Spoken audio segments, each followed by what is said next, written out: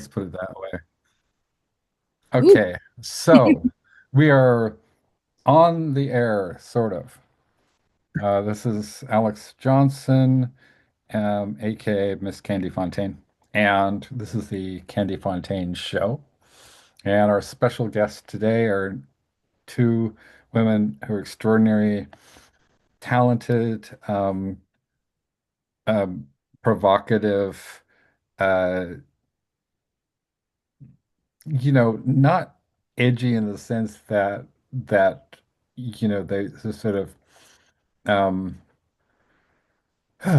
I don't want to kind of ascribe any qualities because unique, sui generis. Ellen Mabey is the author of, among many books, including this is one of my favorite books, The Cowardice of Amnesia, and this is a classic.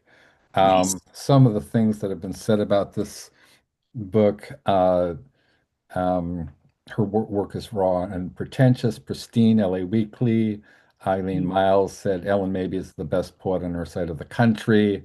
Wanda Coleman, the late great Wanda Coleman, said a magnificent pathos is the power that drives Ellen Mabey, placing her among the finest voices to emerge from the pre-millennium West. This is Rodeo for the Sheepish, and that's a very young Ellen no, Mabey on the cover, I love it. I love right?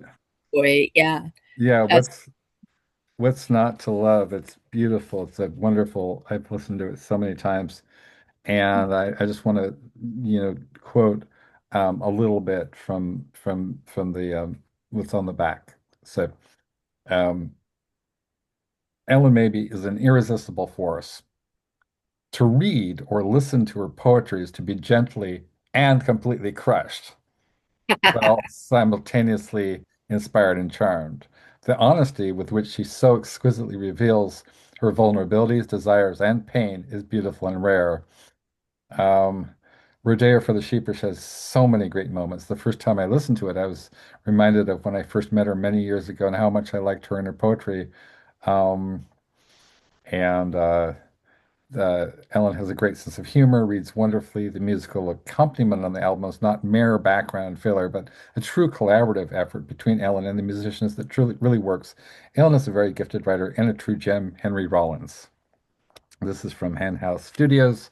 It's music, it's recitations. It's a true collaboration. It has song, poems, lyrics, whatever, parallel universe, city streets. There were two girls who looked a lot the same.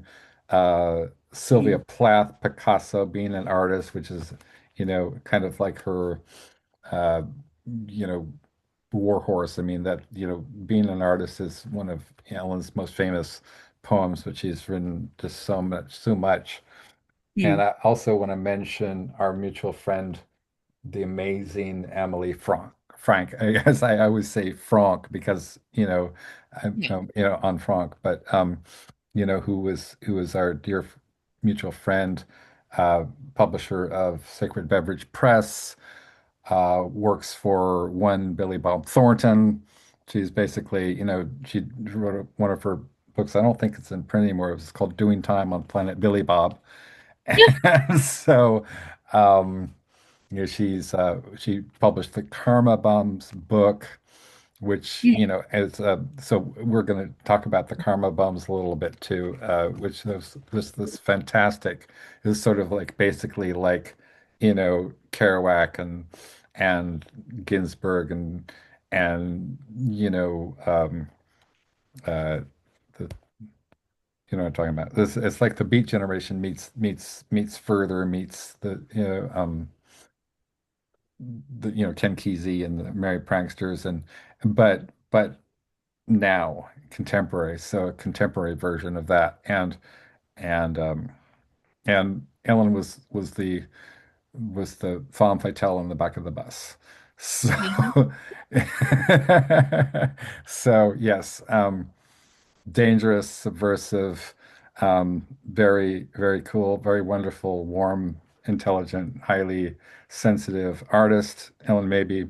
beloved of icons and like Viggo Mortensen, Grail Marcus, Jackson Brown, um, Hmm. you know, Jackson Brown, me, Iris Berry, and then we have Tricia Warden, who I'm just getting to know.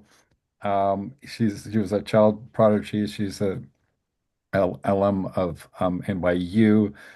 She also has published with Henry Rollins. Both, oh, I have to mention that both um, Ellyn and Tricia were introduced to Henry Rollins by Exene Cervenka from naturally the band X. No, that wasn't the case. That's not the case.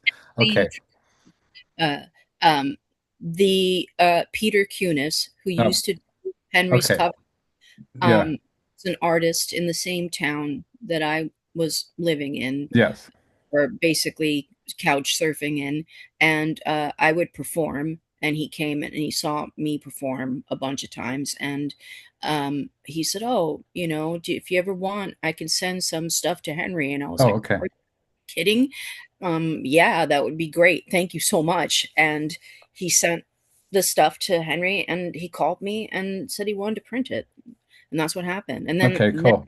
meet the wonderful Exene. Okay, yeah, you might have seen that way. Okay, so with Ellen, it was the reverse, right? So Mhm. yeah, so Ellen, you performed with Exene, Yeah. and where was the Cafe Iguana? Was that it? The Oh God. I met her at, I'm trying to think of, yeah, the Iguana, and she was around a little bit at Bebop Records, but mainly at Yeah, the Iguana. And then we read it Beyond Baroque right. at the two a couple times, yeah. But yeah, she wanted to send the work to Henry to consider. She really resonated to it, and that's what happened. And he, yeah, it just happened like that. Yeah. Yeah. From her mouth, actually, from Exine's mouth, is when I heard about Ellen. And it was before Cowardice of Amnesia came out, and she, Oh, you have to meet Ellen. She's fantastic. We were in Chicago doing a 213 gig, which we didn't do very many of those, but and I was really excited, and I think it just we just kept each other hepped up to perform, and you were on our minds, just so you know. oh It my was, God. Oh, yeah, that's so touching. Wow. yeah. Oh, wow. And really, and every time I hear about you through the years, everybody always speaks about your generous heart, and I see your generosity to other artists, and I think it's beautiful, and I think we all need to do that for each other, and you are a perfect example, like a shining example of that. And Oh, Candy, you too. I'm just getting to know you, and I see you, and all the things that you're doing, and it's so important, um, because there are a lot of people who aren't generous. They think there's a lack of, there's only crumbs, and we're all fighting after a crumb, where they don't realize we have infinite source Yeah, to. exactly. Exactly. It's a kind of an economy of scarcity Yeah. paradigm where we, I think, as alphabet soups, Yes. that we're kind of like where our predisposition is open. And just remember like when I was a little kid, I'm an only child, so I didn't have siblings, and we mainly didn't really have a lot of social interaction with other um, you know families or whatever, mostly through our church, Vedanta Society, which was founded in the 19th century by Swami Vivekananda. And members have included like the Beatles and, Allen Ginsberg and, J.D. Salinger and, um, people of that ilk, Henry Miller, uh, you know, um, um, Love Bra- Henry. Aldous Huxley was a member, right? Gerald Heard was a member. Christopher Isherwood was a member. Yes. And so, right. So, and, but our, the other families, that were a part of that. And I'm still a member of the Vedanta Society. And so really when my parents sent me to a kind of exclusive academy, like when I was a kid, I couldn't afford it. So we got a scholarship, and and Mr. Parker, Henry Thomas Parker, was the founder of this. It was kind of a progressive school for the time. He still Yeah, doesn't really understand learning, whatever learning. I don't like to call it disabilities because it's learning differences. it's just It's a just bifurcating path. yeah, just it's imagine you're trying to get to at one point. Yeah, There's so many ways to get there. yeah, exactly. Now, There's not one, there's so many ways. So why not? why Go. not? And it's like Iris Berry, that wonderful shout out to my dear friend Iris Berry, love you lots. And but she was saying that when she was in high school, she was just like basically, well, her father was out of the picture when she was very, very young. Her mom was working all the time, so she was really left with her brothers, and they were basically like juvenile delinquents. And she didn't have any but they were very protective of her nevertheless.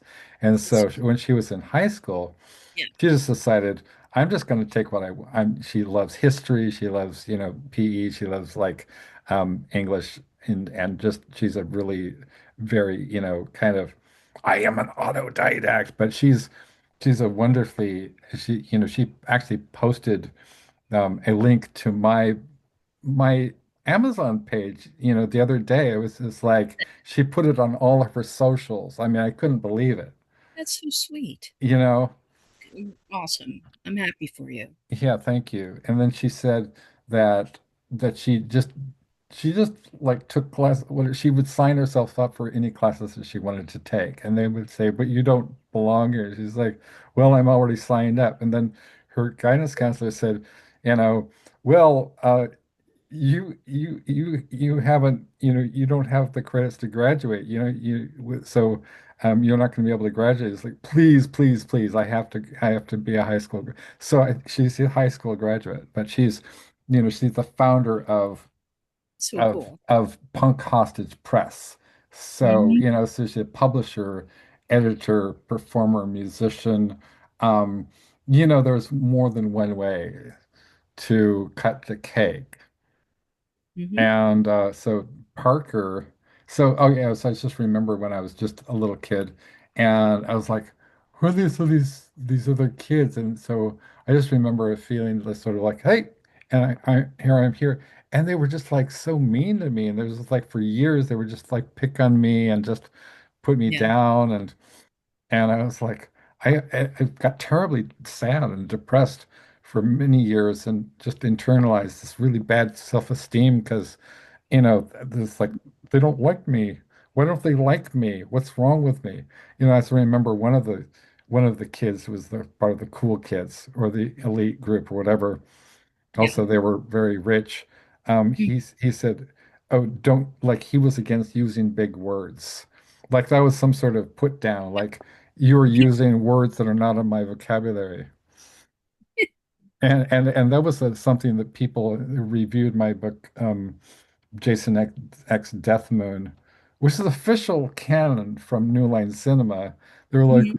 he used words that aren't in my vocabulary. That's one of the reviews. Whoa. Really? For widening your vocabulary. Somebody said to me, "Oh, why do you speak like that?" And I said, "Do you want me to speak to you like you're stupid? I'm think you're dumb." So Yeah, I'm not dumbing down what I'm saying to you because yeah, that's an insult to you. Um, yeah. but if you're gonna make fun of me because I have a weird vocabulary, then so be it. Right, yeah. And sometimes the simplest, I mean, you don't use a lot of like, Latinate, whatever, but you use the appropriate words, and I think of some of the greatest authors, writers, poets. We will be talking about Gwendolyn Brooks, Langston Hughes, Bukowski, are very Henry Rollins. They're very, you Economy. know, econo economical. Yes, economy. It's Yeah, called economy of words, economy of language. And that's definitely like trying to be as lean as possible with the biggest impact. right. Yeah. Yeah, yeah, But yeah. Go about ahead. it while you're doing it. What? I'm sorry. But also to do it and not think about it at all. I'm not You know, thinking about it. Yeah. Well, yeah. I mean, what's written on his tombstone? Don't try. Yeah, exactly. Bukowski. How have you ever seen the was that there was an album that was made in Redondo Beach, which he called Redundant Beach, Redundant Beach. It was called Hostage, and the entire performance was filmed, and Mm. he's just like snarling and mocking the audience. Is like, what? Stuff. Do they have him driving? Because I remember seeing footage. That's born into this, you Seen that. know, dying because of this. But hostage, it's a video. You can see it on YouTube. Just you look for that. And also it's a record you can get. But it's a performance of him reading his poems at this venue in Redondo Beach. Redundant Beach. And he's got some wine. He's got he at one point he asked for the vomit bucket. He just says, I feel You, like I'm gonna vomit." yeah, And they dutifully like bring it up. He just says he's openly like just, you know, taking punches of the audience. It's like, yeah, back in Philly they used to call me a good duker. I'll take all of you on, all you motherfuckers. And he's like, I got your money. I'm drinking wine. yeah, I got your $7. yeah, This is a share beanie. It's not a joint. It's made by lepers in India. Oh my God. It's hysterically funny. he was very funny. I mean, brutal at times, but very Yeah. funny. And also like Burroughs, he also was very, I mean, I think it was like people are surprised if you like, you know, realize that he's referring to Catullus, or Burroughs There's referred to Juvenal, as kind of like reference points. And all kinds of yeah, classic music, Bach. yeah. Yeah. Mm. So and Tricia has worked with people like Diamanda Gallis, Michael Jara from Swans, Henry Rollins again, Exene again, Hubert Selby Jr., aka Cubby, and so many more. I mean, Blixa from Einstürzende Neubauten, and I just like Among Us and Between Us, or whatever, Among Us, we're just like have a constellation of really cool, artists. Like, so. Very I just at some point I'm just gonna drop this list. So just, you know, I'll release do a slow release capsule of some of the, creatives that we work with at Nocturnicorn Books. So yeah, so I do Nocturnicorn Books, and we are kind of a specialty press. We just like work with whoever we want to. It's modeled after 21361 and Punk Hostage Press. We have no rules. We have no gatekeeping. We're very inclusive. We'll accept you. We'll publish you if you're good. We're not going to say, "Oh, I never heard of you. Where's your CV?" Well, fuck that. right. So, some of the people that we are contributing authors, including original work, mostly originals. Ethan Maroulis from Black Tape for a Blue Girl, Hmm. Spawn Ranch, Hmm. Vampire Rodents Noir. He's he's a kind of a goth industrial pioneer.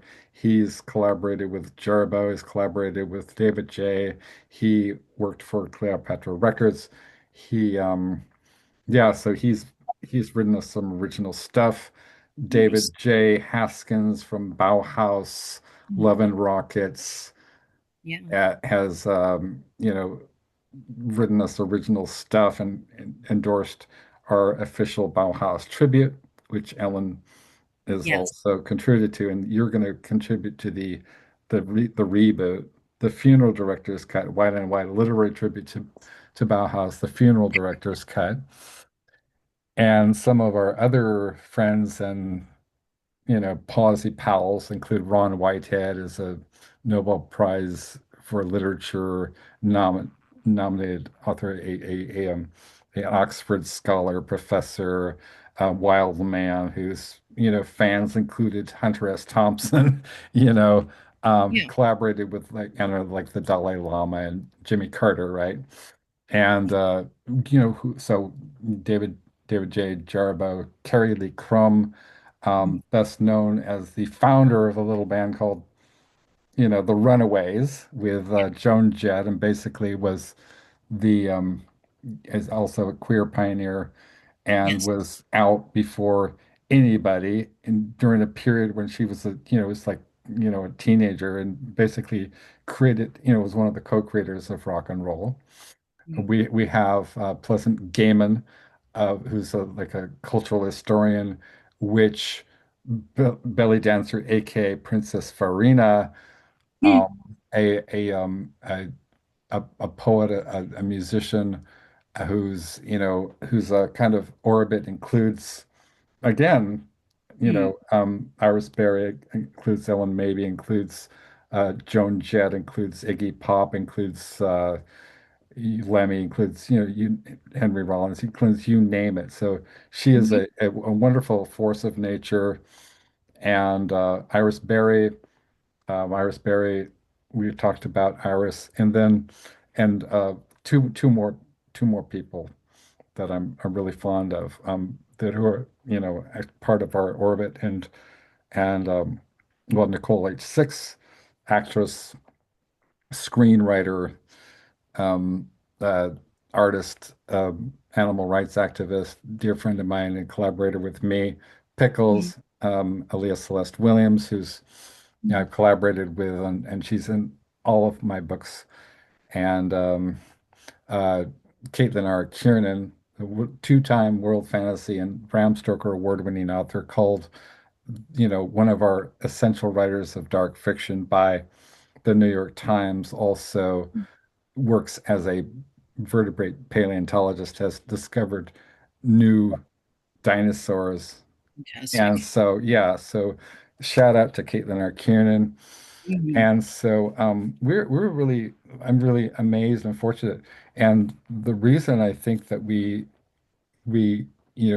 attract you know, and whatever, keep within our sphere people like of that ilk is because I don't believe in transactional relationships. I don't. And it's like that a lot of these other presses, you know, that have different operating systems, and they sort of have this whole, notion of hierarchy. There's always going to be somebody who's about. If you look at my covers, there's like 20 names, and most of them are just like famous names like John Shirley, or Poppy Z. Bright, William Joseph Martin, or you know whatever, Jarbo or whatever, uh, Mhm. uh, but um but there's always some names you so like, who's Pickles, Mhm. Pickles, Yeah, the book we did with Pickles got a rave review in Cemetery Dance. that's great. So it's a phenomenal. We don't believe in gatekeeping, like my co-editor. Oh yes, Natasha Lynn Nichols.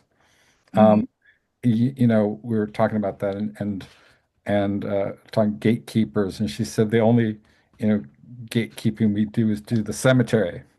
Okay. So Yeah. that's yeah, I love that. So okay, so let's talk about like poetry, poetics. Well, I mean, we're facing some like pretty kind of serious challenges, especially for disabled people and women and Yeah. artists and anybody who's not a rich, vile, pig. True. Before we get into that, I just wanted to clarify that when I worked with Diamanda Galas, it was interviewing her for Bust magazine. Uh, Okay. I never opened for her Oh, okay. performing Yeah. like, but we had done I think two interviews, and she's so lovely and generous and giving. And if she's playing anywhere you live, you got to go see her because it's like something supernatural. The whole room changes. The last time I saw her, I think, was at the Church of the Saint John of the Saint Divine or something. I'm messing it up, but uh, it was almost, you felt like you were in another dimension almost. Uh, it was the sounds that come out of her body and piano are just stultifying. And then she Hmm. sings in all these different languages, Yeah. and it doesn't matter what language she's singing in because you feel it. You feel what she's singing. I have goosebumps just thinking about it. Oh, yeah, And sure. every time I can see her, I go see her live because, nobody's finite. And Ellen, seeing live music is a totally different experience than listening. Of course, listening I love too, but it's like seeing a painting in a book, as opposed to standing in front of it. Um, like the first time I saw Joe Coleman's work, I had seen it in books, but then I saw it in person and it looked like it was breathing on the wall, like almost like something at a Videodrome or something like Nice. like a Cronenberg film. And I was hooked. Yeah. Sorry about that. I just wanted to clarify so people, I don't want to take any false valor. Oh Um, yeah, false valor. Oh, yeah. speaking of valor, I'm in communication with the Christian death camp, so I might have him on. I know that's a controversial choice, but I was, you know,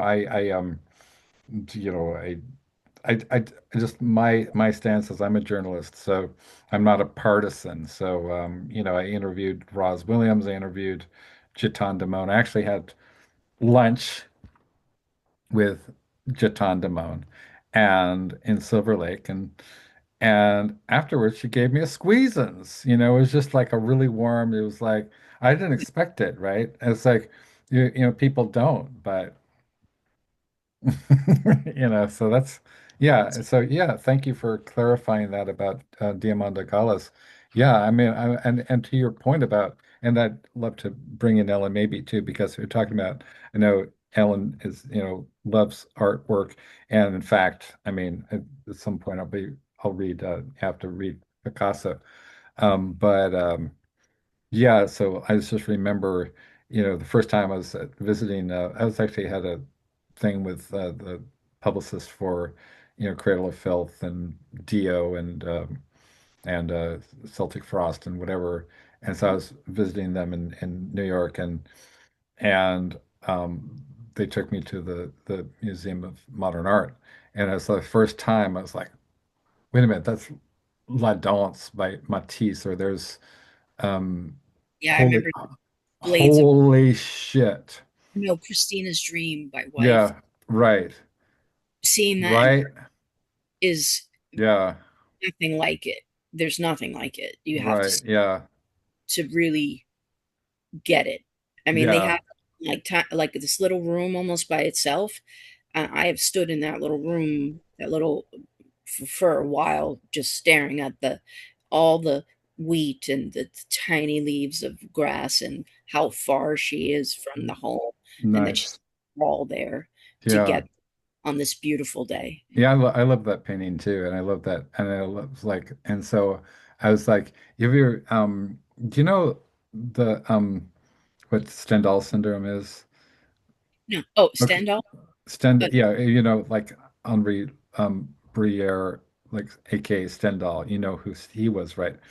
Well, he experienced this form of synesthesia, which is like vertigo and synesthesia combined, which was later called Stendhal syndrome, Okay. because when he he wouldn't just, and I think in Picasso is a form of Stendhal syndrome, because because Stendhal, I mean Henri Briere, would actually enter into the painting as he could experience it. It was like he's and in the Dario Argento's the Stendhal syndrome, which was stars, Asia Argento. She enters a painting within the first 20 minutes or so, Hmm. and at the Uffizi Gallery, Hmm. and she's like inside it, and there's this weird kind of erotic thing with a fish. I don't know what's going on with that, but it's Argento, so you just roll with it. But um so hey, Ellyn, maybe. So I would love to hear some poetry from you. Or, Oh, like, could you read a Tricia? yeah, yeah. It sure could. Yeah. Stepping in front of trains and other admissions that make us laugh. I erased everything around me. Sort of you got in the way. It was the only way I could see myself. I, Thank you. And I can read a couple more of her. Yeah, yes, I please. intrigued. I, I never hear people read my stuff. Yeah, so cool. Thank you so much. oh, you're so welcome. I'm glad we could all do this together. This is really neat. Um, the wings you fly away on, your hands like mysteries which I will never learn about, will rest comfortably in the hands of another. Hmm. And PTSD for beginners. Don't don't forget to check your boots for scorpions when you're walking out that door. There are things that will hide and hunt you, not necessarily from hunger, rather out of boredom. Yeah, It's so yeah. sweet. Oh my God. That's great. Yeah, this Tricia is so cool. Thank It's you so much. really, it's It's really, cool to hear you read it. Uh, Thank you. oh, a pleasure. It's really, yeah. Yeah, it is really interesting when you hear someone else read the work. It's just so neat, isn't it? It's so wild, you know? Yeah. Ah, yeah, totally. Yeah. Uh, Yeah. This is so good, but I'm like, so Picasso, that's in Glassblurs, Oh, or walking is in, barefoot? yeah. Yeah, yeah. I think, yeah. Okay, I would like to read Picasso, um, by Ellen Mabey, and this is one of my favorites. I've done this many times. Um, it's also an Ellen and Robbie. I think it's Ellen. Was it? No, it's not Ellen and Robbie. Oh, It's Ellen ro- and oh, Ellen the May, Ellen maybe band. Ellen Yeah, Mabey yeah. band. Yeah, Oh, yeah, road. Oh, yeah, yeah. yeah. So there's different versions of this song. I love the one where you're just like, we're fucking artists. We can do what we want, and then there's this weird ass kind of musical instrument that just sort of hovers in your periphery and just sort of, Oh, oh, yeah, yeah, yeah. I know what you mean. I think, yeah, yeah, yeah. yeah. It's This is Picasso. I found a year that likes my body. Mm, 1921. mm, Girl sitting on a rock. Picasso painted a woman with my thighs. mm. Walking around the museum, it hit me how Rubenesque is not just some word for someone who likes corned beef. There I was, naked on the edge of something, overlooking water. Or was it salt?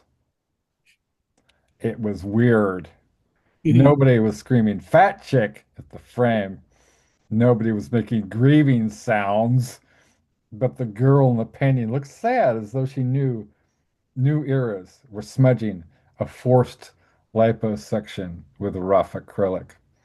The mm. caption said, Girl sitting on a rock, not woman who uses food to help cope for the lack of empathy in her sphere. I think of Judy Tenuta. That's a Judy Tenuta type of line. Not the gyms are closed and there are better muscles to develop. Not girl 1 calorie away from suicide. Just flesh on a rock. Her eyes dripping question marks onto girl looking into a mirror. The vibrancy, the need to chew the ice cubism till the teeth bleed. The colors so deep they look wet. They really do. Hmm. Oh, the museum guards watch me tentatively.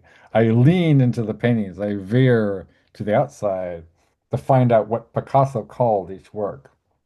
I like titles. They're vocabularies of oil.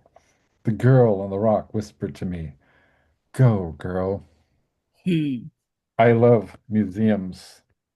Call me old-fashioned, but I like face-to-face conversations.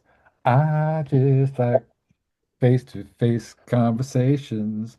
Bow, bow, bow.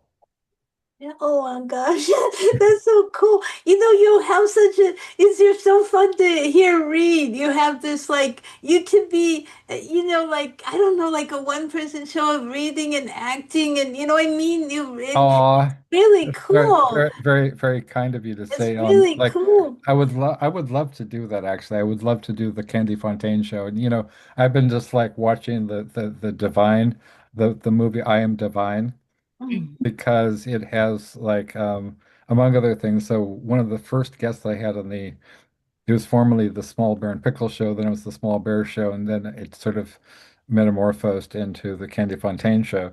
And so I had one of my first guests was none other than Joshua Granell, aka Peaches Christ, which was huge for me. I mean, because Peaches is an icon, literate, Totally. a queer horror drag icon, the Hmm. legitimate successor of Yeah. Divine, and except like don't well.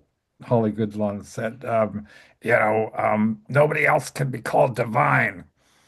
But, that being said, Joshua is super super sweet and really really fun, and I had him on the show, and it was just like it was magical because I just I asked and I didn't think like John Waters said about how Divine would like you had plenty of boyfriends and cute boyfriends too.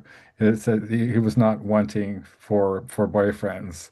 It's just like ask So 10, ask 10, get one, so that's my policy. And I was just like, well, what do I have to lose? yeah. I didn't ever think I'd get a message back from Joshua, let alone, oh yeah, let's set up a Zoom. Yeah. It was That's crazy. yeah. That's great. Well, Thank you. you're very good at, in depth and very supportive. I think the show, it's very, the time just goes flying by, It I think does. it really optimal to do this. I'm so glad you're doing this. It's Thank you. Thank wonderful. you. Actually, Really it was cool. kind of well I mean, I'll make a long story short and I won't say too much about who was responsible. I'm not going to name any names. I would just say this was a very famous um uh public it's not a public radio, but it has to do with okay, I'll just say the Pacifica Foundation, and they have some outlets, and one of them, um, uh, I won't say it, what it is, but it's one of the oldest, sort of, nonprofit organization broadcasts, in there is, and they've been around since the 50s, and they actually broadcast, the first broadcast of Howl by Ginsberg, of course, and they approached me about, possibly having me, do the interview show, the poetry was what's it called? The poetry, the Poets Corner, right? Oh, That Richard Modiano occasionally hosts, right? And then one thing led to another, and then the person, the manager, whatever, who like initially was wanted me on board as a guest host, started stalking my social media, and then like was outraged that I was using curse words, and that my posts were so dark, they said. And I was like, and then she said, and she wrote me this very, it was horrible. And I said, I was complaining about I have a brain injury. I have a brain injury. I have a brain disease. I'm in constant pain. And she found that too dark, you know. And initially we were going to have I'm Ellyn, sorry. It's um, too sometimes it just is. like we were going to have, and also we discussed the possibility of having Exene on the show and John Doe on the show. In fact, that was one of the things that we discussed, that as a possibility because they had performed live at on KXPR and is that KPFK? I'm sorry, KPFK. And so this is a really kind of a traumatic situation because this woman, she approached me. She was the one who kind of groomed me, so talked me up, saying, "Oh, you're going to do this, and that, and this and that." And then I posted something about how I'd contacted um, Schwarzenegger, and she said, "Oh no, he's a Nazi. You Oh, can't do that. You can't say that because he's a Nazi." And I was like, "Okay, so you're probably not too aware that his lineage and the fact that his the exact opposite." And so she said, our our listeners think he's a Nazi. Anyway, this did not go too well, yeah, no, and I was kind of shocked and horrified and disgusted yeah, that somebody who has that amount of power and clout yeah, in a very famous kind of a forum for independent artists, and yeah. it's like the Pacific Foundation, that they're gatekeepers and they try to gatekeep a disabled neurodivergent person Mhm. for complaining about having a brain disease, So I was like, man, this is cruelty coming from the progressive side of things. And so I very rarely, I try not to complain to anybody. I was telling Ellyn, this is just no good. And she said, why don't you do your own show? And I was Hell yeah. like, okay, so here I am because of Yep. Ellen's, just like you said, Mhm. and I was like, why not? Mhm. Why not? I mean, if Yeah. if if if whatever qualities that person saw in me are so salient, except for the fact that I use a swear from time to time, or I complain about, fucking brain disease. That's dark. I mean, and then she was, I don't know, this like we talked about our and I didn't have the heart to tell her that Ellyn uses swears in her work as well. Mhm. That's not a deal breaker. And she was afraid. She was afraid that somehow I would use inappropriate language on her broadcast. Like, oh You're yeah, in so now. what? That was not the right place, and you're in That the was right place. not, yes, I'm so anyway, enough about her. So yeah, so Ellyn is directly responsible for me doing this show. So, this is the generosity here we're talking about, Ellyn, maybe, because you're saying, oh, you're such a good hostess or whatever, you're doing all this good work. And I'm saying, well, it's because of you. So, my dear, I mean, and also I have to mention that this is how I started my publishing, because in 2012, and this is a great story. Mhm. Um, I'm just going to go with it because I was working with Cal State Dominguez Hills in Carson, California. It's very, very low socioeconomics, very a lot of minority students, primarily Hispanic, some Black people, Asian people, whatever. I chose it as for my graduate degree in English literature because I like being a minority white person or pale skinned, whatever, pink, person of pinkness. And Nice. So, yeah, right. And so, yeah, because I'm Norwegian and Scottish and Irish and whatever. And so then they were like, okay, well, my co-instructor, Melissa Williams, um, told me, there's this really great poet at, that, does a lot of stuff with Beyond Baroque. And I said, oh, cool. I love Beyond Baroque. I went to one of their workshops, and of course, Exene and John Doe famously, met there or, took a workshop together. mhm, And so I said, "Oh yeah, so who's Ellen Maybe?" And she said, "Well, she's very shy." I was like, "Oh, well, okay. So I'm shy. You wouldn't know it. I am very introverted. I mean, I can't stand just going out and being ambient, mhm. because Yeah. you people are just scary, So I was like, Mhm. okay. Yeah. Just how do I get in touch with this person?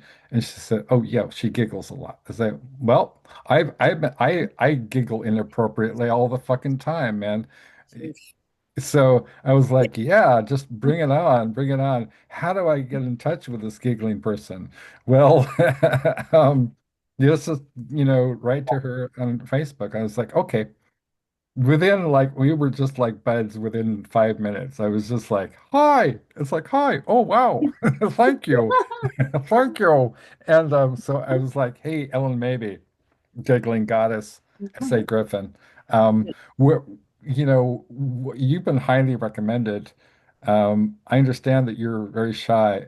Um, which of your books do you recommend that I want to buy one of your books?" She said, "Well, um, people um, people seem to enjoy walking barefoot in the Glassblowers Museum." And I said, "Oh, okay, walking barefoot in the Glassblowers Museum. One of the coolest poets you'll ever read. She's magic, Henry Rollins." And I said, "Well, I'll buy that book because it sounds really good." Some of the other people that they had of I'm seeing some of the other authors. Because there's always people that I know who are in these, because it's a very small community, right? Escape from Houdini Mountain, Pleasant Gaiman, Poetry Slam, The Competitive Art of Performance Poetry. Were you in that one, Ellen? The Gary Glasner. I think so. I believe so. I believe so. Okay, The Underground Guide to Los Angeles, Pleasant Gaiman editor. And then we got they published Jonathan Swift. They got some other people, Vampire Mike Castle and Bucky Sinister, Lord Dunsany. Anyway, so I was like, cool, man. I'm gonna buy that book. Bought it on Amazon, read it. It was like it was a revelation. It was just there was it was like somebody like you discover some drug that like has been a secret, somebody with a lab, like an underground lab Mhm. is the next um Owlsley, basically, right? And it's like, okay, so there's this, you know, it's it's called Maybe. Yeah, just like it's just don't do too much. I mean, just like, half a milligram, whatever, just get you fucked up, man. So like, Jerry, like I love Jerry oh, Garcia, right? That's a line. Um, Jerry, Jerry Garcia, man, he took some maybe. He's been MIA since for ever since. And I was like, wow, this is something. I don't know what it is, but I felt like I was had orbiting, space station and around Mars or something. It's very down to earth, and it's very funny, and it's very magical. So there's a mail art room for the babble that is never sent, rambling phrases to clear the mind when it sifts in an edgy kaleidoscope. So I was like, took it to my dad, who was an English literature major at Yale University, studied with Harold Bloom, who also studied with Joseph Albers from Bauhaus, the original, not the The art not the, movement. like uh stigmata bleed copiously, whatever. Yeah. Uh, Yeah, see you later. in the silent hedges, going Hmm. to hell again, Yes. going to hell again. And then I, and he said, wow. And I said, wow. And then we both friended her online. And then the moment came. I was like, I told Ellyn, I said, I'm working on this book of poems. She said, well, why don't you just publish it? I said, okay, well, but just like that, she said, yeah, just to put it out there. I was like, Yeah. yeah, so yeah, Yeah. why not? Wait, so I started the Schwibly Press, and then I got blurbs from Ellyn. I got blurbs from like John Shirley, who wrote a little movie called The Crow. I don't know. He just like was rave reviews everywhere. I got Dominic Lowell from, my friend who was passed away, the late great Dominic Lowell, aka the Janis Joplin of spoken word, Hmm. and Thomas Roche and whatever. But John Shirley, right? John Shirley, Ellen Mabey, and their blurbs are on the back cover. And then once it was published, she's like, why don't you read from it? I mean, take it, to Beyond Baroque and I'll sell it in the bookstore. And I was like, I had no idea at the time how what a like this is like reading, being invited by Ezra Pound to read at Shakespeare and Company in the 20s, Yeah. basically. It's like it's huge. And Yeah. I have to like thank, you know, my good friend Richard Modiano for very much a very, very good friend of mine, and always there for me since the beginning, and published him and in several times in my books. Nice. So yeah, we got that going, and there I was. I mean, there I am at Beyond Baroque and standing there, and I'm thinking, you pass. I mean, I don't believe they have it anymore, but at the time you pass into the portal. Really, it's sort of like the Pantheon. It's Burroughs, it's Patti Smith, it's Yes. Dennis Cooper. It's Stage, you know what I mean? yeah. You're standing, like, where television played, where the Ramones Where played, exactly? Where Blondie was talking Yeah, head. And exactly. this, they all played this shitty little stage. I Right. played a bunch of times with my Yeah. band by myself. Yeah. And it was definitely just like a mecca, Yeah.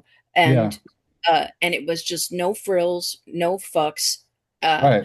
you know, if you were good, or even if you weren't, Right. you could Yeah. be there. And yeah, I mean, I miss it, but I'm glad at least I would think about the days of, like, Patti Smith watching Tom Verlaine, or Right. uh, you know um, and the Patti Smith group, the Jim Carroll band. Um, yeah, um, The people who died. They were all my friends. yeah, they Yeah. doubt.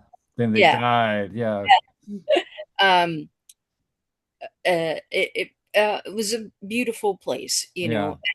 You knew you were standing, on the shoulders of giants, because Right. they had been there, and they had Yeah. been, Suicide played there, Lydia, Right. Spy. Exactly. Yeah. Yeah, I mean, Black Flag played there. Right. You know, so many people, so many people. Um, Yeah. it was a pleasure. So I get Yeah. what you're saying. Yeah, Yeah. exactly. Exactly. And speaking of Patti Smith, there was a really, really brief period of time when she made herself accessible. I don't know. I think it was like some I think she just put herself out there, Well, it was. on Facebook. And Uh, then I had two interactions with her, and it was like it was all I ever would need from Patty was validation for one interaction was I said, "Hey, your song that you wrote." She dated Alan Lanier, the keyboardist and composer for Bloister Cult, and and it's a song called "Career of Evil." And Mhm. being a Yep. comparative literature major, and I majored in French and English, and so I was highly aware that this phrase is taken from a book of just one of the most mind-peeling books you've ever read. It's a novel called Les Chants de Mauderoy, and by Isidore Ducasse, aka Le Comte de Lautréamont, and it is contains the phrase is something I've started on une carrière du mal, a career of evil, and I'd always like resonated with that phrase. And when I first heard, it's on uh, the an early Blue Oyster Cult album. I think it's the one with the airplane on it, Yes, it is. and So yeah, it's a great exactly album. Yeah, right. It's like Agents of Fortune or something, and it's like kind of I'll love. make it a career of evil, and it's like it's totally surreal lyrics, Yeah. and it's just incredible imagery, right? And I said, "Hey, your song 'Career of Evil,' that's Lautréamont." And she said, "Yes." And I was like, "Yes, yes." That's just Yes. its lineage. It's just, it's Patti Smith, and it's sort of like you go through trauma and you go through people not understanding you, and you go through hardship, and people have actually been terribly cruel to me. And I sort of like, then you think, is it never going to stop? And then you hit bedrock, and it's like the people that I have long admired, the people who were kind of foundational to my whole poetics and whole, I work with them now. And so it's not abstract. It's like I have validation from Iris. I have validation from, you and Ellyn and Caitlin Kiernan and so many people. Just like, Alex, whatever you're doing, it's okay. It's okay. You can breathe a little bit Yeah. because you You don't, can. and you're fantastic. You're fabulous. You know, exactly. Yeah. Mhm. So I would like to do more Tricia readings now. Oh, I was wondering if I could read one of Ellen's, Yeah, if that's of course, I would love to. I would love that. Yes, please, if please, please. you want to pick one of the ones you uh pick today, or should I just pick one? Well, you know what?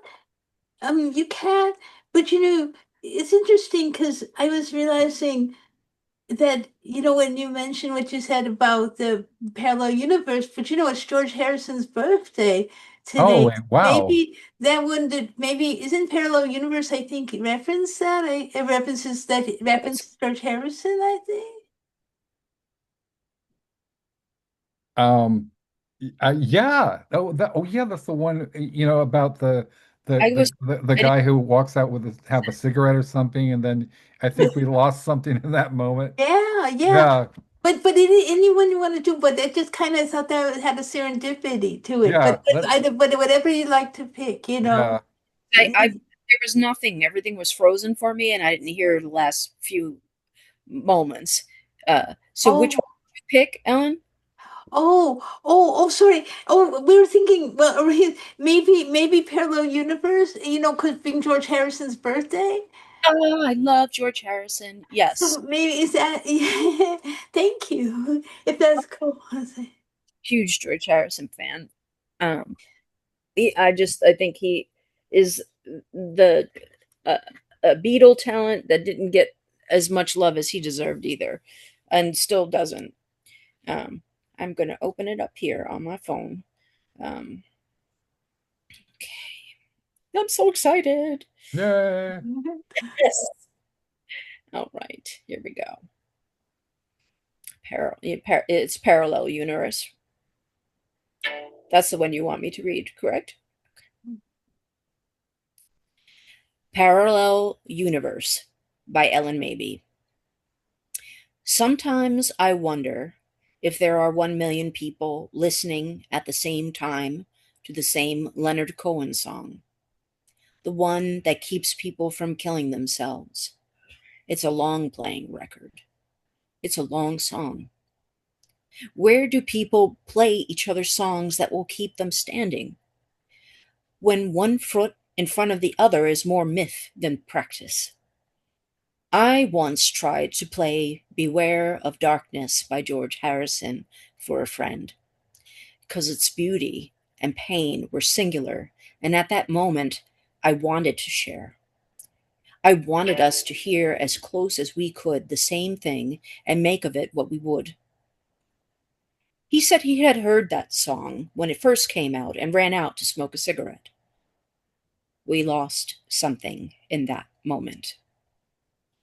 I listen to music alone, but I imagine there are sharp notes bending the backs of the universe into more flexibility, more love, more tenderness, more a cappella chiropractors. Someone is strumming three basic chords, and someone will live through the night. Oh, Wow. Oh my goodness. wow. Isn't that me? Wow. This is so, isn't it amazing to hear so many? Wow. That's so beautiful. Oh my gosh. Oh my God. You read it. It's just, wow. So Um, inspired. it, Wow. it gave me goosebumps. Your words, all your pieces are just so beautiful, and I feel very. Thank you for letting me read one. I really am lucky. Thank you. Oh gosh. Thank you. Wow. Oh my goodness. It's so touching. Thank you. Wow. Very emotional. It's very beautiful. Yeah, I've listened to that song too. Mm, And still standing, right?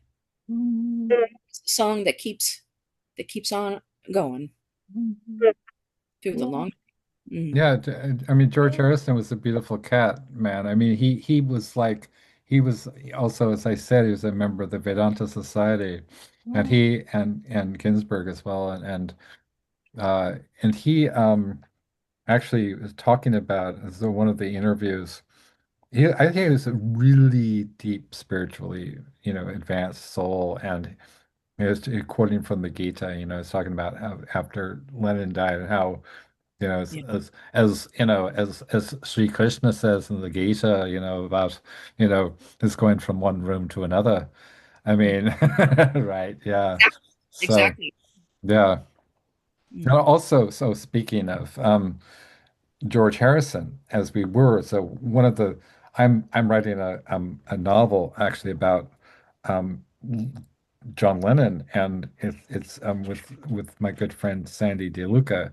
We previously wrote the Thunderstruck Dark Poetry Collection with Pickles, Mhm. and and shout out to Sandy DeLuca in Providence, and but I'm doing Say You Want a Revolution, a literary tribute to the Beatles, and I Mhm. just love to have both of. I know Ellen. I have one of her pieces, and I would love to have something from you, Tricia, I'd be because honored. yeah. So it's just like really, really close to So my heart, really deep. Yeah, thank you. Thank you. yeah. So, hey, Ellen, I would love to have you read one of my pieces. I think we were mentioning that one poem. What was it? What was the poem that you were talking about that you wanted to read? Oh yeah. Terminal Death Park. Yeah, Yeah. Terminal Death Park. Yeah, that's Yeah. a. I actually forgot that I wrote that one. Yeah, that was for a previous episode. Oh, let me put on the light a little. You guys, I never know how do you guys like I'm either like very I don't know with light, you guys have such beautiful light. I never know how people do that. I mean sometimes that's just so funny light, but it's always so neat. I mean just that like, I mean, because it's so much of life's on Zoom now. It's just I neat to know. see what people Well, do and can do. It's always well, I mean, I don't have any like professional lighting. You know, some people just have like little studio, professional studios, like professional microphone, and they have all the thing. I don't even, I don't, I'm not professionals. I don't even bother. So it's not, I don't know about you, Tricia. I mean, this is, your lighting setup is just like what you have in the room, right? So Yeah, I mean, this I'm on the couch. I sleep yeah, on. Yeah, this is my stuff in boxes behind me, yeah. and I have a lamp on there.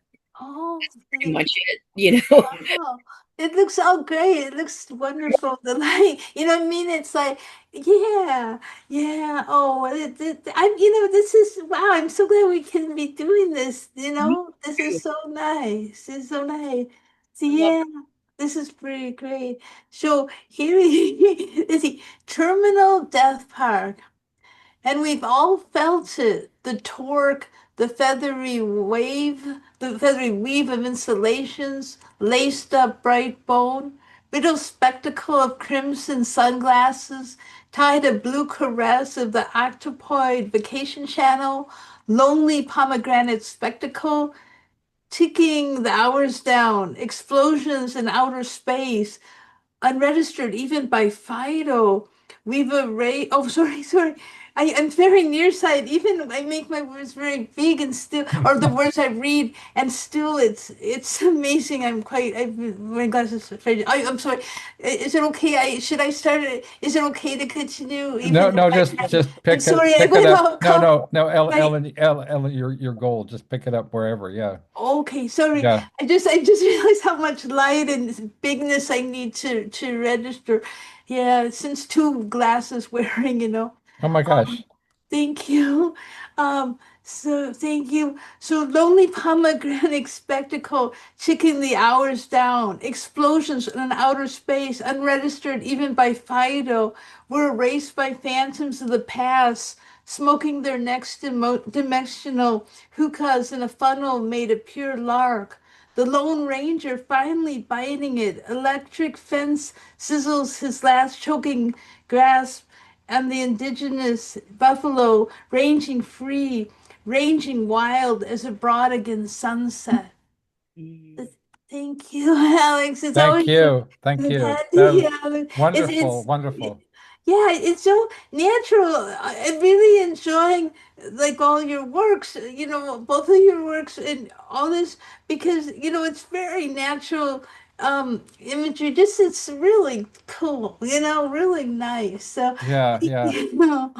it's cool. Well, it's like another thing that it's kind of inspired me from you, Ellen, is that I've asked you so many times about your poetics, and it's like, well, if I talk to, Richard Modiano, for example, or Mark Olmsted, or Jan Steckel, I mean, certainly get a more little formal reading, but you say, well, I'm not sure. It just comes to me, and I was like, I'm fair enough because. Then I started to just kind of like let it happen. And, I wrote the Iris Berry poems over a week. I just said, okay, I'm just going to write, I'm going to write like 10 poems a day. So Wow, that's that, amazing. Oh my gosh, that's stunning. it is just really, and thank you so much for your kind words on my book, and Iris, I'm just overjoyed that Iris likes it. It's just like it would Oh be yeah, horrible if can you imagine like like, well, it's I mean, Iris is such a gentle, kind person. She would never say anything, like harsh, but she also wouldn't like, you know, flat out like put me on our whole social media if right, she didn't right. like wasn't down, you Yeah, know, so yeah, Yeah, she's very kind. She's very cool. Always, I think, always has been yeah, ever since yeah. yeah, she's wonderful. Yeah. I just want to talk about a little bit about this because I've been trying to think about like, okay, so there have been people who've just been like very, very cold-blooded to me and very hard on me. And it's just amazing when I discover, like Iris Berry, like other people who I just you would never think. I mean, beautiful, renowned, famous, iconic rock Meeting star everyone. actress and everything else. And she wrote to me, she said, I've dealt with some cold-blooded people. That's why you're so special. And she wrote to me on Facebook. So it's like, that's why you're so, and was like, it's hard to believe that anybody could not be nice to her. Mm. Yeah. Humans are cruel. Yeah. Yeah. I think they're sometimes especially cruel to nice people.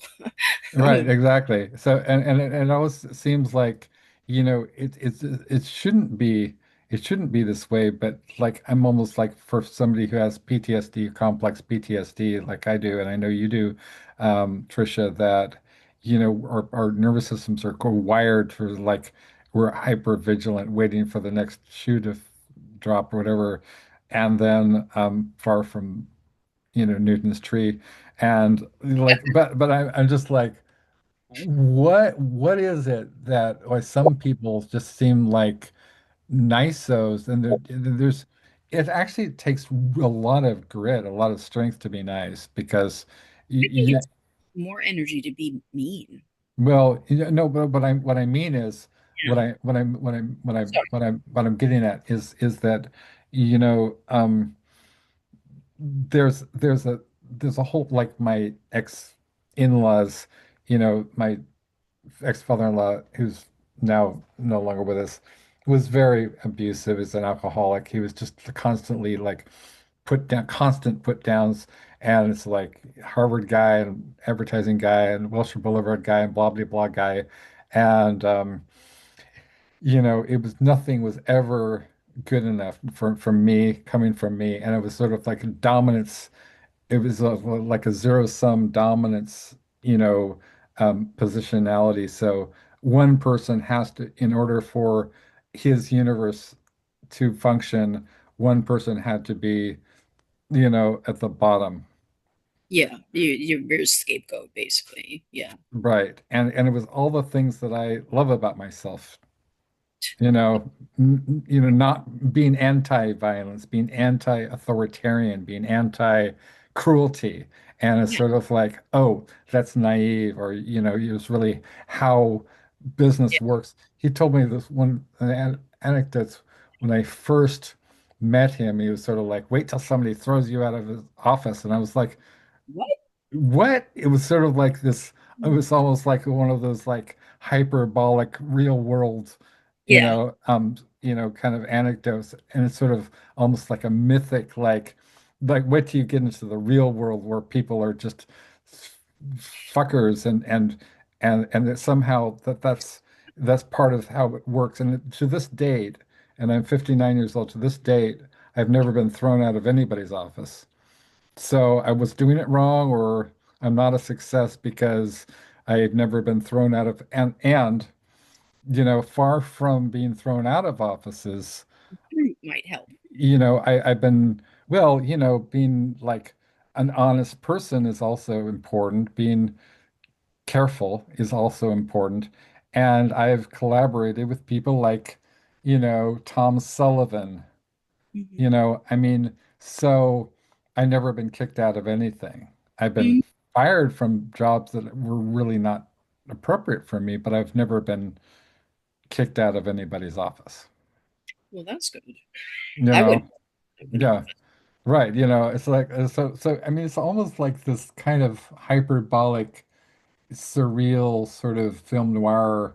I can just see it, right? Where somebody, Mr. Big, it's a black and white, it's German expressionist noir, kind of stark, contrasty, and Yeah. it's like it's like a Fritz Lang Yeah. or Alfred Hitchcock, Yeah. and it's just like this room is filled with cigar smoke. And Oh, yeah. and it's Peter Lorre, right? It's fucking Peter Lorre sitting there, you know, and he's smoking. You can barely see him. Yes. Yes. I'm going to throw you out now. Or it's Vincent Price. I can do Vincent Price, better. Like, yes, yes, I'm going to throw you out of my office now. deliciously in a very, very evil but very gender ambiguous way. Because he was so like, this is one of the things that you learn about people. It's like, of course, he was alphabet soup. I mean, he's like, Vince, Surprise he's a little too cultivated to win. be, Yeah, to be like, I don't like the term straight because it's a, I understand. but you know what I mean? Like to be whatever Fluid. fluid. Yes, he was fluid, and he and Cassandra Peterson were, aka Elvira, were great friends. Yeah. Yeah, Cassandra Peterson. I think I reached out recently to her and I said, "Oh, would Yay. you please? I had Peaches Christ." I said, Yeah. Cassandra's in the Peaches Christ movie. Yeah. The like what's it called? With starring Natasha Lyonne, That's so. all about evil. Yeah. Nice. I love Elvira. In fact, I dressed up once for Halloween Hmm. uh, for her, and the wig must have been really good because I was in New York and downtown, and a whole bunch of people thought I was her, and so they Nice, chased me, and I'm wearing these high freaking heels, and I'm nice. like, not Elvira, fuck off, like Yeah. obviously not her, That Um, yeah, definitely you exactly. like, That's so oh, cool. way, That's so cool. I love, we're gonna do that book. I love, Marlene Dietrich, for example. Marlene Dietrich and what was it? Die Blaue Angel, right? Just with the stockings and the kind of the hat and the very, I mean, she's very, very fluid and she, and openly so. And yeah. she was I love when kind of she sings too. what? I love when she sings too. Oh yeah, for sure. Yeah, Yeah, exactly. That's such a beautiful, beautiful film. I love all the German expressionist movies. I love the cabaret culture. I love Weimar cinema, yeah. music, art. It's one of my great passions. Hmm. Yeah, I love Fritz Lang that you were talking about. Yeah, Yeah, yeah. yeah. M was just terrifying. Um, Yes. yeah, Yes, it is. It is. And certainly like you're I mean I thought it was terrifying in the respect that it's like how it's a critique of society. It's not just, obvious. It's the obvious thing is that yeah, he's a sex criminal and he was a real person. It's a real story, but yeah. the the yeah, so yeah, Mhm. and the have you ever seen Faust? Which one? Which one? Well, the Faust, I think it may have been Lang. I'm pretty sure it's incredible. The special effects, the Gotcha. models. Were the was it the like like silent era, or you're talking It's about? yeah, yeah, it's silent era, yeah. Yeah, it's Yeah, amazing. yeah, it Yeah, is amazing, I truly. love And those little films. Haxan, Witchcraft Through the Ages. And, Yeah, and there's actually a version. Have you seen the version with Burroughs doing the voiceover and John Zorn no, I wish soundtrack? Yeah, I find it.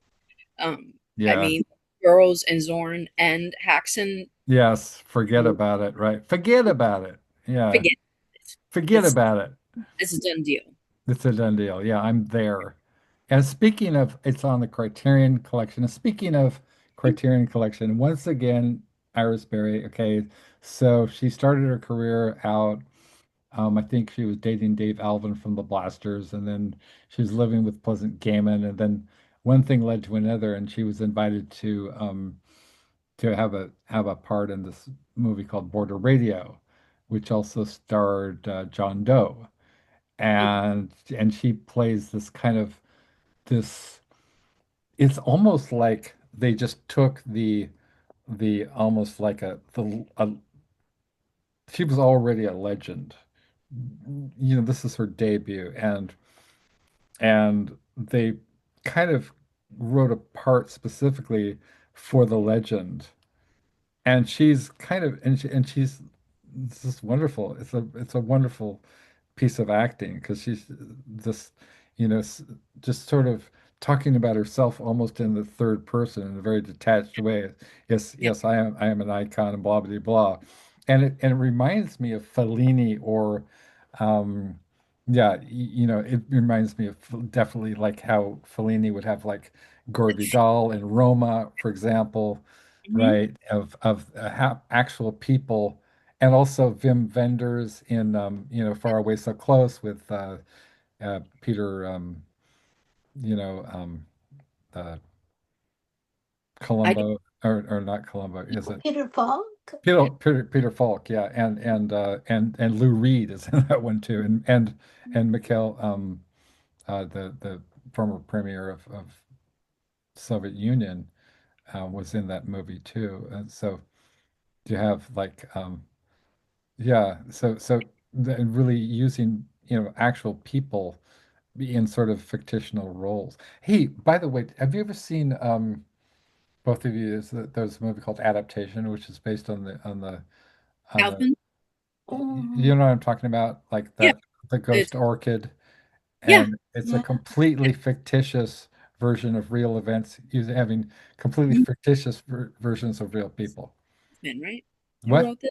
Charlie Kaufman. Charlie Kaufman, Oh, yes. Who yeah. also wrote Synecdoche, New York. Yeah. Yes. I love that movie. Synecdoche, New York is just, oh my God, it's so Love good. his And film. Spike Jonze, I think it was the Spike Jonze made a Being John Malkovich, which was also a Charlie Kaufman script, I I believe. remember seeing that on screen, and Yeah. we didn't realize, but all of a sudden the film went on fire. Oh Uh, wow.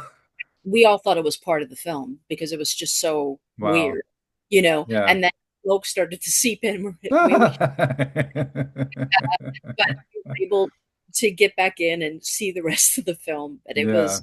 there was a surreal feeling of, this is just part of the film, Yeah, the fire. right. Yeah, exactly. The fire. I mean, I think that's almost like a trauma reaction too, Yeah. because you know what I mean? It's sort of like our nervous systems are like wired for reality to be unstable because of the people around us, have made it that way. People are dysregulated, make Yeah. reality unstable as a default. Mm. And so then we respond that thinking that anything can go wrong for the longest time in my life. And still to this day, my system is wired to think anything could go wrong at any time. People who can betray you within 5 seconds Mm. an email. Like I always wait for the other shoe to fall. If I don't get an immediate reaction or response, I always assume the worst. And that is just time after time. It's been disproven, but I'm still calibrated. Yeah. So, Yeah, I've had to force myself to try and train myself away from that. It doesn't right, hasn't gone away, but if I'm using my imagination to harm myself, I try and stop right. and Yeah. okay, think of something good, God damn it. Right. Yeah. Go simple. Think of, flowers blooming, think Right. of Yeah. Right. playing, like stop thinking of the shit that you're thinking because uh, you're thinking about five ways to get out of here in case somebody's coming in to attack you. Right. I Yeah. think about Exactly. flowers in case. Exactly. How to you know fashion a weapon from available Oh yeah. resources, or just like Oh yeah. lash together a crude knife, or make a plastic bomb or something, Yeah. and then you're like, what, like catastrophizing, Like this. yeah, man, yeah, I love that. you know I think it's fascinating. It's like really, I don't know why, but like I've always like enjoyed um This is PTSD. this is yeah. This is yeah. We're talking about like Karen Crisis. We're both friends of Karen Crisis, and she like has this whole thing of using words as weapons, right? That's her famous phrase, words as weapons. But also, I just think it's weird that you know the very same kinds of women, just women, are supposed to be terrifying. There's this legends about terrifying women, and I for me, I mean, just you know, I've shown this before, but for me, it's the opposite. It's the opposite. So, who do I seem to be magnetized towards? Well, this is one person, Yeah, right? that's I love this cover. Yeah. Yeah, I mean Terry B. Murphy, right? Who's just like badass. She's a badass. But really, it's just this fear that somehow women will have sovereignty. And that is so terrifying that, you know, that Hmm. they become these monsters. Medusa. Medusa, right? Yep. Yeah, Oh, I mean, you see these characters throughout literature and history yeah, where demonized right, because they're strong or powerful, or right. and people want to just take them down. They don't feel comfortable with it.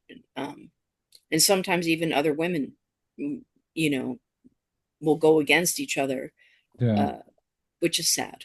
I find that sad. Yeah, and exactly, and when one of the other things that I was like I'm always interested in, talking about like thinking about like in ancient cultures, ancient civilizations, you always had the three part, the mother, maiden, and crone. I mean, and but also like the three-faced goddess is an archetypal form you find in every original civilization Is across the world, the fa- identical.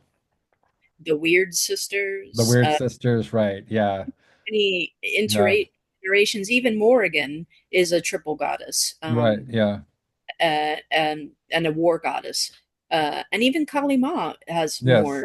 Yeah. yeah. Well, I mean, with Kali Ma, speaking to that, which is even more interesting because it's Hinduism. So, Mhm. I mean, Hinduism has multiple dimensions, which are just like completely alien to Judeo-Christian sensibility because Shiva Shakti and Shiva Shakti is the prime movers. You have Mhm. Kali Ma is the expression of the vital force called Shakti, which is Mhm. how shit gets done. Yeah. And the male, the Shiva energy is the ground, without Hmm. which you could not have force. So you have force and ground, Hmm. and you have And also, she's yeah, very like fluid right, as well, like exactly. which is interesting, very Right. beautiful, They're very. very beautiful. They're very yeah, I mean the fluidity is another thing that I don't think people understand, that Shiva is Kali too. You Yes, know, and versa. right, and vice versa, right.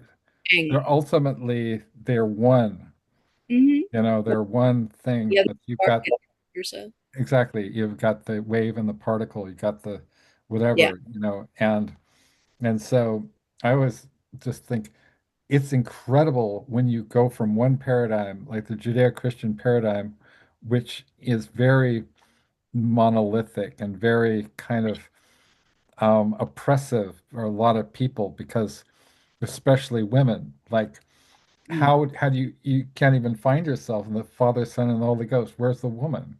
mm. Somebody gave birth, Yeah, right? and Hello.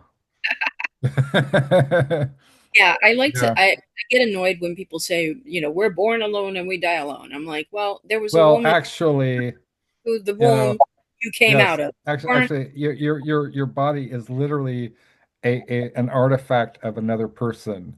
exactly. It is like their body, Yeah, gave you your body. yeah. I mean, we all may die alone, or I don't know how we will Well, die. actually, thank you But for that, because this is one of my pet peeves. It's like one of those fucking just like people say this as though it were just like some Nietzschean aphorism or whatever. You think about it and you go, how do you know? Yeah. How do you and what do you mean we die alone? Yeah. Hopefully we have pals, you know. Exactly. I mean we're born alone. I'm sorry, but you literally inside another you come out of another human being into into the world, which is populated by like 7 billion It's people or so, and then you know great, like, what you just, you know, appeared. Uh, right, exactly, right. this person, like you ate this person for 9, Exactly. you know, Which is like, talk eh, eh, about some Cronenbergian body horror, man. you You ate this. person, and they gave birth to you, and they don't even get the credit, and everybody's like, yes, you're born alone. Like, Yeah. well, Seriously? Well, yeah, fuck that. I don't think, yeah, I And don't think, I love what Poppy Bright did with that kind of, with that by literally turning it into this like vampire baby that eats its way out of her his mother's womb or something. And I think that's nothing, right? Or not nothing, but the vampire who also, I mean, it's just a fucked up book, right? He's so the vampire that was it is it nothing who's vampirized or something like that, or and then the elder vampire and he have some sort of weird vampire sex, but yeah, it's so I think it's just love Billy Martin because I think that Billy Martin is like our Oscar Wilde's, and when I interviewed him in 1995, and he was talking about Exquisite Corpse at the time, he said, "Oh, I thought at the time I had written a bad book." And I just immediately thought of what Oscar Wilde wrote in Dorian Gray. It's like, this is, true art is not moral. it doesn't have to be, no. Yeah. There doesn't have to be any constraints on it. I mean, Yeah. we have our own moral compasses that we use, and um, they fluctuate between people. Yeah. Um, and so, and also how free you are. Um, I think that also has something to do with it. Hmm. Um, if you're constantly second guessing yourself or getting in the way of yourself, and not just, just channeling the word, you know, I don't know how you guys write, but I always feel like it just comes. It's like if it comes, I have to write it down. Um, Sometimes the stories just talk to me, Hmm. um, and then I'm like, okay, oh crap, this is a story that my brain is telling me I should write it down. Um, so yeah. Um, how is it for you, Ellyn, when you write? Do you lose yourself too? Yeah, I mean, yeah, it's sort of like that. There's a kind of urgency that, something is starting to happen to get it down quickly, Yeah, yeah, very soon. Hmm. And if you, as I get older, if I don't write it down really quickly, it will just go away. I'm like, oh, that's one for the gods. I don't know. One for the gods, yeah. Yeah. Hey, it's time. It's that time has come once again for a ball and chain record store. Oh. Are you ready? Are you Well, ready? As it's like if we did a cabaret show or something, be like, "Are you ready?" People would be all like stoked, it'd be like, "Ah!" you know, yes, ball and chain record store. Okay. This is sort of like I feel like I'm, Peter Murphy, and this is, I'm covering Ziggy Stardust with this one because it's a ball and chain record stores, Ellen maybe. Someone came into the ball and chain record store I work at and said, "No bags, a waste of plastic." I said, "Yes, you must be a granola eating left wing, dig Gothic postmodernist, watch a lot of Billy Jack movies. Billy Jean. Arlo Guthrie type." He said, "Yes." I smiled. I dream of Tom Waits finger painting light bulbs on my holiday wreath. And I'm Jewish. Pretty weird, huh?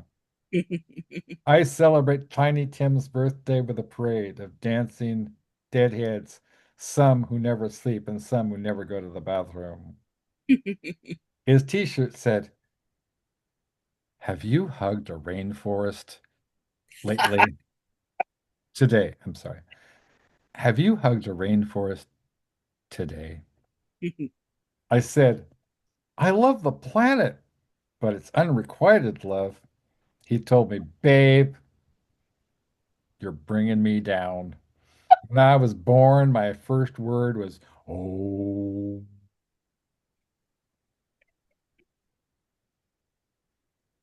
In kindergarten, I organized the pacifists to demand we didn't have to read from Dick, Jane, and Spot books. Too generic. I demanded we get American Indians to talk about what's real. Hmm. And I gave them my nap mat because it's their land. And I gave them my peanut butter and jelly sandwich because the buffalo have been murdered and they need protein. This is true. He blushed with passion and said, "Tell me you." Well, the first 15 years of my life, I thought Barry Manilow was a sex symbol. Needless to say, I got a sort of late start at being at one with the cosmic heartbeat. He gave me one of those looks like I better get this girl some Jack Kerouac books to read fast before she suffers the confusion of not knowing there's other existences besides the banal. Mm. I put my hands on my hips and squealed, "I read on the road!" And the letters of Allen Ginsberg to Neil Cassidy, and vice versa. He said, "On Monday, Wednesday, and Saturday, I'm a part-time Marxist." He took out a beanie, put it on his head, and began to chant. This definitely turned me on. All of a sudden, he began to sing the minimum wage worker song. The walls are full of faces, the mini malls are full of neon. The bitter bite the hands that feed them. The food is a mixture of bone, blood, and snails. Man is a cannibal. I said, "Wow, you are the sort of guy who says, 'right on,' and really means it." You probably only drink the milk of socially conscious cows, voted Crosby, Stills, Nash, and Young for president. He screamed, "Oh, chick." My life changed in 1962 when I realized the Constitution was written without women, blacks, Indians, and poor white men in mind. That was not okay. I became the Jackson Pollock of feminism. I threw paint of outrage everywhere. I was a man who identified with Billie Holiday and Ernest Hemingway. I was a traveler. Mm. So, what brings you into this San Fernando Valley air-conditioned, intellectually malnourished record store with the Exactleys? We open exactly at 10, close exactly at 10, no matter what our karma. Damn, it's so crass. You can't even rent the last waltz here. He said, "I'm in a competitive mantra makers bowling league. We have weavers, chess players, avant-garde stamp collectors, and Hell's Angels. Inventors all. We bowl whenever the fuck the spirit moves us. With any luck, we'll be playing the New Age Lawyers Used Car Salesman League again, real soon." Hippies and New Age people are like the difference between Bob Dylan and Bob Hope. He smiled and said, "Do you want to bowl?" We are definitely into strikes for the betterment of the worker. Mm. We need someone who looks like she could walk into the woods and find incense without getting poison ivy. You look like Van Morrison when you pat your lips. You could be a part of the Father, Son, and the Holy Ghost Meshuggah Athletic League. Besides, I love you. I started to weep, tears of Bas Mitzvah cake and tears of being the last kid picked for field hockey in gym class. Authentic tears. Nobody ever said all that to me before. I guess I kind of do have Van Morrison's mouth. Why hadn't anybody ever noticed? I said, I love you, but every free moment I moonlight at Hare Krishna Organic Coiffures and Tea Salon. We used no chemicals, no dyes, no sprays, no combs, no brushes. Hell, you look pretty much the same going out as going in. He said, what's a nice girl like you doing in a Republican administration like this? The manager of the record store comes over and says, you know the movie Fahrenheit 451? Corporate has ordered us to burn it. Get to it. Don't give me your damn whimpering Joan of Arc eyes. Lots of people would love to have your job. I screamed, pig, pig. You are giving barnyard animals a bad name. Cops are pigs. Intolerants are pigs. Bigots are pigs. Everybody who does it and says they're just doing their job is a pig. Everybody who does it to someone else knows what they are. This is my first day at the record store. I guess if they want to have a quiet, complacent, yes, sir type of employee, they ought to ask different questions on the application, like, do you conform? Like, do you care this is stolen land? Like, do you believe in playlists? Like, do you believe in yourself? Do you mind waking up alone rather than being beaten up with fists? Do you see the government is beating us up as bad as a knife in our elbows, as bad as a slur in our ears, as bad as a rape when we just wanted to be held? And all they ask is, can you work part-time? And what days can't you work? And they say, whom do we contact in an emergency? I said, because you need to ask that constitutes an emergency. The hippie said, my name is Hell's Bells, but you can call me Hope. He said, I dug you. No, I dig your whole being.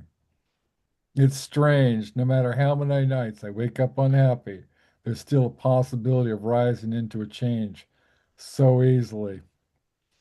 The outlaw lives in a world where he sees a mirror, he sees a hero, and all heroes put their bell bottoms on one leg at a time. Let's face it, how can you trust money when there are politicians' faces printed on it? Money is sexist. The only woman on so-called American currency, which is really Turtle Island to the Indians, is Susan B. Anthony, and they stopped making those real fast. Is money worth killing for? Is money worth dying for? I ran through the store singing about William Blake's eyebrows and Walt Whitman's belly buttons, saying everything is alive and everything is sort of adorable. I took paper clips and gave them to loving vegetarian families who needed someone. I took the bathroom sink and gave it a hug. I freed all the rubber bands. And I said to all the plastic bags, I will never burden you with films weighing you down, Perry Como cassettes, or even a piece of Jerry Garcia's beard. Well, maybe. But I will never staple a bag where you brought love. Most people tell me it was all the Pop-Tarts I ate. Some people tell me it was because I was a liar, and I said I'm too honest to be anybody's best friend, but at times nobody believes this hippie ever even came by. There are no lingering peace signs, no incense, no tea bags, no fuck the fuckers pamphlets. Yet I still can't even believe Abby Hoffman is dead, so my strengths and pains are in my sense of wonder. All I know is I don't believe in wearing sandals and argyle socks together. And when I needed it most, hope was here. Change must not be too far behind. Ellen Maybe, ladies and gentlemen. Oh my goodness. Wow. Oh, oh, oh, One love, one love. oh, Amazing. Seriously. Love it. Love, thank, love. Thank you. oh, thank you. Wow. Yeah, fantastic piece, fantastic, really beautiful, Thank you. so rich with all these visuals, and I was just sucked right in. Uh, I love it. I love it. Wow. That Thank was a you. beautiful recitation of it as well. Thank you so Oh much. yeah, yeah. Yeah. Ellen, could you kind of like walk us through like what inspired that? I know you were actually working at a record store, I believe, at the time. Yeah, Yeah. yeah, yeah, yeah. I was working in a record store, and it's really wild. I wrote it about I guess it was in maybe let me see. I guess it was it wasn't not that long. It was like maybe 89. And then it was interesting because it was I had found out that I was going to be opening the shows that the Karma Bums were doing around, some of the different places, Yeah. and and it just came to me, and it just it all just happened. It just came in one long like happening of thing, and then it was then they ended up like it just ended up like when I would read. They would all do a lot of interacting together as the cover bums would read and stuff. I would open and read that piece, and it just all sort of happened. But it just, I don't know, it just something just seemed to spark it, and it just all happened, just like kind of just, yeah, this just happened. Yeah, Mm. Now, yeah. who were the Karma Bums? Well, they're a group of people.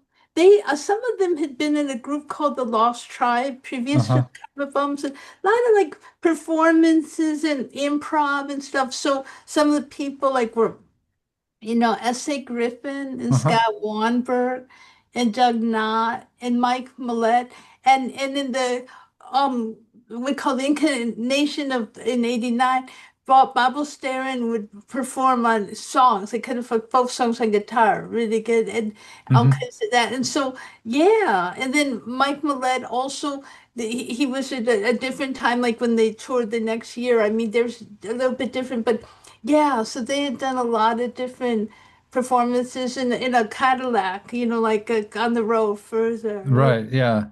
Yeah, so and they really, it was really neat. It was neat, definitely. Yeah, that was really magical to get to do that because I was so surprised because essay was it the first time I read like I signed up for an open reading. I mean, I just was I put maybe I'll read, You're right. and that's Yeah. sort of how that happened. Yeah. I was very very shy. Wasn't ever expecting I would read or anything. Very like whoa, like I wouldn't even really order in restaurants. I was very extreme shy and stuff. It was kind of like wild how things just sort of a lot of things just sort of happen, it just like wildly, But yeah, so that was really, really cool. That was really, yeah. What was that? So Emily told me that anecdote about like like she said never, attempt to go through a drive-through fast food place with Ellen. It's just like it'll be just like what was she referring to? Oh wow. Probably giggling, I imagine. I mean, it's just yeah, yeah. I mean, it was just there's a definite unconventionality that's there and it's Yeah, pretty ever present and stuff. Yeah, yeah. But that was really cool. Like the Amelie and the people I met during the Iguana days and a little bit bebop before that yeah, was really cool because I'm like grateful to have met kindred spirits of all of you of our yeah, nature. And but I also, being shy and just like I I don't mind spending lots of time by myself. I mean I'll find archival stuff. I'll listen to interviews of Stephen Sondheim a lot. I yeah. do that a Okay, lot. yeah, I just love it. And you can hear stuff from all different eras. So I'm grateful to meet kindred, but I'm also somewhat, insular that way. I just like to, like listen to stuff and, just I love all the other art forms, so that's really enjoyable, you know. Yeah, and I'm really incredibly grateful that you have, I mean, you're famously reclusive now, but you've spent so much time with me and you've given so much of yourself, and we've done marathon sessions. The first one was literally nearly 10 hours, and you were sitting Yeah, there it was what? in the dark, and finally you said like 9.5 hours into it, it's like, I think I might need to get some food. Yeah, no, it's neat. It's great, because I think that's it's so we're living in such a wild time, in many, many ways. But one way that's very cool is that Zoom. I mean, I never heard of Zoom. When I heard people talk about Zoom, I was Yeah, like, Zoom, what? And then all of a you're right. sudden, like, can you imagine? I can't even imagine, like, if that wasn't there, like, I live. I mean, you think about how many years, and Right, it's yeah. not like anywhere. There's so much. It's so, but be able to take classes, be able to go. Hey, Right. we can all read from wherever we are. We the Yeah. classes wherever you are, attend stuff wherever. I mean, I think that is something really special, and yeah. So yeah, I'm grateful for that, and I think it's neat. I mean, people have said sometimes here and there, I'll say, well, aren't you bored? You're not like going everywhere. You're kind of like, doesn't it bore you to just, not be super social? It's never has. It just, there's so much out there. I mean, I'm grateful that, like, crossing paths with kindreds is really cool.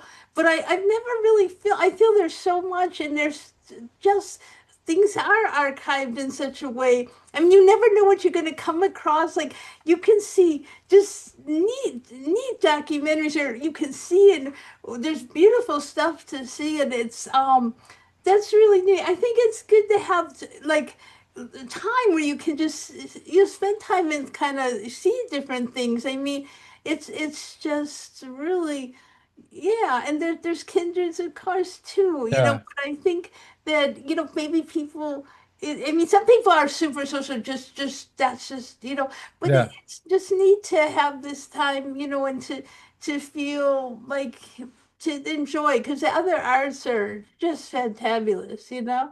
and these are neat. I look forward. This is neat to what we're doing. I mean, we're all in different places, and we're being able to do this and enjoy it is very, very neat, It's a wonderful thing. Yeah, Yeah. I think it's, a really good point, Ellen, and it's also, it's like, well, like, it's not mutually exclusive. I mean, like, because we could, if we didn't spend, hours and hours and days and days and days, within ourselves, communing with with history and I mean, I watch a ton of movies. I watched the Divine movie. I watch interviews with people. I prepare a lot. I mean, I just also enjoy watching things with Iris or Pleasant or anybody really. And I also like there's this kind of archive of movies where it's just like there's so many movies that you wouldn't believe which movies are available for free. And I'll send you a link to it. It's incredible. I've been watching like all the James Bond movies, and I'm a huge fan of like, you know, Bond. I love, thinking about archetypes, for example, and thinking about how something that's so, that character is really, how archetypes are much bigger than the templates that are placed on them. Like, for instance, there's a justified, very justified criticism of, Bond is a sexist, misogynist, violent, sociopath, really. But what people don't realize is that that's the character, Exactly. and they say, there was a really kind of idiotic sort of, cancel culture for a while there, particularly in 2019, where it's sort of like belonged to several Reddit groups, and it was sort of like people would try to cancel, you know, thousands, things were written thousands of years ago, and it's just, or there was one interaction on women writing, men writing women Reddit, where somebody tried to cancel Angela Carter because they thought, she was a man, and was creepy about girls, and it was sort of like I had to point out, yeah, you're quoting from the Company of Wolf. I mean, the bloody chamber. That's Angela Carter. You realize that she was a feminist woman, and yes, she's a woman. So no, she's not some creepy man talking about a girl. So, but people automatically like, bring the outrage, Well, bring they want this, pitchforks and the torches, right? Yeah. 'cause it's It's more, a, I guess. there's no room these days for something.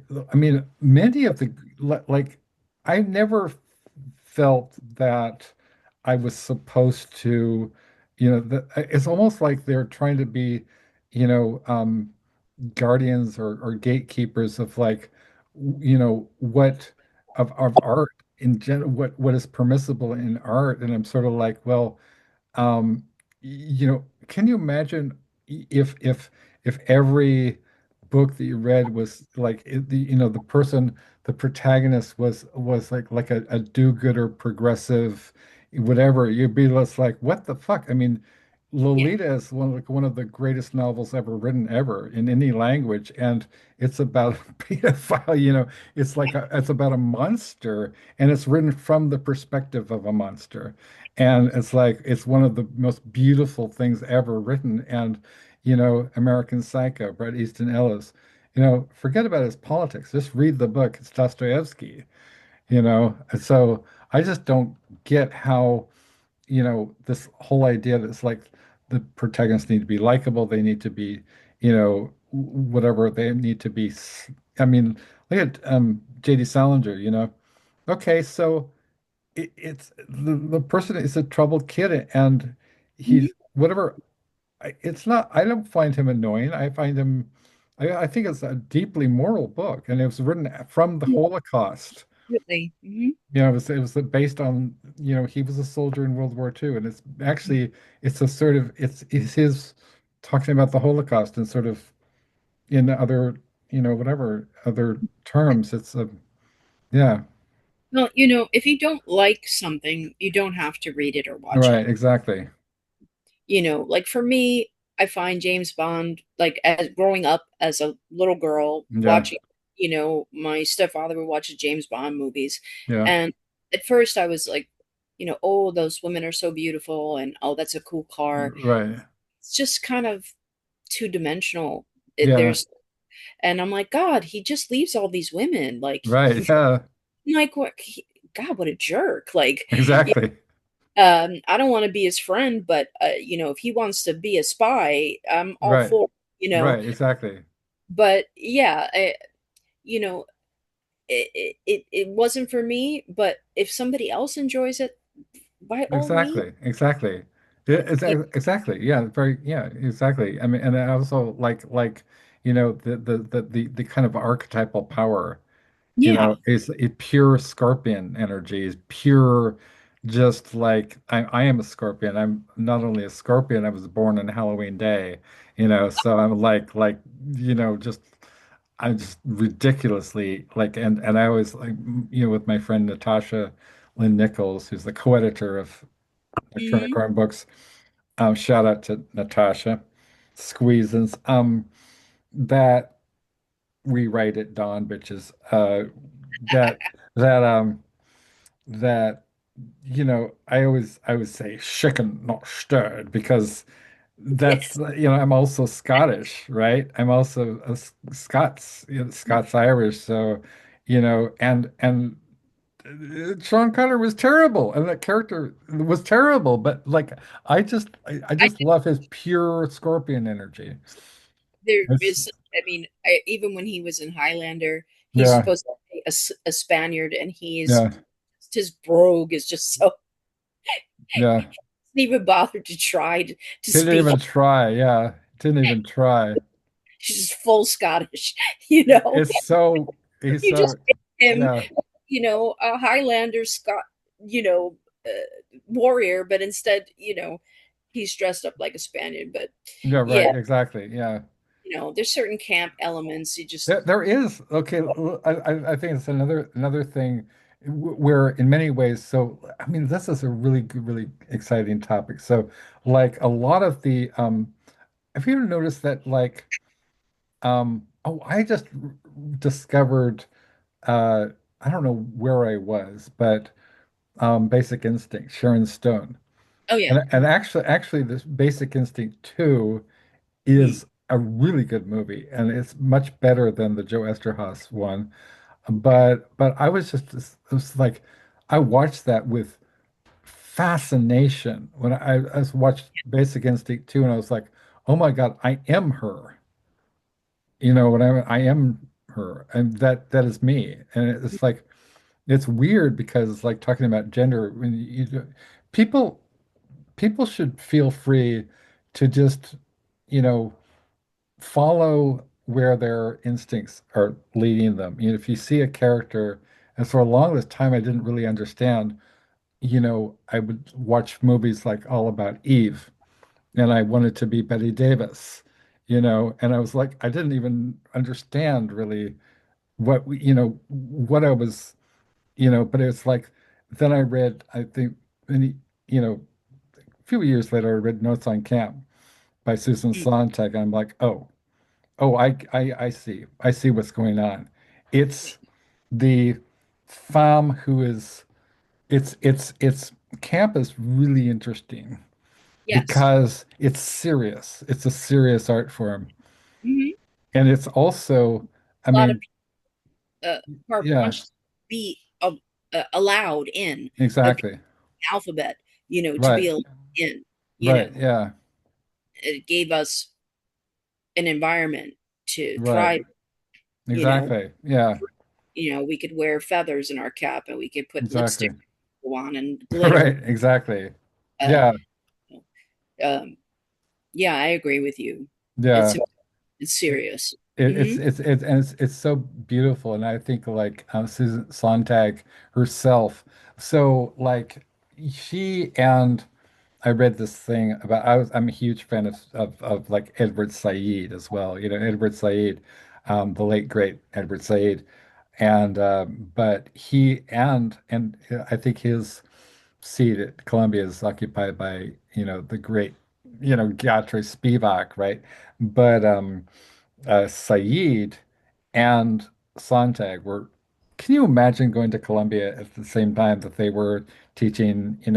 And so I read a book by this guy, or it was actually a review of this book about this guy who was a student of both of them, and he's describing. So I was meant one of my mentors was Dr. Andrea White, is one of the world's foremost Conrad scholars, Mm. and so I'm a huge Conrad fan, and we talked about Said a lot, and so like this student of his said, you know, like you you had to read all of Conrad, and it was like he was assigned like Lord Jim or something. You have to show up 8 a.m.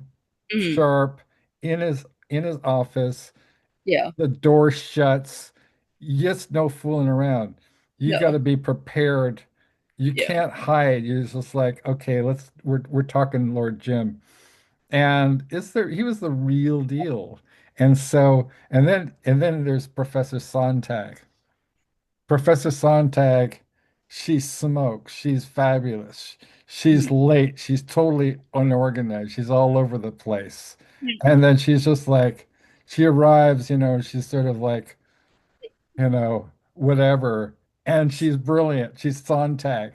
Mhm. And so you have both. You don't have to have one. You can be both. There's And so you can many. be in the same person. You can have, like, I've got my Sontag moments, where I love being fabulous and late. And well, I try to be very professional and never keep people waiting, Yeah, the fabulousness, so sort of like, oh, yes, yes, well, we're going to talk about what we want to talk about yeah, because, and then, but also I've got like the sort of like, okay, you have, now we are reading, all of, I had my students at Marymount University read, I'm yes, do you need sorry. to go? I just have to run to the bathroom and I'll Oh, be right, okay. if that's all right with y'all. I Yeah, can't. that's, My bladder's just no, telling me no, to. just please, But please, just, yes, just I don't do, want do, to be. do your stuff. Thank you. Thank you. Franco. Okay. Oh my gosh, Ellen, maybe. Wow. So what's going through your head right now? What are you Oh, thinking? oh, this is so nice. This is so nice. Yeah, Yeah, yeah. yeah. It is. It's cool. It's like I never know when you're going to say, "Well, I can't really be available for." Well, I think you're very enigmatic to me. You remain enigmatic. I love that. I love that there's some basic things about you that I will never know, and it's perfectly. I feel better that way. You know what I mean? Mhm. Uh-huh. I do. And so yeah, we're talking about like taking Zoom classes and watching movies and you know, uh, Yeah, yeah, it's good. That link sounds nice. So you're finding all these movies. You can find them. You're finding yeah, a lot of movies online. That's great. yeah, yeah. And so I really Nice. like to study. I like to look at old films Hmm. and there's like I want to watch I think Pickles watched Someone Like It Hot Oh yeah, what the a other great day. movie. Oh wow. I want to revisit that one. Yeah, Billy Yeah. Wilder. Yeah, Oh wow. right? Yeah, Yeah. that's great. Yeah, there's such amazing movies through time, you know. Yeah, Yeah. that's so great. And you really like the French New Wave stuff that Mhm. the Truffaut or I like Breathless myself that Oh yeah, yeah. Godard because it was so exciting. It was just so like the pace of it, the editing. It was like, and then when MTV started, I was realized there a lot of people, a lot of this the kind of editing techniques that you started to see in movies in the 90s. Particularly that I was like, that's very Godard. Mhm. Mm. Right? That's very kind of like the alternating between the black and white and the color and the sort of the jagged, what do you call it? With smash cuts, right? Right? Or another great filmmaker, Alan Rene, Mm. right? Like talking about movies and old classic films. And I had a great pleasure of being part of one of like just a handful of people who were in a office at UC Davis with Alan Gray, right? And he was showing Marienbad, and this was in the 80s, and it was like long, long, long before there's a conception of this technology where you could have a DVD and a DVD commentary on top of it. It was live Rob Gray, a voiceover, like talking about in French, talking about Marienbad, which is one of the most original and influential films ever made, Mhm. right? It's not just that it was influence on other filmmakers. It was also an influence. You can clearly see it in videos like Bauhaus, for example, Mhm. right? That's a very, there's the She's in Parties video is very, very Yeah. Marienbad, right? Now this Hmm. whole sensibility is just, and it's also so cool. I mean, it just looks cool. I love the Cocteau films. Yeah, Um, Jean it, Cocteau, yeah. so imaginative, so intense. Yeah. Yeah. Uh, yeah. The Beauty and the Beast is Beauty and the just, Beast. Yeah. with It's the just hands, holding the right. and Exactly. things It's a just so yeah. magical. And, I was actually when I was at like 17 or whatever, I was like, went on a sort of a like a tour in France and we stopped at the in I think it's Menton in the Côte d'Azur, we stopped at the Cocteau Museum and I Mhm. saw some of his paintings. They were like, wow, Oh that's yeah. some stuff. Oh, speaking of Cocteau, Mhm. so I have a friend whose name is Leslie Spivey, and Mhm. she's also known as Elvorian von Spivey of the band. It's no longer around, but it was called Penis Flytrap, and it's actually had like Lucifer Fulci is also a good friend of mine, and Dinah Cancer from What 45 Grave, right? And horror? The director, the horror film director, what who? Fulci. No, no, not Lucifer Fulci, David Okay. Lucifer Fulci, who's Yeah. but they are like, Mary Dinah Cancer and Hal Satan is the drummer.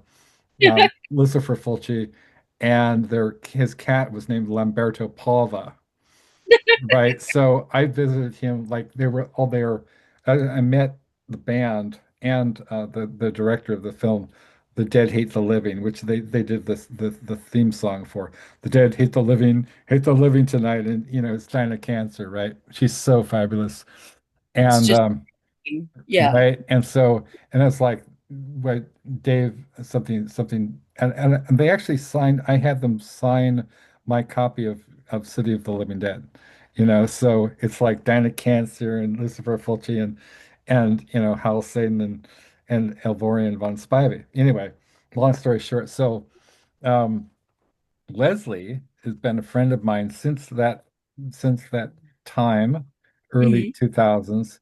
And I also subsequently interviewed Dinah Cancer for Blue Blood magazine, which is really cool. And then I put that on our Bowie book. Mm. And then, so just a couple of years ago, I did a long, long interview with Leslie Spivey for just that I put up online. It's just not, I didn't really edit it, whatever. I figure one day this is all going to be archival stuff in the Museum of, Yeah, absolutely. Modern Art or something. And we're going to, Nocturnicorn Books is going to have its own exhibit, right? Yeah. Yeah. But so I talked to her and she is so fascinating. Like, so her best friend for 25 years, and she lived with him and also lived with a guy named Bobby Beausoleil. Oh, You know okay. who he is, right? And so her roommate was Kenneth Anger. Oh, yes, You yes. know what I mean? Like, and Rising. Yeah. so that her just and they were best friends. He called her Lucifer's angel. And so, I was going to write, I have all of the stuff on tape. And Mhm. I was going to write a book, called Lucifer's Angels.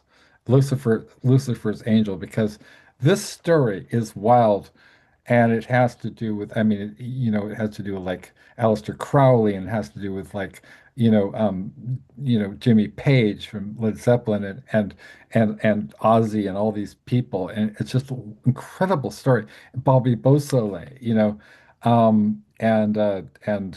and Anton LaVey and all these incredible, like, it's Characters. mind blowing.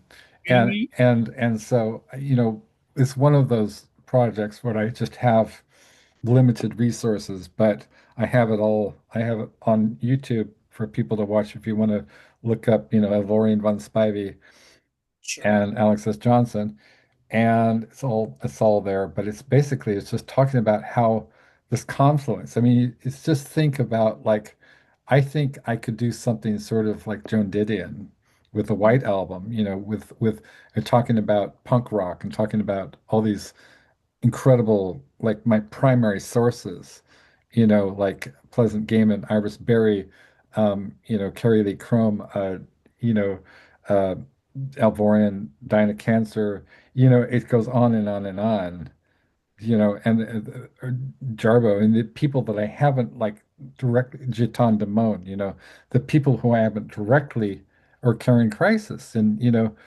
I'm not direct contact with now. There's all kinds of archival stuff, Mhm. and I think it's fascinating. And certainly, Ellen, maybe, and you are like ground zero with punk rock. Can we talk about punk rock? What you want me to talk about punk? Yeah, you want me to talk about punk? What do you want to know about punk rock? Yeah. You're so East Coast. You got like that, you're like, what do you want to know? Kid. Like to know, kid. Um, Yeah, yeah. uh, yeah, You're I mean, you're you're you're actually younger than I am, which just freaks me out. not that much Yeah, younger than 4 years, but I'm just playing. yeah. Uh, Yeah, I was born in 1970, yeah, so when the Sex Pistols were out, I was like 7, yeah, but it was something. And this has happened with a lot of different music genres. Uh, Once you hear something, like I remember exactly where I was when Nirvana came on and MTV, and Teen Spirit, Smells Like Teen Spirit was debuted, and I yeah. was writing at my typewriter, and I stopped because I would always put 120 minutes on, and I would write for a few hours. I would write at least through 120 minutes, and then I'd have to go to sleep and go to high school or whatever. But there, like it, punk. I guess where my punk journey started was probably what was on the radio. We could hear Patti Smith on the radio. My older brother, I took some of his records, so I used to listen to Street Hassle when I was like Nice. 9. Nice. It was Wow, such a, yeah. and I loved the Doors. I think Jim Morrison was punk as fuck, Right, and he was. they were goth as fuck as well. Oh They were yeah. they were so different than a lot of the bands. Also Black Sabbath as well. Yes, Um, exactly. Yeah. that sense of freedom and rebellion, and and that also anybody could do it. You could just pick up a fucking pan and and Right. and bang Yeah. out of it and Yeah. sing it, and or uh it just seemed limitless, Yeah. and I was very, very attracted to it, and also to, heavy metal, Right. things that were very hard, because I had so much also rage in me. Right. Uh, Yeah. so much, especially when I was younger. It was, and I would, when I would perform, I just let it come out. So yeah, I mean, I was listening to Black Flag. I was listening, to Rollins Band, and I was just tons, yeah, just tons Yeah. of. Uh, if I heard something, I gotta have Um, it. I gotta give a shout out to Motorhead. Right. Lemmy, Yeah, Lemmy. Yeah. yes, Yeah. and I love Hawkwind as well. Yeah. There's also, you see the transition, like from the 60s to punk. You see echoes of it, pre-echoes of it, Yeah. you know, The the like, the Who MC5 yeah, like MC Iron Butterfly, Death, the band Death Death. is mind-blowing. Oh, you mean Chuck Schuldiner, Death? A band called Death. It's Yeah, just yeah, Death. yeah, yeah. Well, yeah, yeah, Chuck Schuldiner, right? Rest in peace, right? Uh, Yeah, yes. yeah, Uh, you know, MC5, like you said, Patti Smith Group, Jim right. Carroll, Television, um, so many. And what I would have to do, we didn't have a lot of money, and I couldn't go and buy music. And if I were to buy music, uh, the only place I could buy it was the Pathmark, the supermarket. Mm-hmm. And So I'd be looking at go, oh, Black Sabbath and Ozzy and Pink Floyd and um, Yeah. you know, I would just listen to records for hours, and then I also would listen to radio for hours and record it. Me And I too. Me too.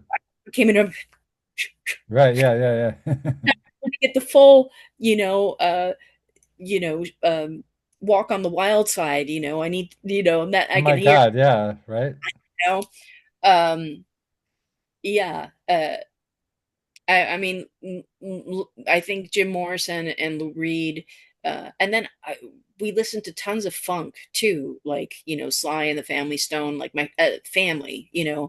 They're my parents were music lovers, and there was always music. Sister Rosetta Tharpe, and Yes. gospel. Who's basically the mother of heavy metal, Uh, like yeah, right. I mean, like in the 1948, mm, she invented solo, like, I mean, like she was rocking a Gibson SG, like basically like my 30 goodness, years before, Tony Iommi, yeah, picked she's up a guitar.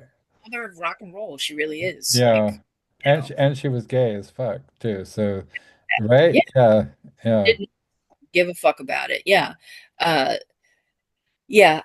And also actually thinking about it, the blues, the Right. blues Yeah. precursors, not only to our modern, to rock and roll, but also punk. There's some Yeah. blues and punk or Tom Waits, which divides genre, you Yeah. know, it's got always the blues in there, but with a tongue in cheek. Right. You Yeah. Yeah. I just love music thoroughly. What about like the Misfits? Because they're got that Elvis thing and they've got Okay, I was never a big Misfits fan. okay, that's cool. Which is fine. Yeah. I like them, but um, I don't know. I listen to lyrics a lot. I mean, I definitely like some Misfits songs. Yeah. Yeah. Wrong, and I don't have anything against the band, but I like the Ramones better. Like going Okay, to that's cool. was, oh my God, Yeah. it was so much fun. Yeah. Those shows were just pure joy, Yeah. and everybody, it was like punks and skins, you had to worry about all that too, when you were going out, but who was straight edge, who was actually a Nazi sympathizer, and Yeah. Right. Yeah. and you know we'd have to protect each other and stuff like that, so there was almost like also this camaraderie as well, or we're going to the show, we're going to the Yeah. matinee. Yeah. And also when I used to perform, uh, when I was in my late teens, in Alphabet City, at ABC No Rio, and there'd be like Yeah. running across the stage, and you're just like, okay, this is what we're doing, and or Right. waiting for Gigi Allen to finish up, the hardcore matinee, and Yeah. him coming out just covered in blood, and vomit and shit. Right. I'm like, Shit. Yeah. in the stage, like Right. I fuck Gigi Allen's playing again. But yeah, and David Bowie, huge influence. I remember hearing, um, Space Oddity and falling in love with it, and then just falling in love with everything David. Yeah. Um, and he was so androgynous and beautiful, Oh yeah. and yeah, um, and all these people opened my mind. They opened my heart. They became part of me, you know. Right. Yeah. Uh, and I'm so grateful for that. I'm grateful for all that work. I'm grateful for all the artists that are, putting stuff out, because it means so much to everybody else, as it means so much to me, you, Ellen. Exactly. Yeah. Life. It's It's really life. It's it's the life. It's the it's bread. Yeah. the even though that sounds silly, of life, as Right. if life was not real, but um yeah.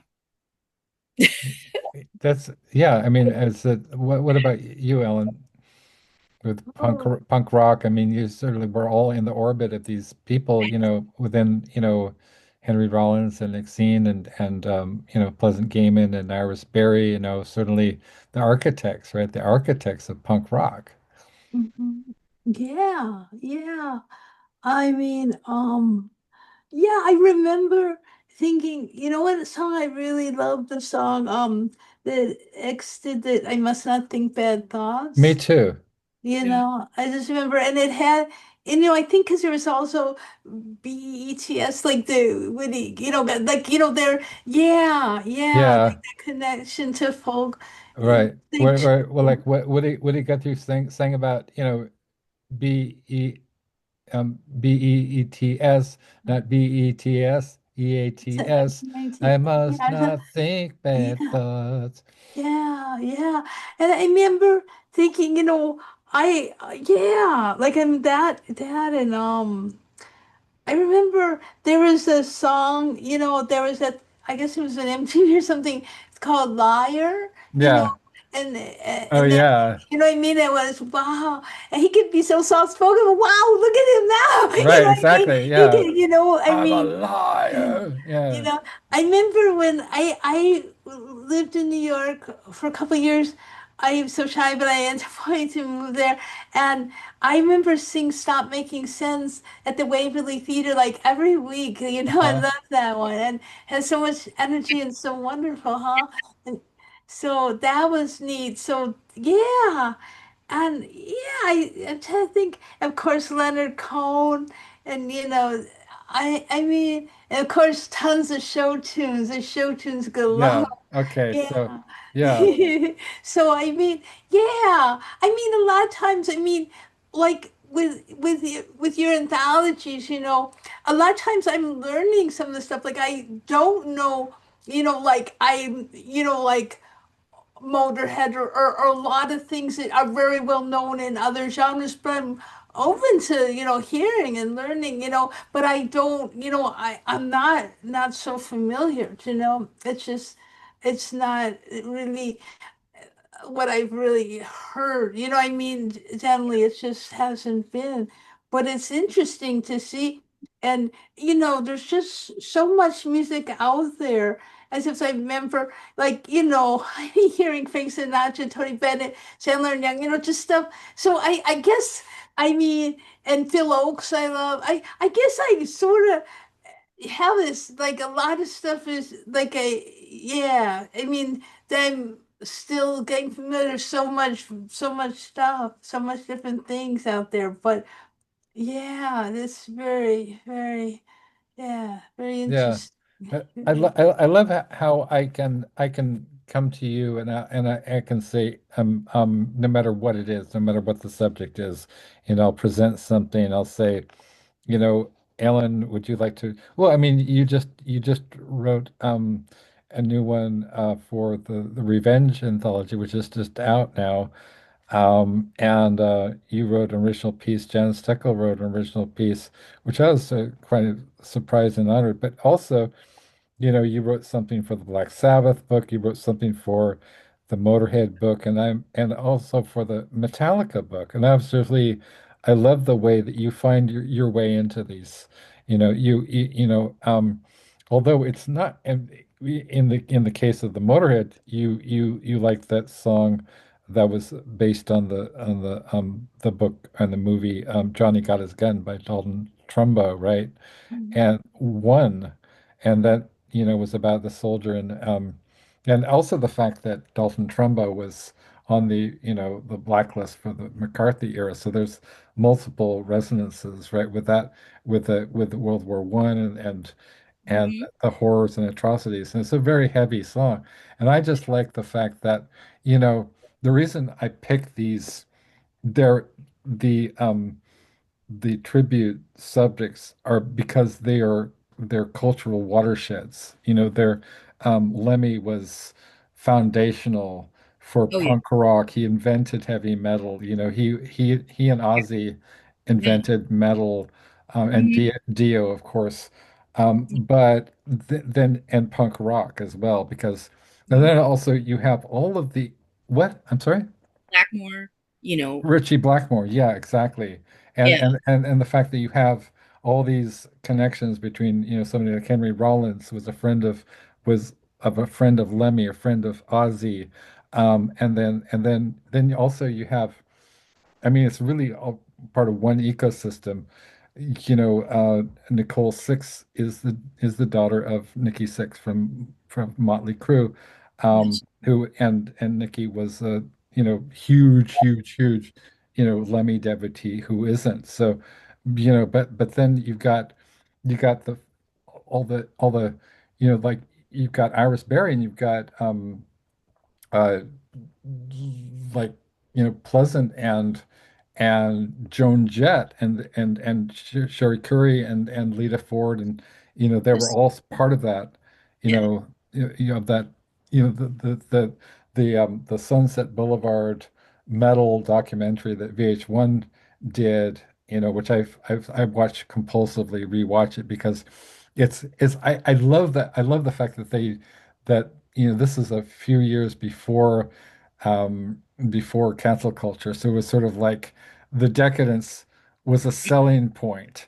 And it mm, was sort of like, like they had Vince Neil, before, like Vince Neil from Motley Crue and Iris, and she looking like incredible, and she's, really, really young. And she says, well, if you remember the rainbow, you probably weren't there. And this is the people who invented this kind of like this mythical Valhalla, mm, which now is just sort of like a dim memory for many people, or no memory, or that people are dead. But it is still, and Disgraceland is still legendary. mhm, And so I think with Iris and Pleasant, they're they're principled people, but they also they lived the most amazingly nonconformist lives, yeah, right? They didn't ever, I don't think Iris ever had, she never had that traditional family structure, so she didn't have really a model for that. yeah, But she's a very principled human, and I think that's what true punk rock is about. yeah, It's like, we were talking about this before with Wendy Wagner, like it's about having heart, right?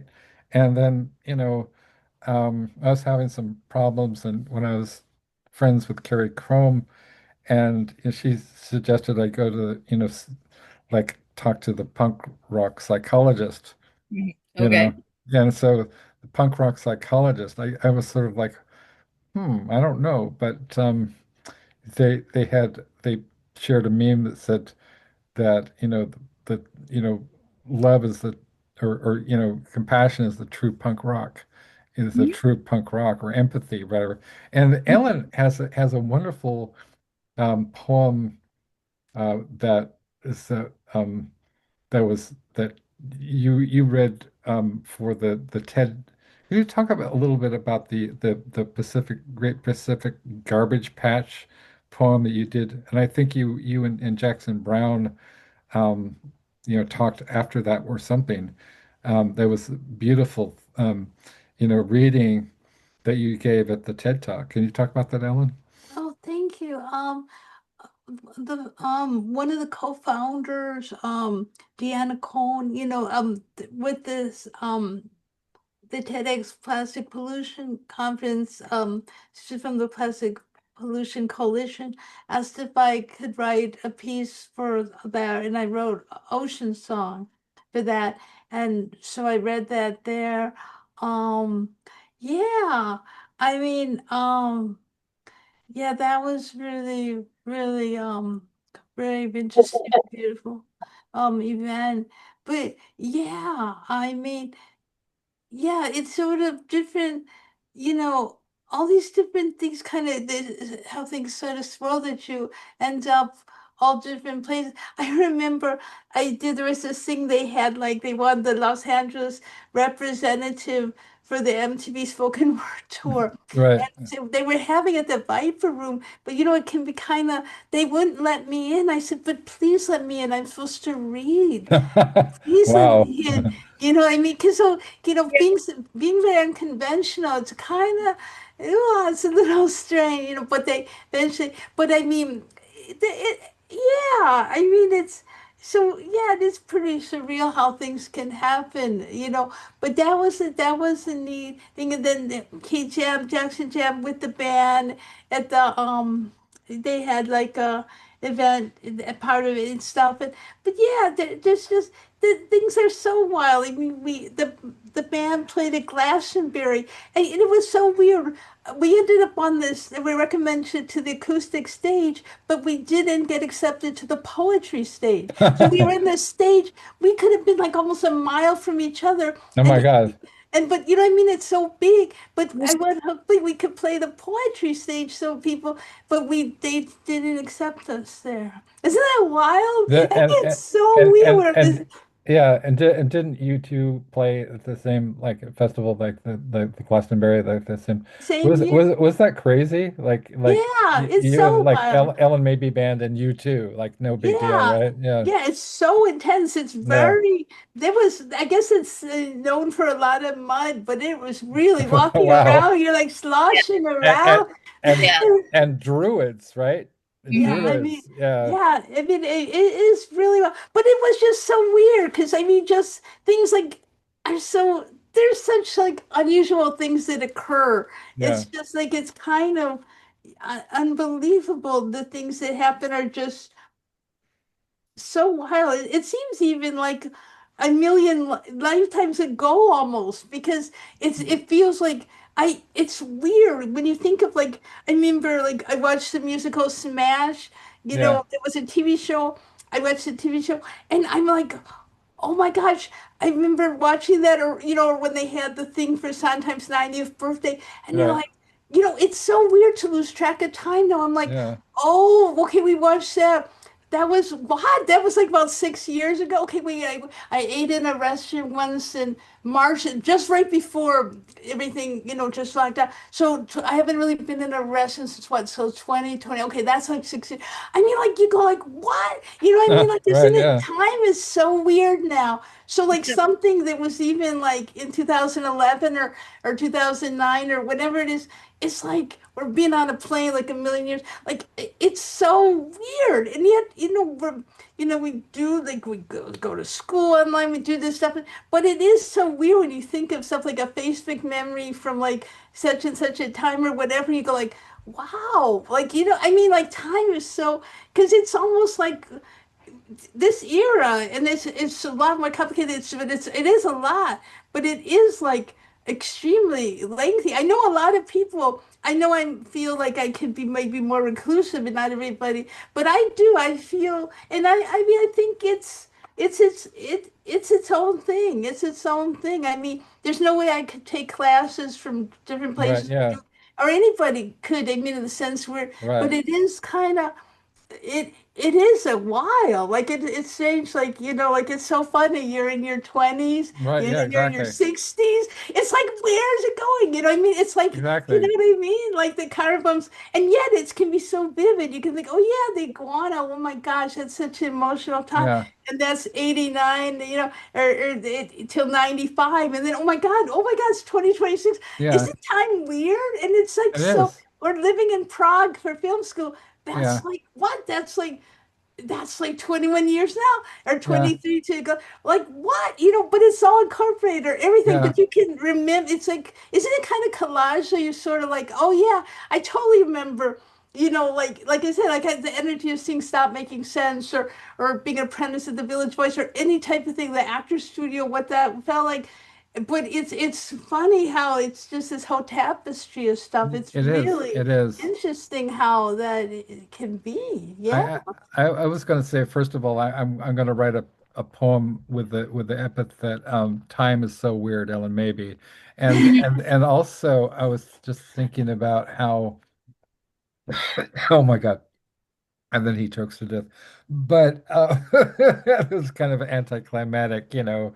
Um, but so when I was working for the Kaiser Permanente, and you know, imagine a dyslexic or dyscalculia person working for an accounting in the accounting department, you know. But I did that, and I barely held on because the only reason I did is because the sub manager, who was an English major, you know, and went to Pepperdine and majored in English. So it was like, oh, thank God. It was hopeless, hopeless, absolutely awful. And so anyway, so one of my coworkers was actually this Polish woman, and she had a master's degree from Poland. I was, sorry, it's almost like a bad joke. It's like Polish economics, like communist economics, right? But so I so we went out, and so actually I wasn't really interested in her like as a romantic or like going out on a date. I'm more like I was just thought she might be a friend, but she seemed to be outraged that I wasn't like, groping her or, raping her or something, you know what I mean? It's like it's just I'm sorry that's kind of heavy, but No, no, she what? it's no, no, it's okay. Don't Yeah, feel but I mean, is this some people they belong to the paradigm where it's sort of like the man, to be a man, you got to overwhelm them. You know right. what I mean? And so she had these fantasies, and I was like, oh shit, I'm not going to play this. She was also married, and I was like, whoa, no, no, no. But I just wanted, I am Yeah, perfectly capable. I've had, completely platonic relationships with some of the most beautiful women you could possibly imagine. And even those that were straight into that area, we're friends. We're friends first and yeah, foremost, right? And I honor that. And so the energy with us was all off this woman. She's also turned out to be kind of a anti-Semite and will not tolerate that shit, But so we were, and she was kind of started berating me. So just like, I don't drive a car, and she was talking about, well, um, so, but what about you want to go in, we're in LA, you can go to the beach, you can go to the mountains, you can go anywhere. And I was thinking, actually like all I want to do right now, lady, is just get away from you so I can go back to my studio apartment in South Pasadena and in close the blinds, mhm, light one up, put mhm, on some like whatever, whether it's John Zorn or Bauhaus or Black Sabbath or some like Bach, and then read Les Fleurs de Mal, and please leave me alone. I'm with my Baudelaire, okay? Just please leave me alone. And I was thinking this almost like she was sad for me. She was grieving for me that I couldn't immediately at the spur of the moment let's like go to so first of all, I'm very light-skinned. mhm, I have Scandinavian and Scottish ancestry. I burn very easily. Um, and trying to like, well, you know, want to sit um, on the couch and look like a piece of bacon. I said, like, I mean, Baudelaire is like elegance, it's cafes, it's dark, it's aperitifs, it's cognac, it's absinthe, it's like, it's opium, it's like, it's the night, Mhm, it's evil prostitution, corpses, decadence, gory corpses, you yeah. know, yeah, it's my jam, baby. So why would I want to go to the beach? Or why would I be wanting to like Yeah. trundle up a mountain? Although in a Nietzschean way, I could see it, but so she was grieving for my absence of ability to do immediately, impulsively do a whole bunch of shit. And I was sort of like, well, I grieve for you because you have no imagination. The people who I was thinking this, I was thinking, you can't travel in your head. So you don't understand that this literalism. Like I can pick up a Robert Heinlein or a Ray Bradbury novel and I'd be on Mars. Yeah, exactly. Exactly. So Or, 10,000 leagues beneath the sea. 10,000 Leagues Beneath the Sea. You know, You know, yeah, it's wonderful, and yeah, yeah, or be in the demi-monde in Paris, Paris in you the know, yeah, during the rays, and exactly. Yes. so many places you Yes. go. And I don't know, Ellen and Candy, um, when you were children, because this was true for me, and I don't know if you guys share this, but um, reading and being by myself, I was I was in my own world, and also I think when you start that young, either creating or reading, uh, the thing that happens to whatever normal people is that a childlike imagination and openness just goes away.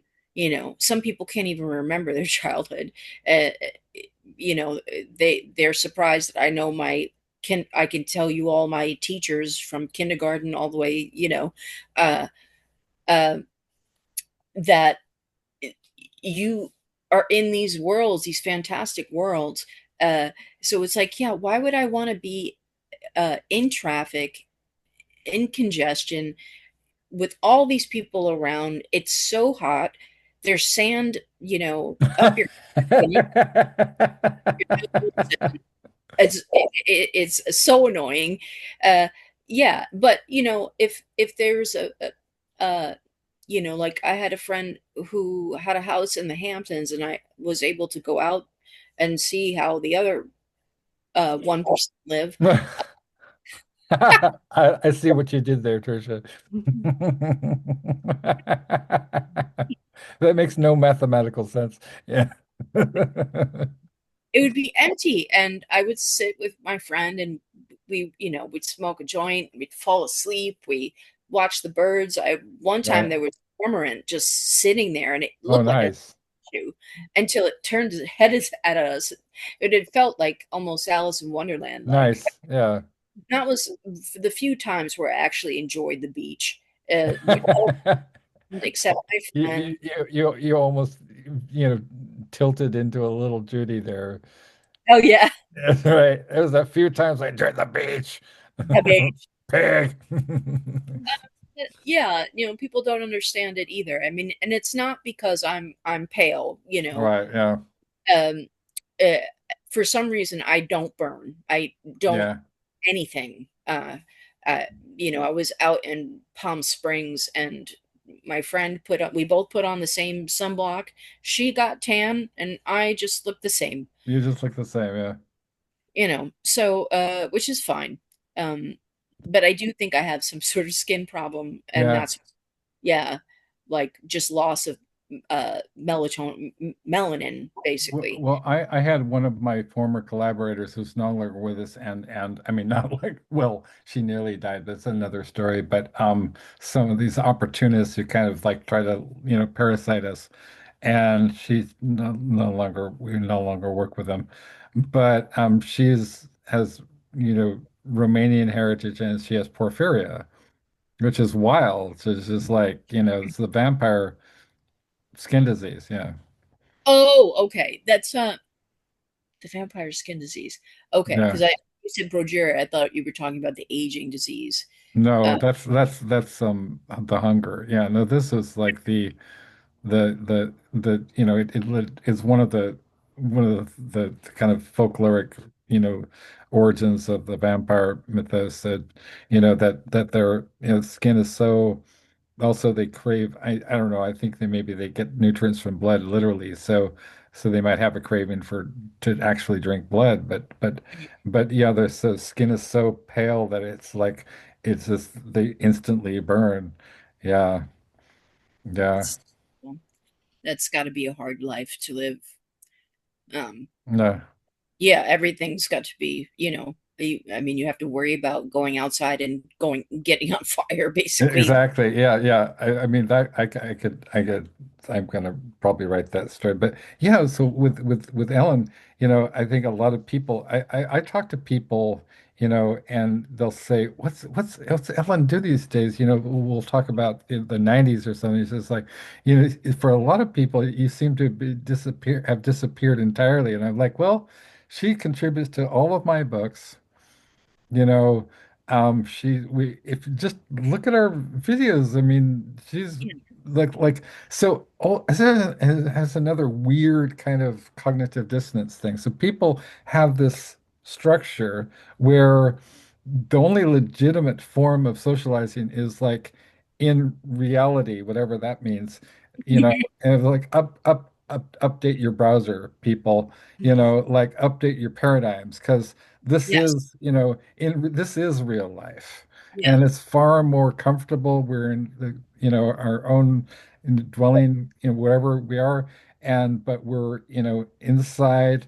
We've got our stuff around us. We have access to tools, which is the whole Earth catalog thing. We've got Ellen Mabey, Tricia Warden, Kandy Fontaine, and we're talking about what we really love. So, which is another thing I've noticed about NDs or alphabets, that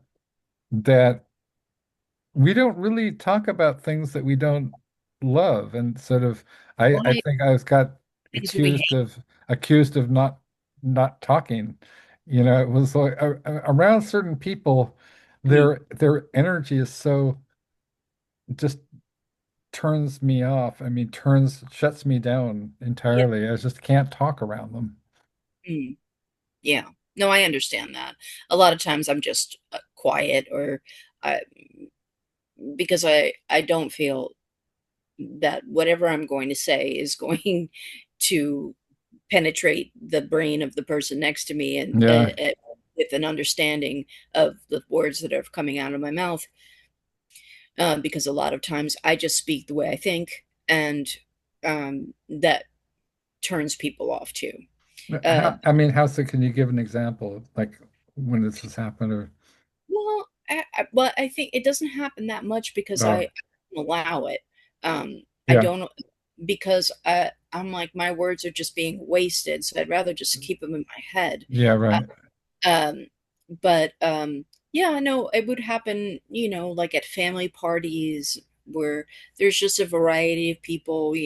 This person's a school teacher, this person works in a bank, this person, as a housekeeper, this person, it just, um, we all should be able to talk. But sometimes it's just, I don't like dead talk. I don't like, well, how's the weather today? Right. You know, just the perfunctory, like, how is your dad? How was your Thanksgiving? Like, it just, I don't care. I want to know what you dreamt about last night. I want to know what you ate that you just, you went, holy shit, when you put it in your mouth. Right. Okay. Yeah, exactly. I Yeah. want, a book that you read that you liked, or I don't, any, something interesting, something, a plant you saw. Right. Um, A plant you saw. I mean, Right. You're right. there's so much wonder and beauty in the world. I mean, obviously, it's also a fucking terrifying place, Yeah. uh, but you have to find the beauty in it. There, it's everywhere, Yeah. and I don't really like um, having to speak in a linear fashion. I don't like dead talk, like I said. Yeah. Mm. It just feels forced. It feels fake. Yeah. Yeah. And you know some people embrace it and some people just don't like it, and if they don't like it, then I Yeah. just hang around with them. Not that I'm much like you guys. I always used to joke when I was younger that I'm a hermit in training, and I just haven't grown the beard yet. Yeah. And although I could pretend. I love it. I love it. Yes. Oh my God. Oh my God. Fabulous. You're fabulous. And Fabulous. yeah, like say, when was the last time I was out of this place? I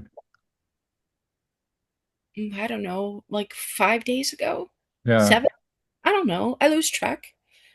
Um, People, uh, also they frighten me. They make me uncomfortable. yeah, Uh, me too. when I go out, I always try and be affable and polite, and those things I believe in. Holding the door for Right, somebody, exactly. giving your seat to somebody who needs it more than you. Right, Uh, Telling someone they dropped a 20, in line. exactly. Yeah, right. Uh, just yeah, I just believe Yeah, in on every level, we all need to be there for each other and help each yeah, other. yeah.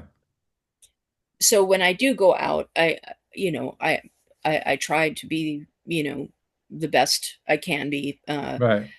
But sometimes I'm just filled with dread and I just don't want to go out Yeah, there. yeah, yeah, yeah. I mean, for sure. And I was like, back in like so 2005, I had a contract from New Line Cinema, Black Flame Books, right? And I was starting to teach for the first time. I was, you know, then I was, um, music journalist, wrote for like Metal Maniacs, Zero Tolerance magazine, and all kinds of stuff. I was doing all of this stuff and all of these things.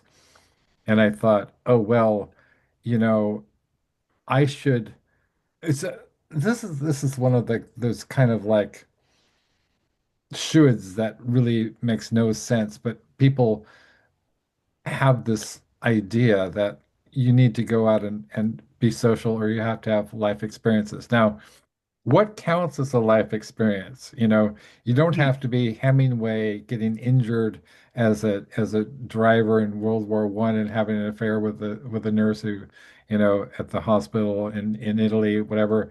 You don't have to take mortar shells. You don't have to live at Disgraceland, with Iris Berry and the Go-Go's.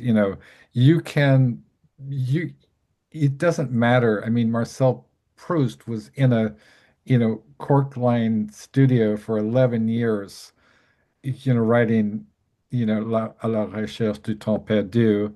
And he didn't, I'm sure there were people who were like, hey, Marcel, when are you going to get out, and see us, see the gang? He's like, fuck you guys, I'm Marcel Proust. But I've never understood this mentality of sort of like, so I told myself, Alex, you need to get out. You need to. So I joined this meetup group. We would do things like go glow in the dark bowling. We'd go to karaoke. Yeah. And every time I was out there, I was thinking, I really wish I was home with my like Henry James novels Oh God, Henry because James. I have not, or I want to reread Portrait of a Lady, or I want to do a deep dive on Scott Fitzgerald, or I want to get back into Edith Warden, and like I'm sitting here with some mind-numbing Mm. bullshit, and people were actually mean to me. And were just mean to me, and this is total strangers. I just remember like, we went to this one place, we had dinner or something or other, and the person that I met in the first thing, my then friend, um, uh, Rachel Thompson introduced me as somebody who was like, he's a music journalist and he's, friends with Lemmy from Motorhead. And they took one look at me and he said, I don't see Motorhead. And I was like, I'm thinking, you just met me, lady. So What? you have no idea. Like by that point, I Yeah. had, I'd written for, I had my own magazine, Juggernaut. I'd written for Metal Hammer magazine, which is the most important metal magazine in existence. And I interviewed King Diamond, Lemmy, Ronnie James Dio, Jarbo, all these. I had lunch with Jatan Damone, like I said, I interviewed Bruce Dickinson in person, right? Yes. At the pleading of the Iron Maiden's record label. And this woman who's a total stranger is like, I don't see. She also said things like, I think a man should be a man or something. Like she didn't, and I was thinking, God, what an idiot you are. Like, I What? don't need this. look, nobody should be that judgmental, and really look back at yourself. Right. Yeah. Look at yourself Yeah. before you're, taking somebody down for whatever. Uh, I just that's got to be a sad life, It's you got to know. be a sad life where you're sitting there in judgment. And I was thinking, wow, that the absolute, detachment from sheer detachment from like from reality. So you don't even know what you're talking about Yeah. because like if you knew anything about Lemmy and Motorhead, you'd know that Lemmy was this incredibly decent, generous, Yes. wonderful, honest, very extremely polite human Hmm. being. He was an English gentleman. Yeah. Like so, d- so And like actually, her you as know, well, what who? Alice Cooper as well. Alice Cooper, yeah. I don't And know Alice, but I'm sure I've heard good things. Yeah. he's incredibly smart, and people Yeah. just they assume he isn't, because he's Alice Cooper, Right. uh, but he is brilliant. He's a genius, Yeah. like uh, probably polymath, Yeah. easily. Uh, Yeah. and people, it's just, uh, I guess it's just a weird thing that people do. They have to judge things. I Yeah. don't know why, or compare them, Right. or find, I don't know. I don't know why they do that. It Yeah. seems a waste of time. Right. Um, I'd rather enjoy somebody, for whoever they are, than, if they liked music that I didn't like, I wouldn't say, oh, or Right. Yeah. judge them. I'd just be like, oh, cool. I'm glad you Okay, like that's it. great. Yeah, yeah. I mean, there's like certain bands like I just like can't stand like The Cure, for example. I mean, because they're so whiny and just like I get bedraggled and depressing, and I was just like makes me feel depressed listening to The Cure. But for some reason, I can listen to like division. incredibly dark, heavy, depressive music like Electric Wizard or Oh My yeah. Dying Bride is my absolute favorite band of all time. Have you heard My Dying Bride? I've heard of them, but I don't know Oh their. my I'm God.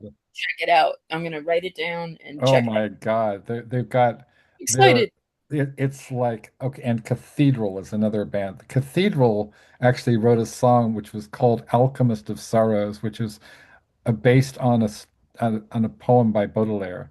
And um and so yeah, I mean it's interesting too about Baudelaire's adaptation by metal bands. I mean there's tons of metal bands that have done Baudelaire and Blake and and like Bruce Dickinson from Iron Maiden, who was also a history major, who's Was a English? genius. What?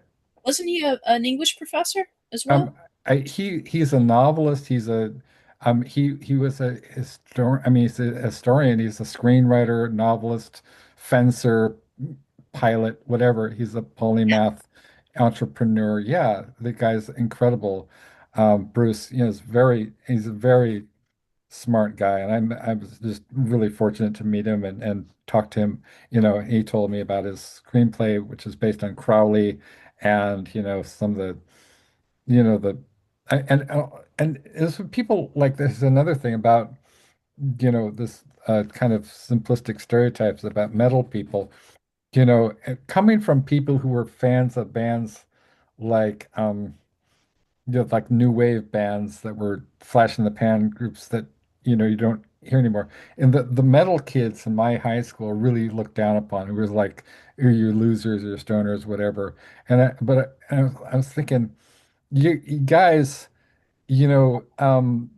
most of Iron Maiden's songs are based on English literature or history, Yeah. You know what I mean? Like, Yep. have you ever heard Rhyme of the Ancient Mariner? No? It's Coleridge.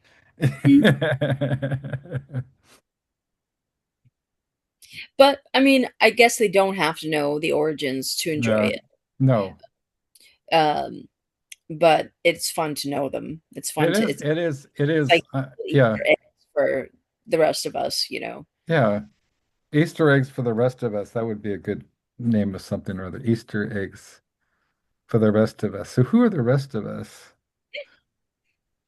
I guess the people who aren't the people who aren't. People who aren't a horror novel. The people who aren't. See, I'm writing this all down. You never know when something might, Something spark that sticks. a ignite something. So yeah. Oh, and I just wanted to say, while we're still on, that Ellyn, thank you so much for your very, very kind and gracious words about my Iris Berry, um, collection. It is not just for Iris, the Los Angeles poems. It's not just an Iris Berry collection. I do, have included five of her poems, but it's just you've given me, this is the third blurb you've given me, and I really appreciate your keen eye. Like, you not only gave me this incredible blurb, but you also proofread the book, and you You're so good. yeah. Serious. Yeah, Yeah. she's so great. Iris, I mean, and Iris Berry was also very kind, incredibly kind, and her, like, not skimping. It's like some people, they're sort of like act like, if they say good things or positive things to you, Mhm. like they're sort of doling it out, and sort of like, don't let your, and then they sort of walk it back, because Mhm. because they seem to be, a bit, apprehensive that you might um start to think well of yourself, and that they're so arrogant that they think that they are going to be the arbiter of your self regard. But we all know people like that, who's sort of like, they'll say something nice, but then they'll hedge it, and then they'll walk it back, and then they'll say something cutting, Like right? back compliment or something. Yes, exactly. There's also people who prescribe to the adage like you have to starve in order to make good art. And No. say what Bukowski said, I've never written better uh, than with a stomach full of steak. Yeah. Um, um, but yeah, I've worked with people who like I felt they did not want me to change and to move up because then I might lose this edge or whatever it is that is me. And I'm like, I can't lose me. I'm me, and it doesn't matter. Like I actually have a similar I went to a special school that I had a scholarship to. Uh, it was a college preparatory school, Hmm. uh, and so I got to have this other view of the like I it was really much culture shock for me. Hmm. I hadn't been around that kind of wealth and those kinds of and people, and then I just found out, um, a lot of them are just they're just like everybody else, except they just have different problems. Yeah. Yeah. They don't worry about eating or where they're going to sleep, Right. but they worry if somebody actually loves them for who they are. Yeah. You know, they like any human being, um, Exactly. Yeah.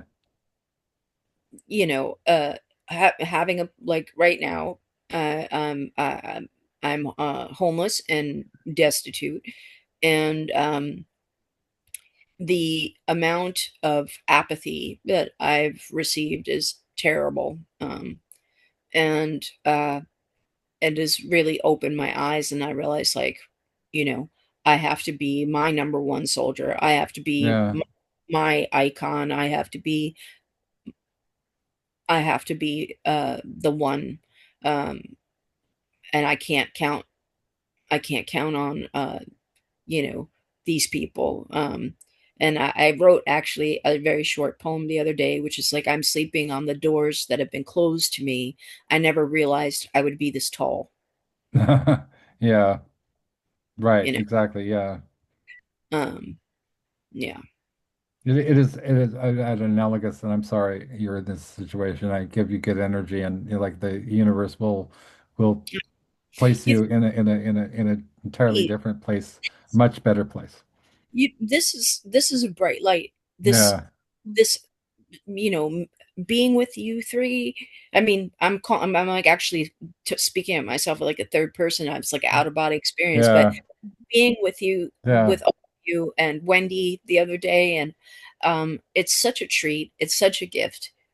Um, that I to get to speak to smart people and read beautiful poems, and you know and there's like sparks of ideas that Yeah, we right. Yeah. all there, and um it really was a joy to get to read your poem, Ellen. I really I'm honored that I got to read it.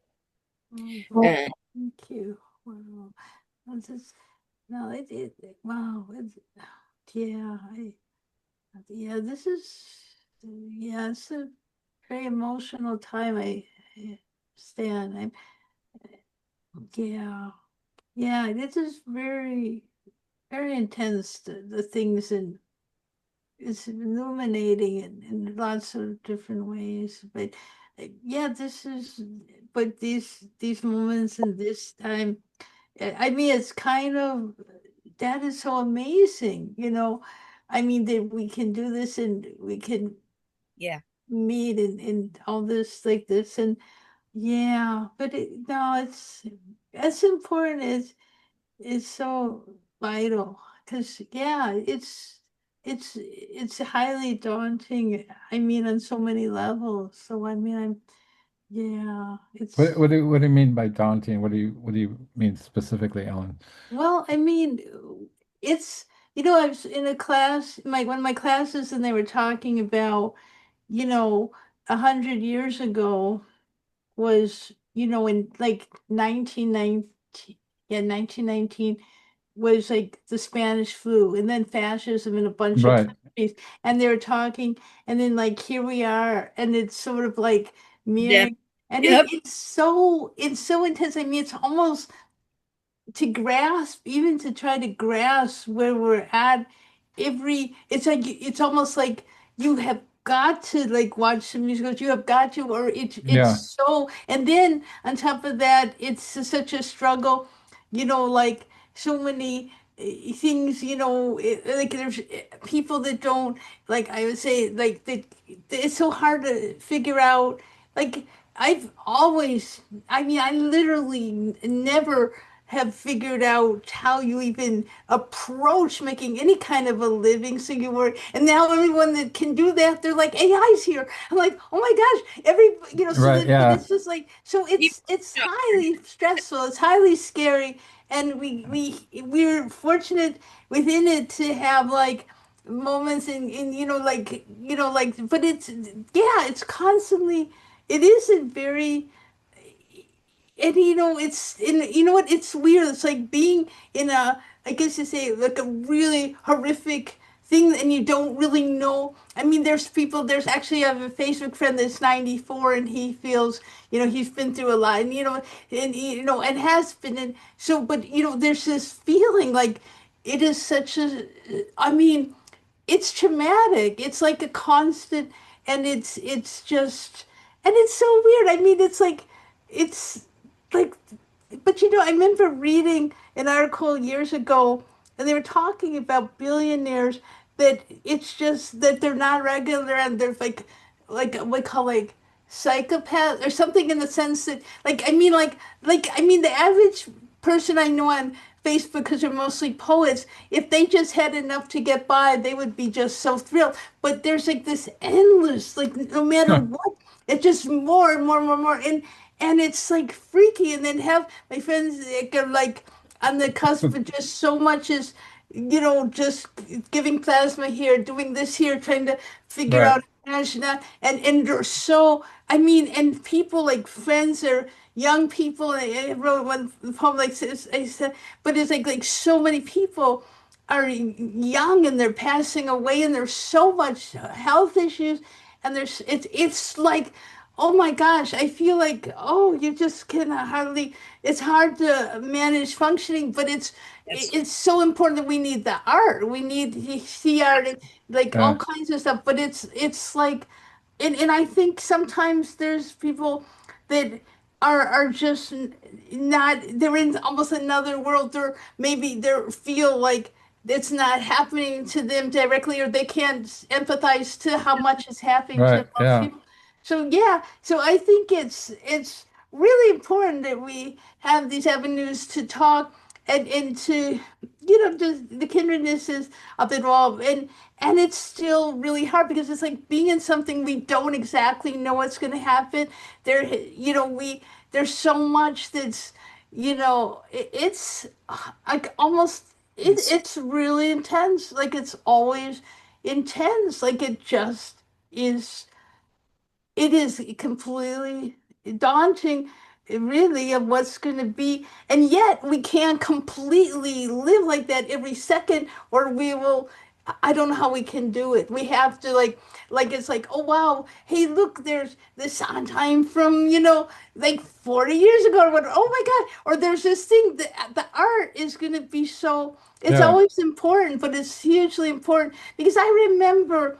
Oh my gosh, like in time like I would spend like I would be watching MSNBC like as many hours as you can think. I was just glued to it. Or like, yeah, oh my God, is it like it was like, oh my gosh, and like and this was like even a few years ago. I can't believe it. Like in a way you can't hardly believe how many I mean, like by the time and like you think like, wow, this has been many years. Like it's a totally different life, you yeah, know, it totally but it and it's so painful because it seems like so unnecessary. It really could be there's this whole other thing, but there's so yeah, I mean, so these kind of, these wonderful hours and these wonderful different things and it's so healthy. It's so healthy and important yeah, because it's kind of just it's so terrifying, but there's also this beauty in everything too because there is so much. It's just like, but wow. I mean, it's really, really, at least I think, we're all similar in age, like maybe a few years. This is really something to be in and with everything. Yeah, it's a real intense and being sensitive. I think we all are extremely empathetic, sensitive. So it Yep. just, whoa. So it's hard to fathom, and yet it is no like like it. Who know? I mean, it's really, really intense. It's like a roller coaster that one, just like, and I'm scared of height. I mean, it's just like but yeah, it's so I think like that we're having this. It's beautiful. I mean, that it's important to have this kind of moments because it's just so baffling why, and then and how we feel we're not alone and how other people they're not alone. So everyone's commiserating with somebody, but wow, it's just whoa. I mean, it is some wow. I mean, like yeah, so yeah. No, I yeah, feel for yeah, because it's this. I mean, it's hard to believe. Like you'd be this, oh my God, and this happened, and this and this and this. Like you just become spinning Yep. out. It's really important to have different arts and stuff, especially the arts, like music and different stuff. There's something so emotional to it, and just so Mm.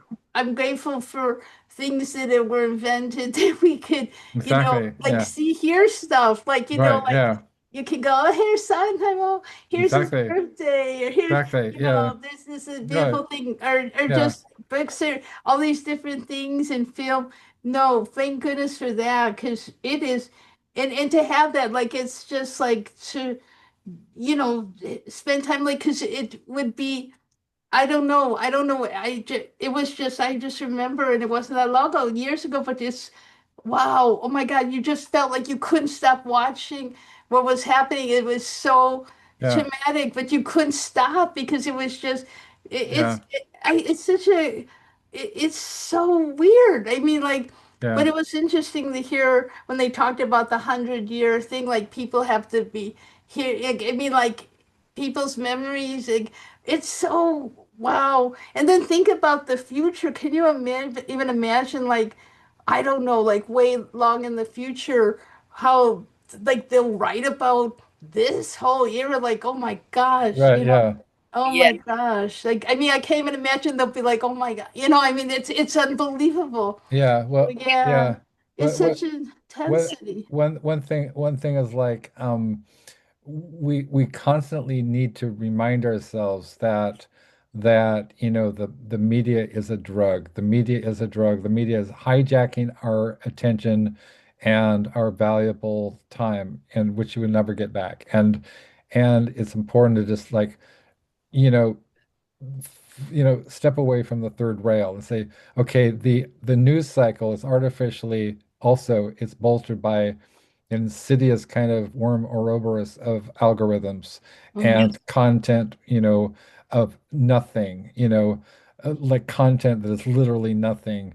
smoke, And uh, distraction. it's right. It's like whatever circa et panem, and also the fact that that you know just to name it, murderous murder. I mean, this is they always talk about the left in they project things on the left, Yeah, like a cabal of sadistic, pedophiliac murderers, with unlimited resources have hijacked the federal government. And so they yeah. are trying to misdirect through committing atrocities and to never forget that they're covering up for the Covering people. up atrocities with atrocities. Right. And so with, and so that the antidote is not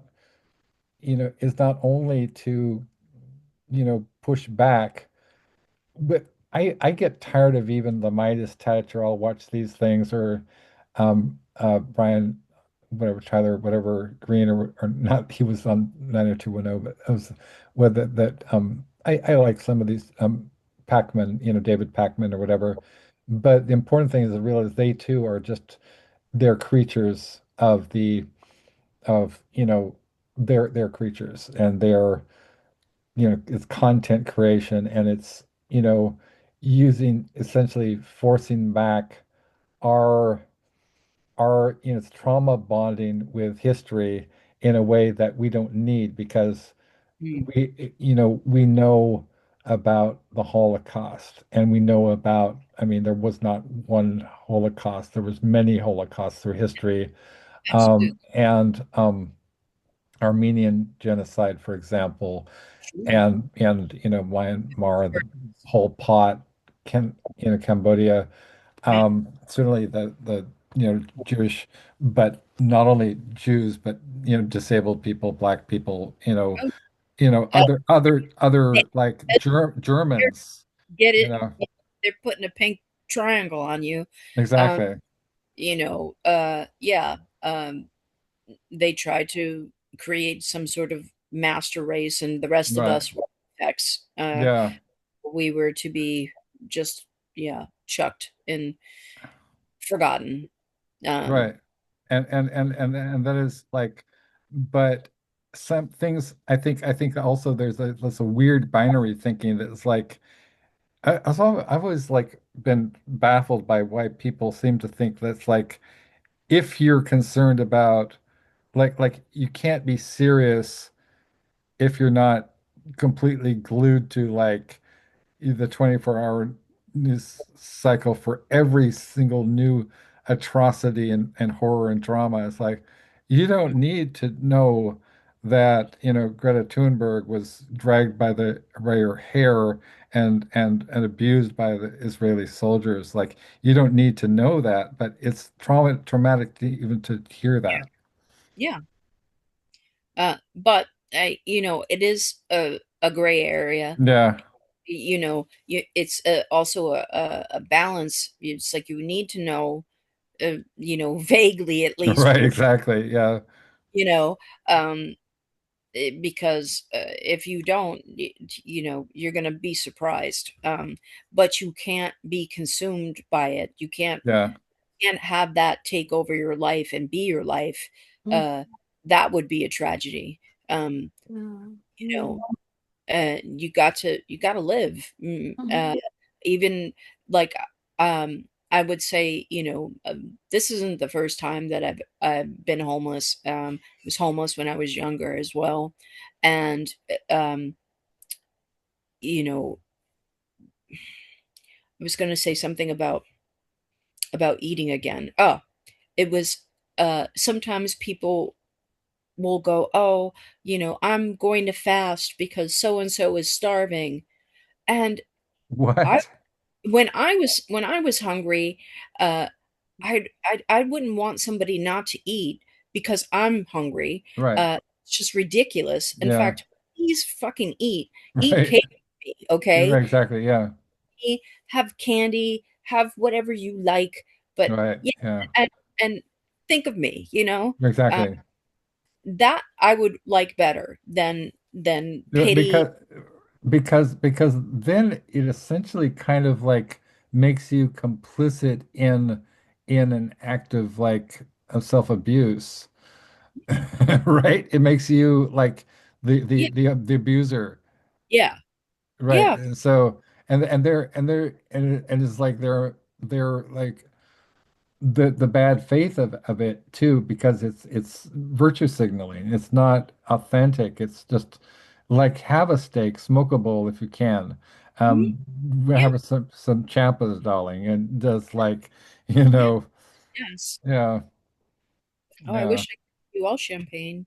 Yeah, Champa's done. So ab fab. Can we talk about ab fab a little bit? Because, Sure. like I was like I had a friend, Denise Gross, who she's this just like really like a big black lady, and she was kind of like she'd gone to Mount Holyoke, and we were in graduate school together at Carson and Dominguez Hills. But she was able to like switch registers. So, we'd be in our car and she'd be all of a sudden she'd be like to go from being we're talking about very theory and whatever, and she'd be like, yeah, and then she would just instantly like almost before people, the lights would change, she'd be like, motherfucker. She's just like, I was like, holy shit, because it's LA. Road Mm. rage is a thing. And I was like, oh my God, I'm the white guy. I'm gonna, when the bullets start to fly, whatever. But so what does this have to do with anything? So because it's probably I'm trying to get You were bringing up Bab. about AbFab. Okay, yeah. So I remember very distinctly that she and I were actually she was the one who turned me on to AbFab, and immediately I was like, "What?" I was asking Ellen if she likes AbFab. Yeah. I don't know what is it. Well, I don't It was really know. It's uh, a television show written by Jennifer Saunders of French and Saunders. They oh, were a comedy troupe, a British comedy troupe, uh, oh, and um, Joanna Lumley and Jennifer Saunders made this very funny, hilarious show about you know these people working in for the 1%, these very wealthy people, and they're so clueless about so much stuff, and they're constantly smoking and getting high and drinking. She's like, "Oh, darling, look at where's I need champagne or you know, Champas, darling. Yeah. pop." oh my God. And So it's people funny. watch on video or on Yeah, yeah, TV? yeah, yeah. You can totally find. I'm sure you can find a lot of episodes for free and like Tubi or whatever. Yeah, Oh, I never heard of it. I didn't know what exactly, I mean, I figured I would hear, is it's it a what Yeah, it, so good. but, it's oh, so incredibly hip, incredibly hip. oh, They'd have like guest stars like who's that I mean like really famous, British Lulu, rock stars. Lulu. Uh, Lulu, yeah. They had um, they had Marianne Faithfull, I think, one time. Yeah. I mean, oh, people wanted to be on this show because it Yeah. was wow. Is you know it? is it still on, or was it on for a certain time? It Or was that they've resurrected. They've made two movies, which are oh Yeah, my both God. hilarious and brilliant, and it's genius Oh, writing. It's yeah. oh, absolutely, you will love it, Ellen. I'm telling you, man, it's oh. perfect. It's perfect. It really makes fun of because it's also, it's also like very The deceptive because when you realize it's almost like magical realism because the char if you kind of do the math on the age of the characters, they couldn't possibly have been the same characters in the 1960s. So they do almost like time travel stuff, and Oh, and it's really so the main character Jennifer, was it Saunders, uh, uh, uh, oh God, it's not Edie, yes, I think it is, and you know, Eddie. yeah, Eddie, yeah, and her daughter is a kind of a sort of Asian whatever Anglo Indian woman, and so she is I you know mean, or, what the daughter in Absolutely Fab. the daughter in AbFab, yeah, who's always rolling her eyes and just disgusted with her.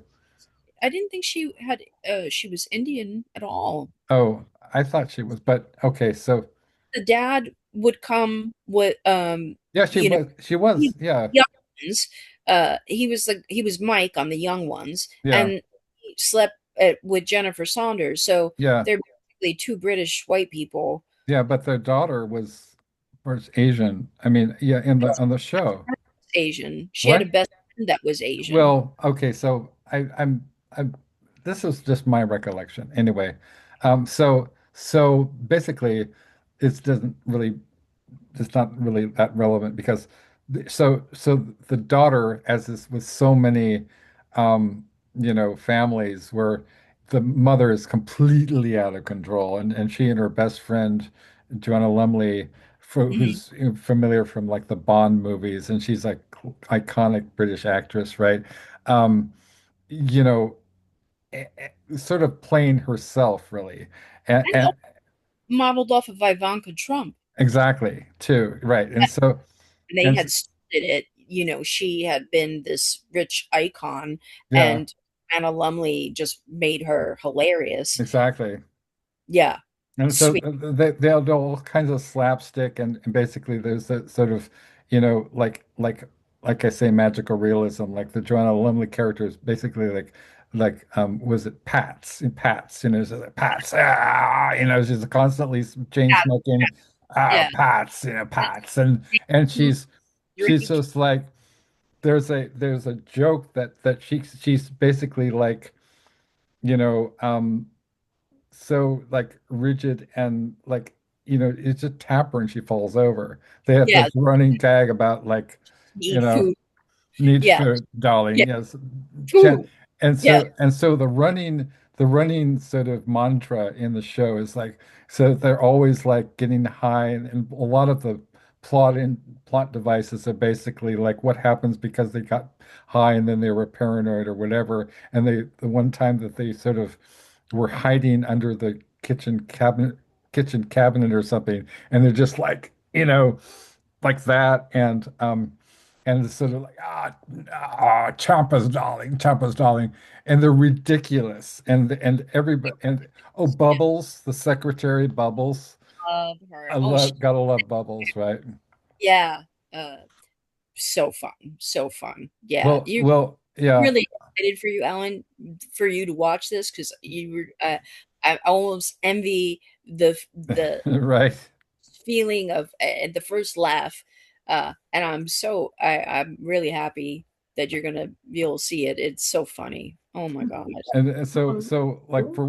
one Halloween, I was telling Denise, I don't know, I because she was turned me on to them, and then I was like, I want to go as Pats, and she was willing to do the whole thing, but I was like, I would have totally done it too, I mean that would have been incredible, like because I smoked at the time.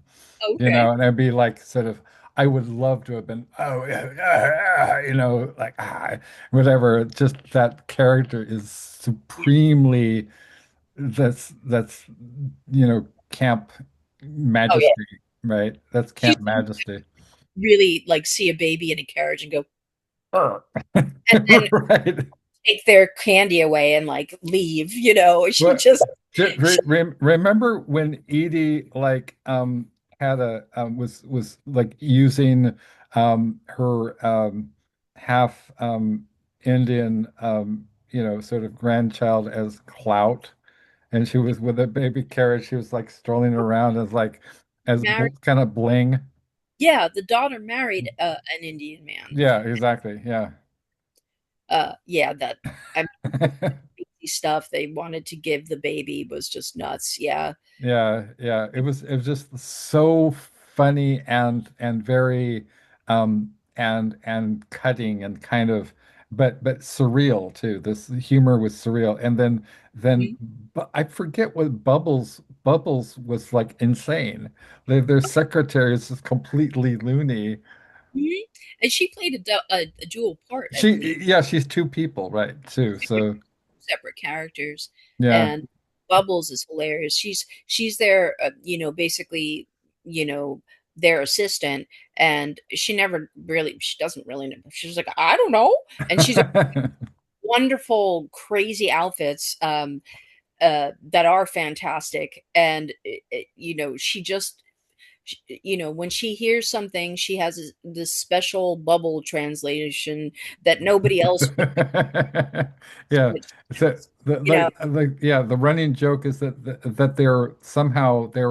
they work in the fashion industry, which is also a reflection of the fashion industry in itself because they're such rank incompetence. They're constantly high. They have no idea, but their taste is they are tastemakers. yes. And this just shows another movie which I would recommend to both of you. It's called Rabbit. Now, it's not the Dave Cronenberg movie, it's the Soska sisters remake of the Cronenberg film, which is a complete like savage takedown of the fashion industry. Up And and and down. and the one of the first scenes is almost like Austin Powers meets, Cronenberg, whatever. They literally have a character named William S. Burroughs in the movie, so they're hip, right? And and so there's this fashion magnet in the movie. It's sort of like The Devil Wears Prada, written by Burroughs, with Cronenberg. It's literally based on the Cronenberg film, and so there's this fashion magnet, and he's presenting the new line, Schadenfreude. It just you gotta. What was the other movie with Ben Stiller, right? Zoolander. It's sort of like a little bit of Zoolander. It's Mhm. very camp. It's very Yep. hip. It's as and Rabbit, I mean, the original Cronenberg film is just one of my favorites. It's like with Marilyn Chambers, who was Yeah.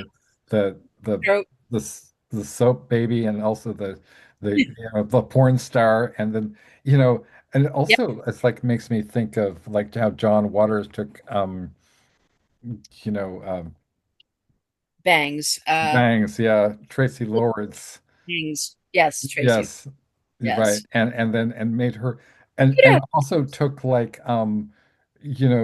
Patty Hearst and made her is John used to go like to trials, and he would make his parents take him to trials, and he'd be sit there and he'd be just like a little kid and be like, I love John Waters, man. I mean, I wrote a movie a couple of years ago called Taco Hell, which was actually inspired by Pickles, because poor Pickles has had to work for Taco Bell for, um, ages now. And and also, my friend, well, not really now so much, but Carrie Crum wrote this incredible kind of auto fiction uh, about her and this friend of hers shooting up in a Taco Bell restroom, and it is hilarious, scabrous, terrifying, brilliant, funny, and sad at all at the same time because it's real junky logic. Yeah.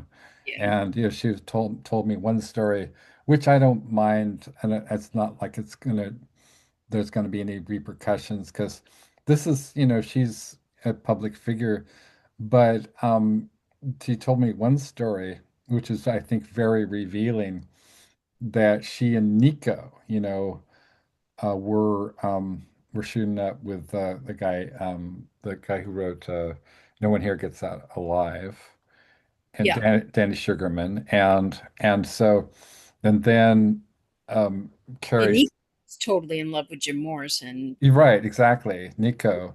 exactly, you're right, and also Nico played with Bauhaus too. They did some gigs with Bauhaus. So cool. I didn't realize that. It's actually, you can actually find it on they did Waiting for the Man. So right, so it's an ultimate, right? Yeah. So this is a really, really weird story. Okay, so Carrie and Nico are shooting a slamming heroin and Mhm. with Danny Sugarman, and then afterwards, uh Danny and Nico are speaking in French, and Mhm. they keep looking at her, and she's like, afterwards, she's like, "What are you Hell. guys even talking about?" And then Danny Sugarman says, "Well, Nika's this is just so creepy and funny too, and creepy." And it's like Nika said, "She looks like a young boy." And like, so this is like creepy on several levels. Mhm. And then the next day, they were at, I don't know, the whiskey or something, and Nika was doing some Velvet songs or whatever, and she said, "This one is for Carrie," and she says, "I'm going to sing Femme Fatale now." So yeah, it was just like she goes from like objectifying her in an incredibly creepy way. She is Yes. like a young boy to calling her out and dedicating Femme Fatale to her, which is another like weird. And so I am obsessed with Nico. Like, I think Nico is so fascinating for so many reasons and so important, such an important artist, but weird, incredible weirdo, Oh you know? yeah. Oh yeah. Uh, yeah. I mean, Frozen Warnings. Right. Yeah. It's so haunting, and then Yeah. it also kind of predicts her death in a way. Yeah. And um, Um, I remember her talking about, continually being a junkie and yeah. wanting to lose her looks, and she was glad. She Yeah. just she didn't want to be that beautiful anymore, and she didn't want to deal with the crap that came with that. Right. You which is sad. It's like she couldn't just be what she was. Right. Uh, but I understand, like, she just wanted to be an artist, you know. She didn't want to be a model. She wanted to be a real artist. Yeah. Uh, but she was so beautiful that people were just stunned just by the way she looked, you know. Um,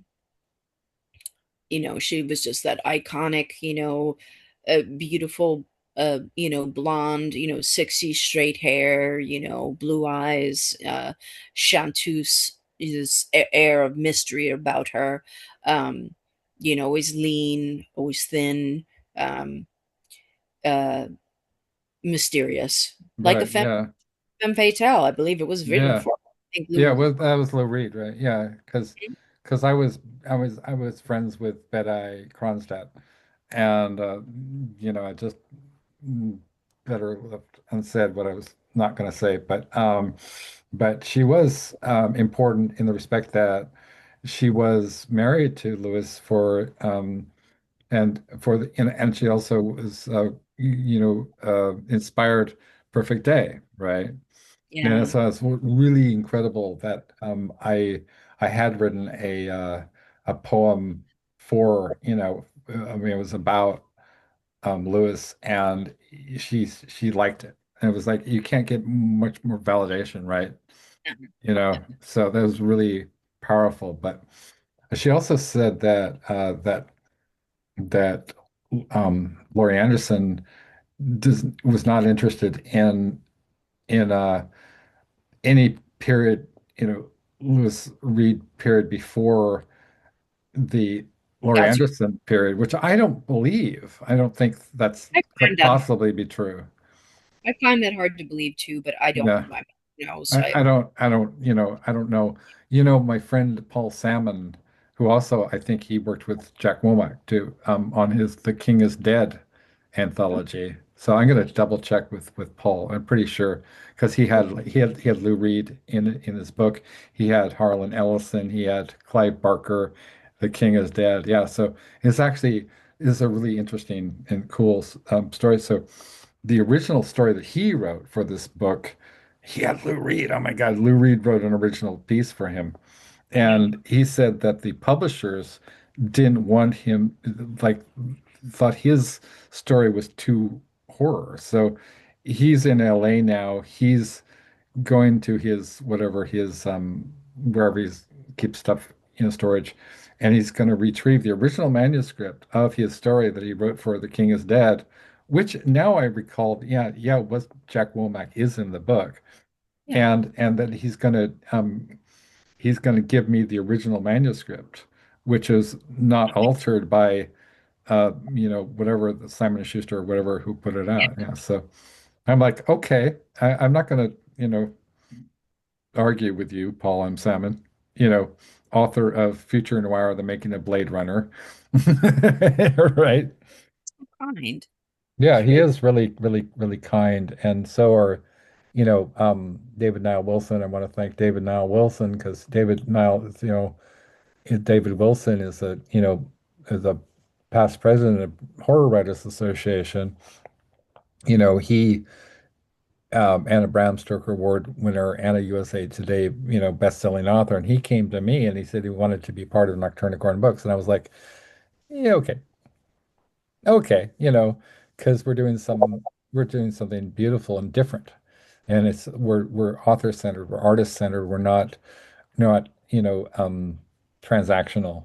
I mean, like I can't imagine a sort of a version of me who would. Yeah, I mean, there's nothing monetized about these interviews, conversations, whatever, chats. I'm not making any money. We don't have a really big audience. But we get, people who want to be part of our world because we treat them like, I mean, we don't treat them like we care. We care about Caitlin R. Kiernan. Shout out to my friend and to Billy Martin. You're beautiful, and I hope that, things get better for you, and all of you. So all of us, because, we're just the toxicity, right? The just like being trauma bonding with monsters. That's a title. I think that mm, trauma bonding with monsters. mm, I need to write that story or whatever yeah, or essay. Monsters creates this per perpetual state of hypervigilance and anxiety and internalized dread, like we're yeah. living within, the pit and the pendulum or something. We're just, Mhm. you know, I and actually used that example like a few days ago, where I said I wow, feel like I'm on the slab and it's yeah, the pendulum, and it's just exactly, don't know if I'm going to it's going to stop in time or yeah. it's going to cut me in half. And You it's know, and it's not like Frankenfurter saying, "Why don't you come up to the lab and see what's on the slab?" You know, exactly. it's just Not like you would be like, okay, okay, it's yeah. Frankie. Hmm. It's Oh, it. Yeah, going. Yeah, we went. Did you, are any of you Rocky Horror heads? Did you go and dress up and I didn't dress up, but Ellen, did you ever like get into that at all, or Hmm.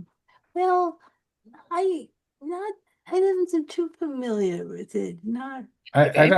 I don't see you as, I mean, you're your own like universe. So I mean, people will be, there's going to be the Ellen may be musical, the Ellen may be whatever. And so people, you know, I think you're an original creator, and you are as, you know, like as a sort of a source, you know, as opposed to like people copying something or being wanting to be part of a cult scene. I think it's very different. You know, we're serious artists and we're Yeah. doing something original. So Mhm. yeah, yeah, yeah, yeah, it's great. But I love Frankie, and I love the everything about that film. I love the phenomena. I love the fact that it emancipated so many people who see. I mean, I certainly saw myself like I was like 17 and I was like, that is, I don't know what that is, but it's like fabulous. It's just sort of like, oh my God, yeah, baby, you know, yeah, baby, yeah, you know. I don't know what and I thought it was fabulous. I mean, I got I had the London original London uh you know Cast recording. cast recording and the film, and I had the recording of Shock Treatment, and I Oh, would just like play it over and over and over and over again. I would write and write, and I would play like for hours. You know, I'd play the Rocky soundtrack. And I hmm was just like, oh my God. You know the line like I which is in the the the the London cast performance and not in the movie where but you know um the line about the sonic transducer, which is just hilarious. It also makes me think of the like Hawkwind, which hmm was exactly contemporary at the time, right? Silver Machine and the Sonic, you know, whatever. The whole concept of like the Sonic transducer. It sounds like something terrible and lovely, you know. Yeah. Like and Lemmy had that song Orgasmatron too, right? And which is the same exact sort of, you know, conceptual. Yeah.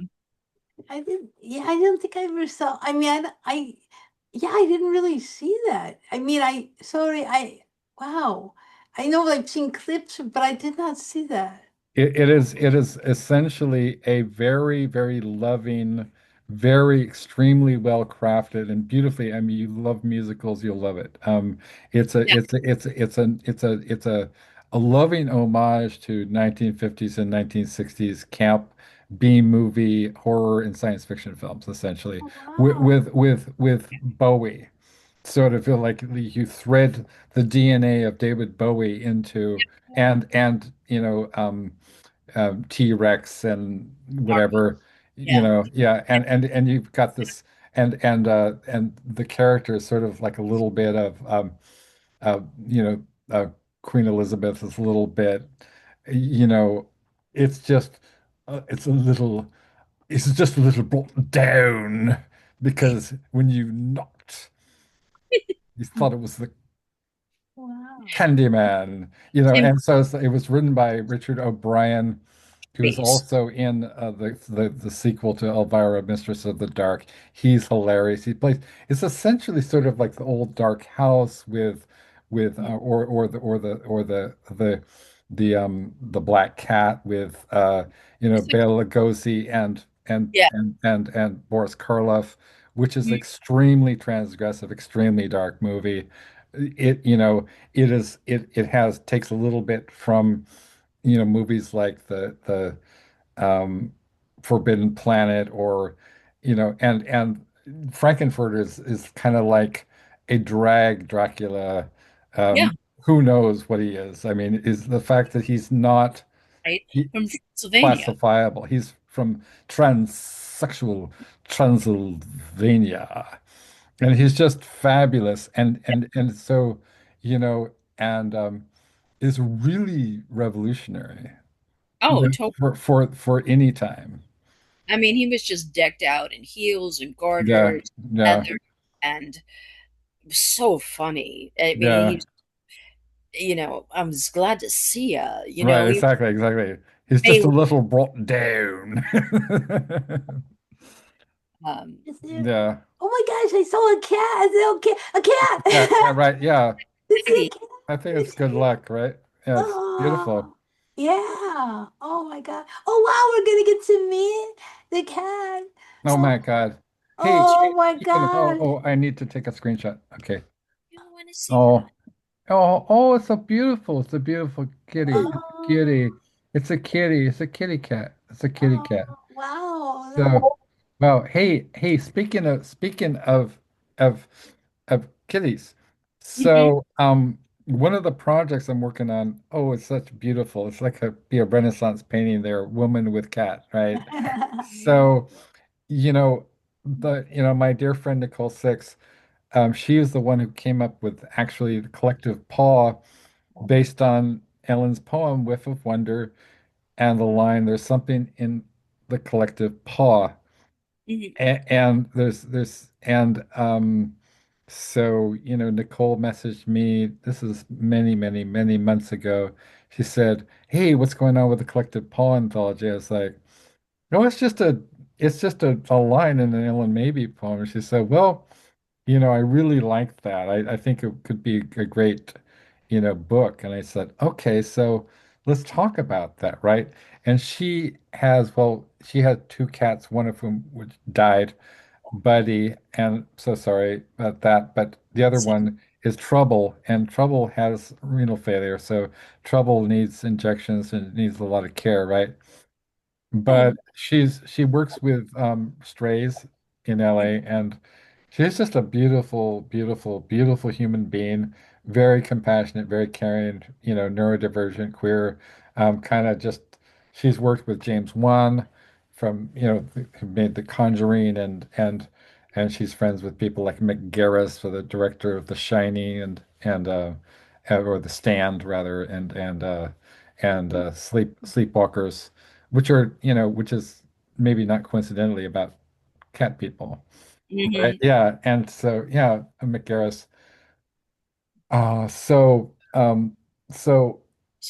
I've been trying to, like, I'm gonna reboot it, like I'm rebooting the Bauhaus book, and I would love to have you on board, Tricia. It's talking about basically it's animal rights anthology and sort of to benefit animal rights Love it. groups, you know, Uh, and it's really about a kind of, I think all of my books are about one thing, mm, which is sort of providing a joyous alternative.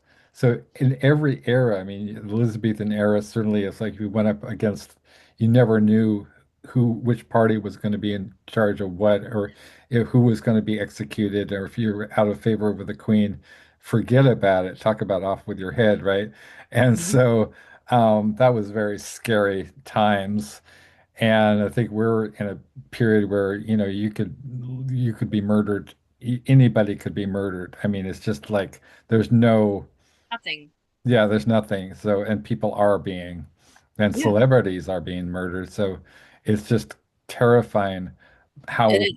However, however, we have the world of animals, and I was just kind of felt that through Ellen's beautiful words, that there's somehow that the animals are kind of also want to be part of it. They want to be part of what we're doing, and they're, they know, right? They know that, animals are just our constant joy. And I think they're saying kind of like, hey, what about us? What about us? What the hell? What the hell, people? Yeah. So you hear that? mhm. Yeah, so yeah, well, so It's and Magrathea, as yeah, she's read, which I named after Douglas Adams' Magrathea, The Hitchhiker's Guide from the of Galaxy. course, of course, of course you did, I because call it yes, Maggie, Magpie. because yes, because I knew we were gonna, I mean, I knew we were gonna be friends, like just within minutes. But when I brought up, okay, guess what I'm going to talk about, which movie I'm going to talk about. Thanks for all the fish. Well, no, no, films. Oh, I was thinking a fish called Wanda for whatever Well, reason. that works too, but um, Okay. You mean by Douglas Adams? no, I mean films that we were discussing. There was one particular film that I used as a kind of a litmus test for friends. That have you Okay. seen? Is it um oh God, is it a one name one like No, with his no. I mean, I'm not going to have to make you guess. big Well, it contains the sodomy song, okay, and it's Wait, hair? the Is it sodomy hair? song. Is um it, What? is it hair? No, I would say no. It's not hair. Does that have sodomy in it, or here It, are you talking about a Monty Python, right? well, I'm talking about Meet the Feebles. Oh, Meet the Feebles, duh. Yes, yes, so Right. right, yeah. So I oh, was just like, oh, Ellen was saying, "Is it hair?" And I was sort of like, "Oh my God, Oh, I've never seen hair, but it sounds wow, that sounds you think it, oh, it's so powerful. It's so powerful. And Milos Forman directed and Treat Williams. Oh, oh it's my gosh, a powerful musical based on, that it was a play like for a long time. Yeah. Oh yeah. Oh yeah. It may have it hits. Yeah, it may have that song. But what did you say? Meet the what? it's Feebles. called okay. So Meet the Feebles, and it's Oh, early Peter Jackson. It's oh, so oh, people don't. I think that there's a whole generation of people who don't know that Peter Jackson is actually a horror guy. Yeah. And his first four movies, five movies, six movies were all horror films. And they're like the most disturbing, extreme, oh, hilarious, just like Yeah. you just die laughing. You just be like you oh. just it's like For the Lord. Yeah. shuddering with laughter, just like gasping like a fish. Oh, Yeah. oh, So wow. much fun.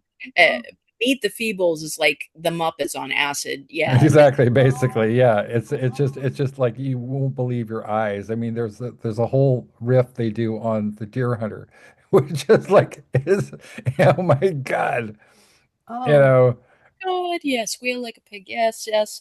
yes. Uh, yeah, it is. I haven't watched it. I haven't seen it actually over 20 years. I need to give it another viewing because it's just so funny and good. Yeah.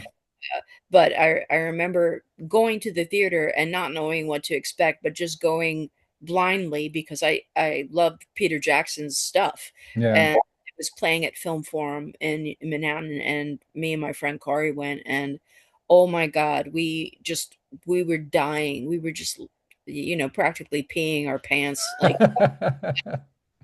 because we didn't expect that. We didn't expect what it was, and we were And just in so in surprised.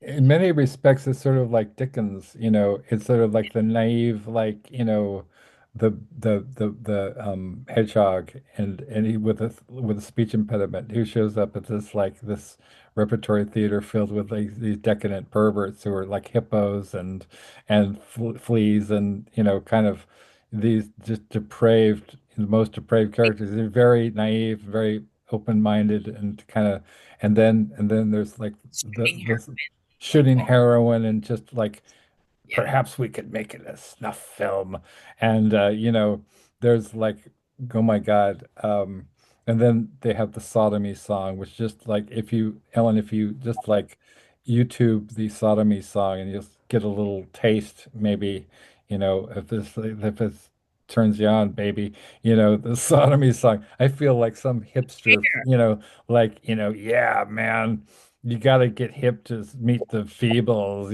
It's just like it's the thing, baby.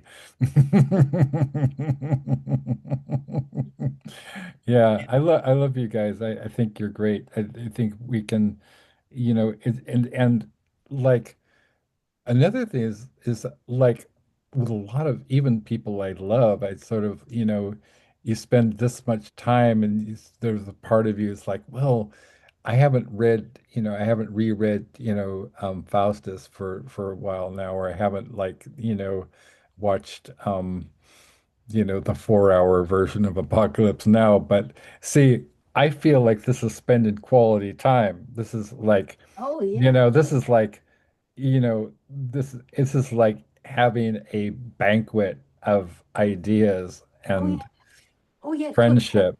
Oh, I'm sorry. I just was thinking, is it okay? I was at point. I was thinking, I think I would love to see Tricia nominated. I mean, I nominated to receive a Posy Award.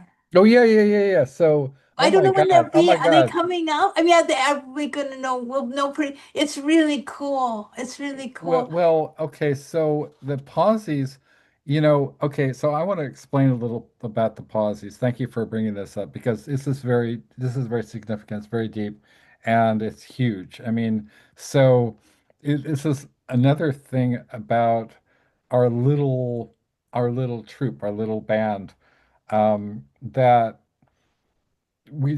I don't edit, I mean, I'll try to edit the Wendy thing, but I don't impose any kind of structure. What? Pod verite, as Pod in so verite. Yeah, this is pod verite.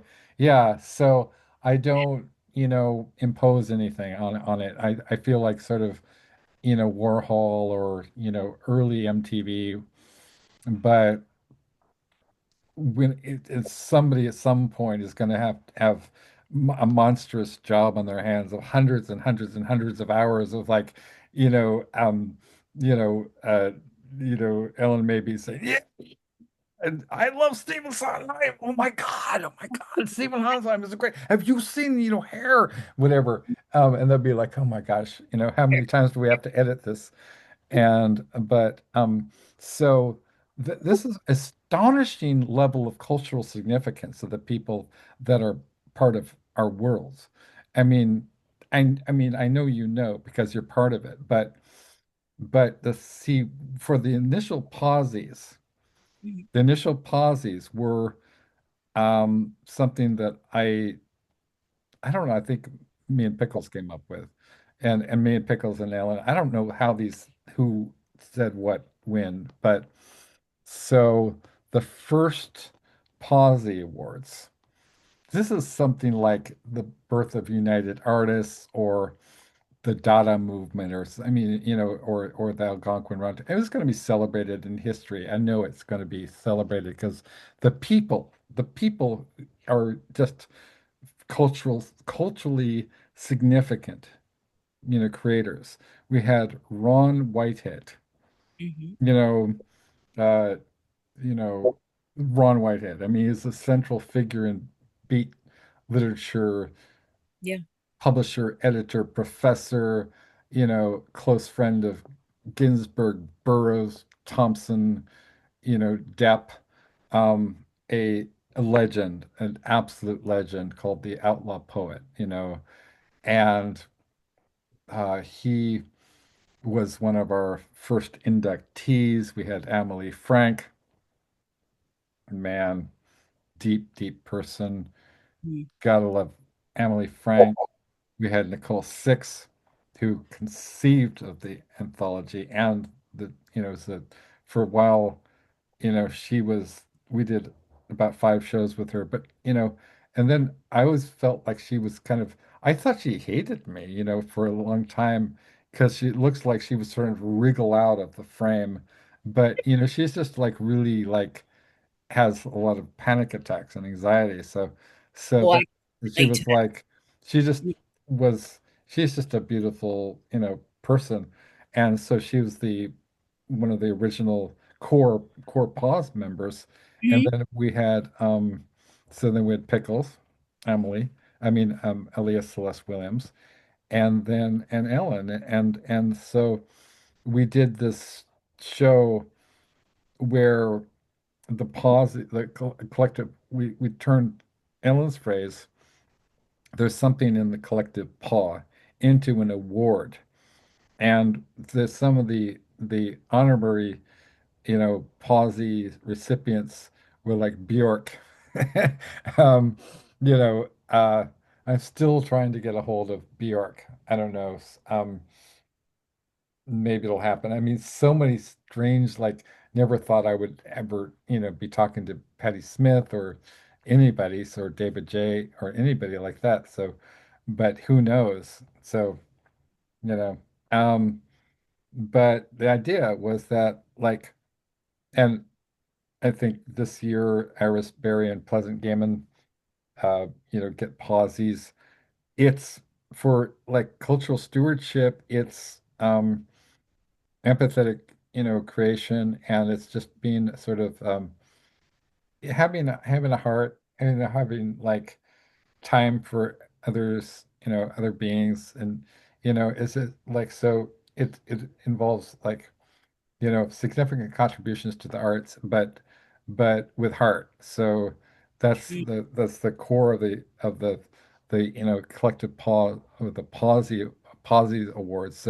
So I guess we're I'm sure we'll have you back, um, Tricia, but I can say, you're not just nominated, you're a recipient, and so I mean, so we would do the kind of official formal thing, but so on behalf of Collective Paw and the Nocturnicorn Books, in recognition of your years of significant contributions to the arts and to, your generous spirit and kindness, promoting, fellowship among beings, so I'd like to bestow upon you the uh, the the a Pawsey, a collective Paw Award for 2026. Yay. I'm truly honored and touched. Thank you so very You're much. very, very welcome, my dear. So I could like I don't know how you guys feel. I could do like more like 20 minutes so we could kind of wrap things up so people Yes. can eat and whatever and Yeah, yeah. it's heading to the witching hour here. Yeah, this is okay, yes. Yes, darling, the witching hour. Yes, yes. Witching hour. The witching hour. Yes. What witchery shall we perform now? Oh my. Yes, the witching hour. Yes. Very Yes. good. I'm sorry, it just went off there. What witchery? Mhm.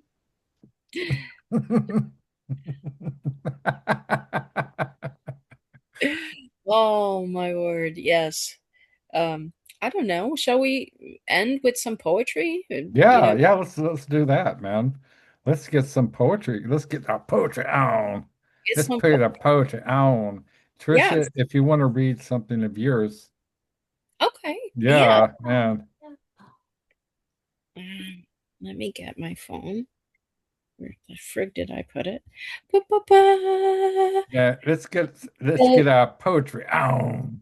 Let's get the poetry on. Yeah. I wish we had some like music or whatever. It never works with, my low level of production, but I think we should like have some James Brown, Ah, like little funky president or whatever, Let's get our poetry on. yeah. All right. So I'm opening this so I can read. And okay. Alrighty. Mhm. He's just a little bit down. Sorry. Let's see. It's like lack of sleep and mm, Let's see. just a little bit down. Shall I pick? So, what shall I pick for that? Oh my goodness. Chicken not stirred.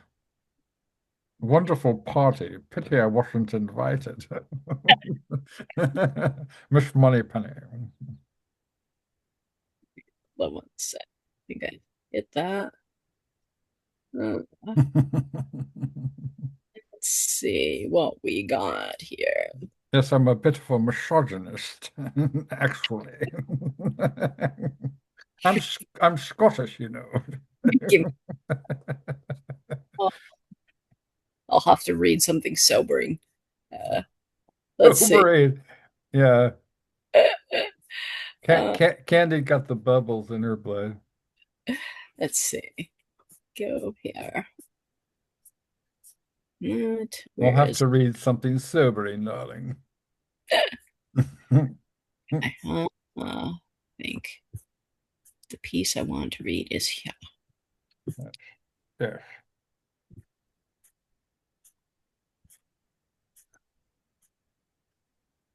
Mm, okay. Well, I can't find the piece that I wanted to read, but I'll read this one instead.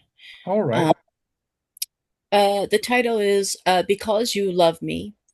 I don't feel the teeth at my heels. I levitate on their hate, and you kiss me while I hover. It took me a few minutes to realize that I was praying. My hands knotted beneath my nose, staring at the candle flame. I saw the dog at the post office. He was standing next to a woman. He was an inky giant, his head near her shoulder, so dark he was a smear against the light. I could not see through him. I turned again, quickly sure to make sure I had really seen him. And when I turned this time, I saw only the dog, but no woman. And I turned back after a beat, and there was only the woman. And maybe the light was playing tricks on me. And maybe I had finally lost my mind. Maybe that's why I hadn't written. But I had asked for this visions. I wanted to be connected to the big everything again. I ignored the dog wolf. I wondered if I should talk to the woman. Instead, I slipped my salmon colored slip beneath the bulletproof glass and waited for the package. Two pair of lacy underwear sent from Israel. I was pushed a step forward by someone who hit me from behind and shook my bag. I immediately turned to wish the offender a good fuck off, but no one was there. Not even near me. The line stared blankly, shifting behind the plastic red rope, which used to be velvet. It felt important standing in a bank when I was a child. Everyone was quiet and dressed as well as they could be. It was like a church, and all the ropes were velvet. I ran my hands up and down them as if they were exotic pets. My fingers picked at any seams. I ran my hand one way and saw a dark smear, and then the other, only to see it brightly shimmer. This plastic rope hung like a huge sausage. It had no style. The people behind it did not seem to see anything odd, and no one had noticed I had gone mad. Oh yeah. Oh yeah. Oh yeah, man. Oh, the kind of a Stevie Smithness of it, you know. There's just like and the surreal dog. Yeah, I just love that. I love that, Patricia. I mean, I just think that's sort of like magical realism. It's a little it's neat. It's neat. Thank Yeah. you. Yeah. The last line is just like brings it home. Just foop. Yeah. Mm, Yeah. Yeah. Yeah, it works so powerful. Wow. It's and you read it so beautifully too. It's called yeah. So yeah. that means a lot, Ellen. Thank you. Really. I feel so good being here with you both and being able to read and you guys listen, and I feel heard and seen, and thank you. Um, I hear and see you too, and it's wonderful. It's a really just a beautiful gift, and thank you, Candy, for bringing me in. You're And welcome. Yes. because really, I was just feeling like an iceberg myself, just slowly drifting, um, melting away. Mhm. Uh, this makes me feel like I have some life again. Some. Yeah, well, yeah, you definitely seem. I mean, like I love that the piece you did where you performed where you just like it's just like fucking insane psychotic one with in that film with the Blixa et al. And Oh, which yeah, one was it? The Janis Joplin thing, or? No, it was just like this. I don't know. It's just a little piece that you have on YouTube, and it's just like it's just it's great. It's kind of psycho. You just I love that. It's sort of like Juliet Cook, um, Judy Tenuta. It's just it's just aggression, raw violence. Just yeah, yeah. It's cathartic. It's very satisfying. Very fun. I like Little to always have dark humor in there yeah, too. yeah, yeah. Just yeah, I don't want everything just to be doom and gloom, and that's how you get through the darkness with Yeah. laughing. Yeah, You exactly. Yeah. or Ellen will be giggling through the darkness. Yeah, exactly. Yes. Yes. Oh I'm a my cat. God. I'm a This cackler, is a giggler. yeah. Uh, yeah, but I love that giggling through the darkness. That's you. That's you. It's Yeah. beautiful. This is really yeah. Yeah. Um Ellen, I would love for you to read another poem of mine. If like I sent some, some poems I wrote especially for this. Um so I don't know any of them. I don't know. I wrote like two or three, There's, whatever. yeah, the That would thing be is, fantastic. oh yeah, let me see. The thing is the printer, you know, Oh, that's right. Oh, so I okay. see if I have something. Well, here, I mean, there's stuff I have from previous. No, that's fine. Yeah, anything. Uh, I let don't me, mind. um, like, do you have a request from another time of Uh, another visit? Like, I don't really mind just anything, it's good.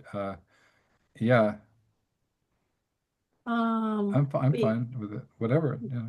okay, because stuff that was printed already that I got. Let me hold on. Let me see. There's no Uh, worries. let me see. Um,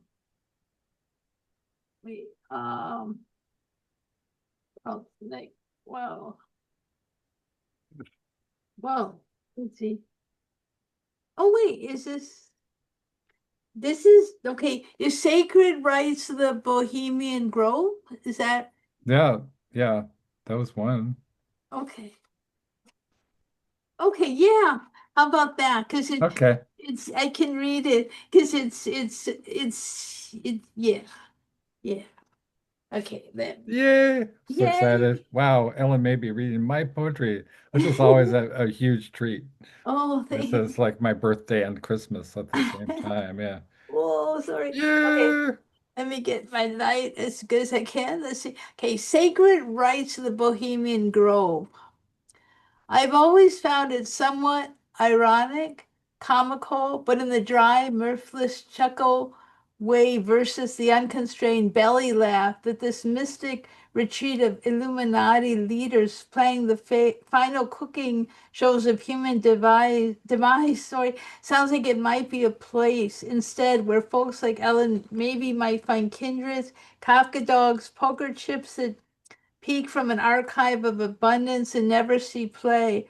Oh, Baudelaire, Patti Smith, Whitman, Rimbaud, so many within the permanent winding sheet of polar dreams, of Arctic sunrise, of electric funeral mask, of Bob Dylan's rainbow-hued astral double. Nice. Thank you. Thank you. Thank you, Ellen, Oh, that's maybe. Oh my nice. gosh. The starts most definitely. Yeah. Wow. Yeah. Wow. I like that last line about Bob Dylan's Astral Double. I don't know. I think that's like Yeah. I wrote that for you, Ellen, and it was part of the anthology, which I don't know. We're still accumulating material, so the Ellen Maybe tribute anthology, Mhm. which this is why the reason why I contacted Pleasant Gaiman in the first place, and she's very graciously agreed to write something for that as well, and now for my book too. So the blurb for Iris. So very happy shout out to Pleasant Gaiman, and oh yeah. So I guess I just because we're just mentioned her, it's just like. Could you like talk a little bit about Pleasant, Ellen? Because because she's certainly like been one of you know the great wonderful matriarchs and curators of our scene, and certainly brought in so many wonderful people.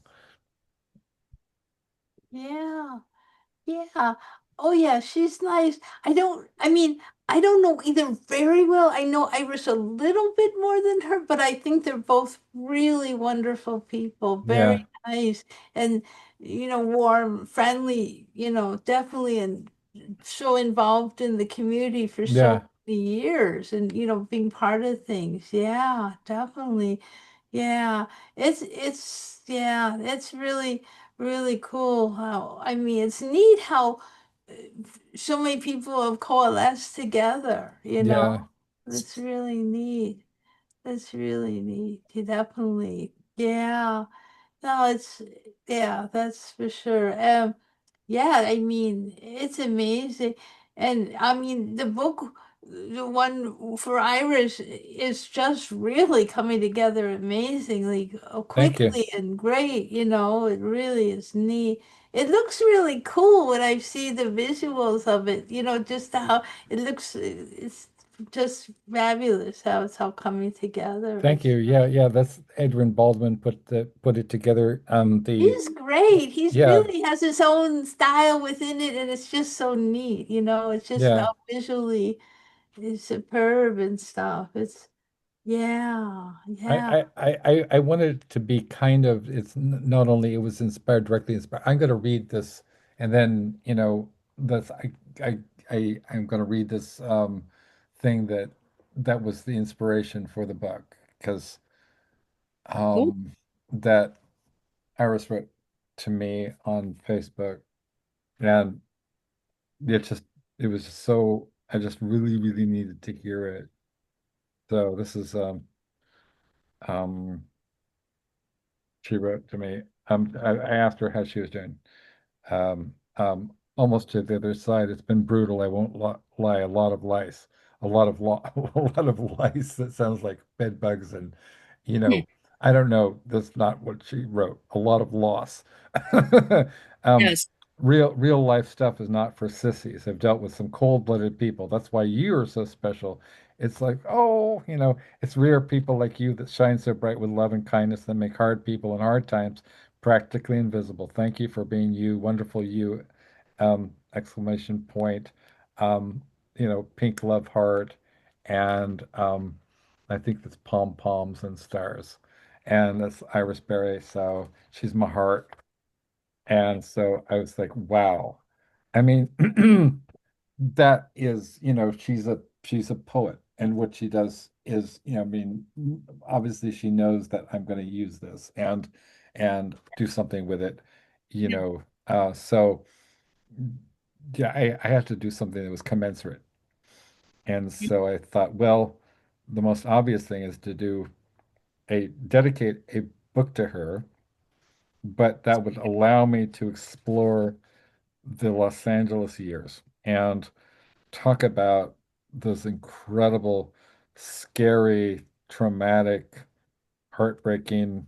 Never thought that I would make it through. I mean, there was just, so much stuff, and I really laid myself bare.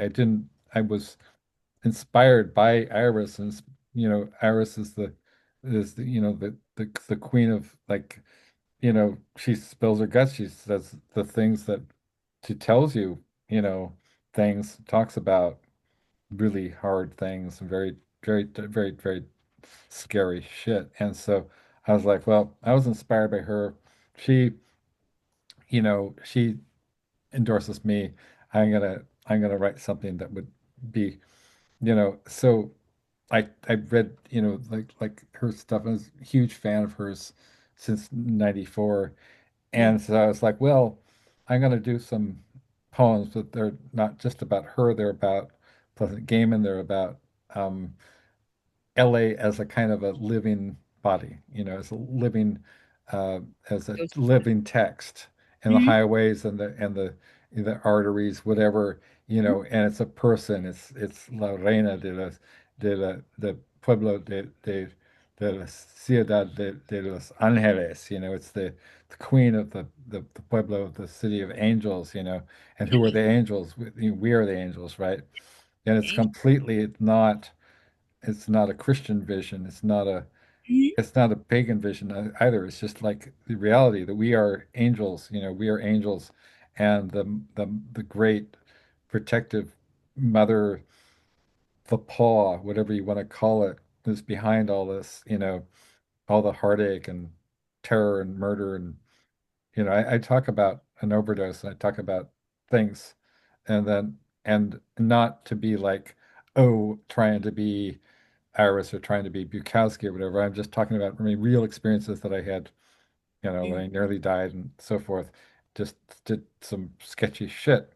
Yeah. And it's like take it and turn it into something and then put it before people. Maybe people might take heart. And it's like the Ellyn's incredible parallel universe, so maybe somebody might, and this is what Nicole Six wrote to me in, some fucked up shit.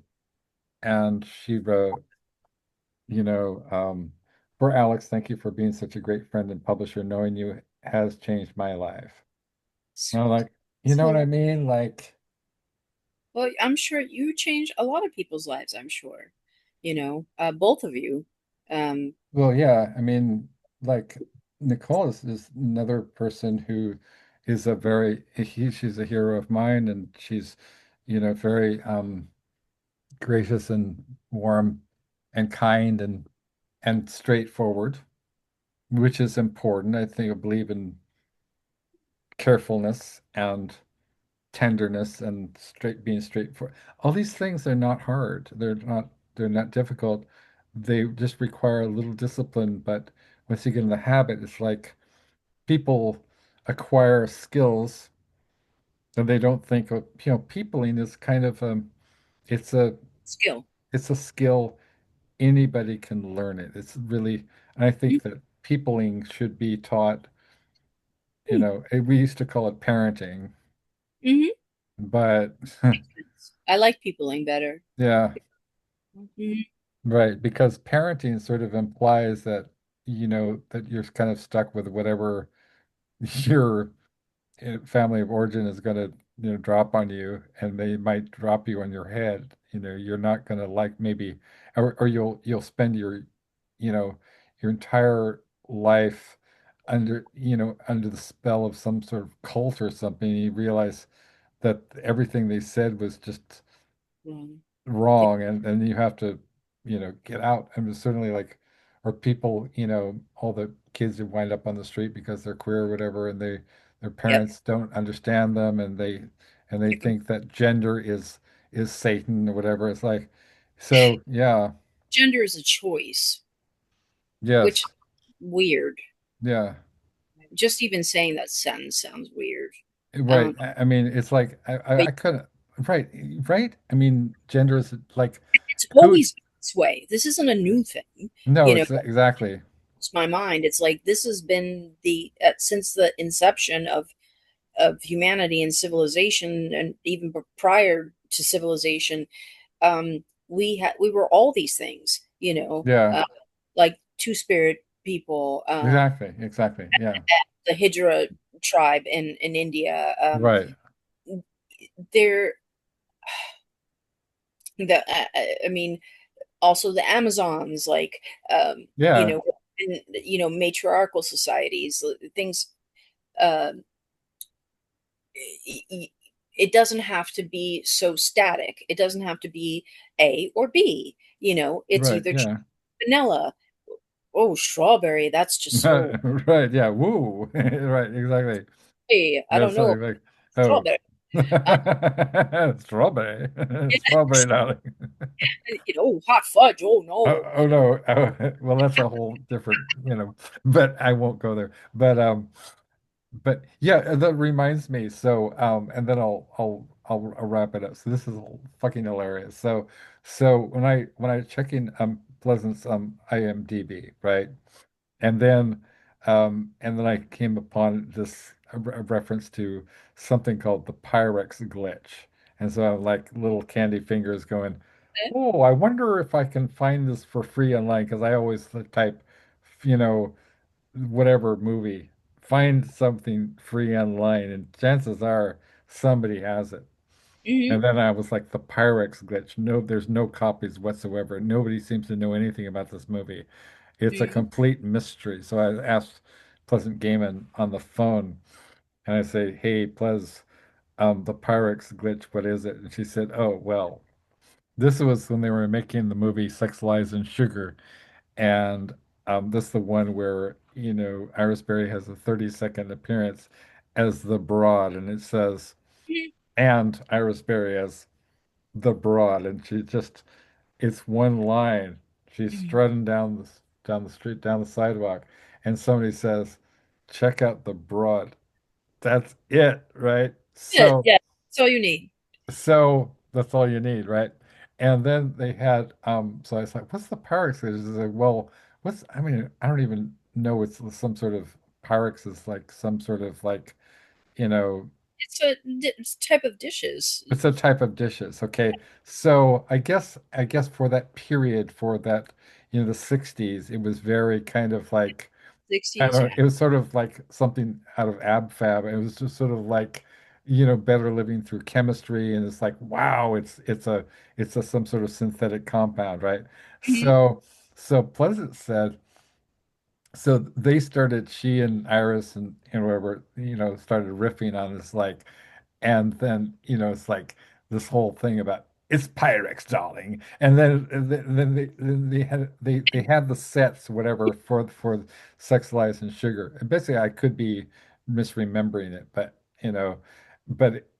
whatever, it was like this really surreal shit, just like they were in a swimming pool or something, or they're, I don't know. And every scene featured, it was basically sort of a like a side project. You have like whatever, I think Bauhaus had like the bumblebees or something. They dressed up as bees. Okay, I'm not even making this up, right? I know. It's The bumblebees. Okay, and no, ladies and gentlemen. So and there was, they must have been high as fuck. It was like the recurring line. It's sort of like, this reminds me of like Monty Python sketch about storage jars, and now storage jars, and it's like wartime and bombs are going off. It's like, and hmm. and this particular variety of storage jar, and so every scene involves some sort of Pyrex cookware, and it's like, well, it's Pyrex, darling. And I said, and the fact that, Understandable. yeah, I just thought it was fabulous, and the fact that Pleasant knew that I would understand where this was coming from, because it's very camp. Hmm. There's so many levels to it, but it's sort of like 1960s sexual politics. Hmm. It's so many things.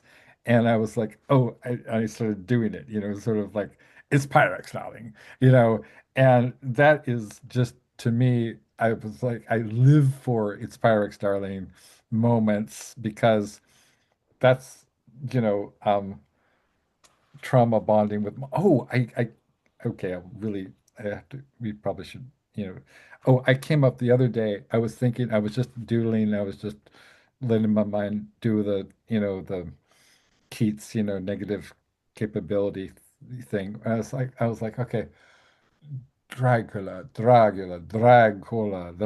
what, okay, so I was like, Dracula, it's a fizzy vampire. It's a drag vampire who's carbonated. And I started, I messaged my two-spirit friend Michael Kobe, and I was like, "Can we write this story?" He said, "Sure." He's always up for. We're practically finished with this, it's called Empress of Hounds and other stories. Then I just keep adding things, and I was like, "Okay, so it's a story about this kind of, AI construct, drag queen, that's a fizzy vampire, and at the end it turns into Jane Mansfield, And that's it's an ambiguous ending. Like Hmm. what? But it's a vampire that's a cola, Okay. and it's fizzy. And then the next story I think is going to be drink the fizz of drag cola. And I looked it up. I was like, is there anybody else has used this premise? Well, there's been drag vampires, there's been drag, there's been queer Dracula, um, but there's never been drag cola in this particular iteration. So I came up with it. Yes. I So yes. and then of course, the satanic rites of drag cola, the scars of drag cola, brides of drag cola, you know. Yes. Yes, it's Pyrex now. I don't know. So I live for this stuff. I mean, like the story that I wrote about Nico, and it's kind of basically so it's called Vam Pussy, and so like this I was became obsessed with the legend of Nico and the fact that she died in a bizarre bicycling accident on the Spanish island of Ibiza. I was sort of like, what could I combine some stuff? Could I do some Lovecraft in there? And I found out that this Spanish island was actually dedicated to the goddess, pagan goddess Tanit. And I was like, wow, who's known for fertility and stuff. And I was like, Mhm. isn't it interesting? You have Nico, and I sort of made up and I combined stuff from the movie, 8 millimeter. And it was just I had these Warhol fetishes. And it was basically so it was a very kind of a the Andy Warhol's Dracula kind of concept where you know um so this vampire bat from another dimension, which is kind of a Lovecraft thing, Mhm. sort of becomes sort of symbiotically attached to Nico's pussy, and then it transforms and it is sort of like the Bradley the buyer in Naked Lunch is sort of like you seem to have in some unspeakable way, you know, um, something this district supervisor, and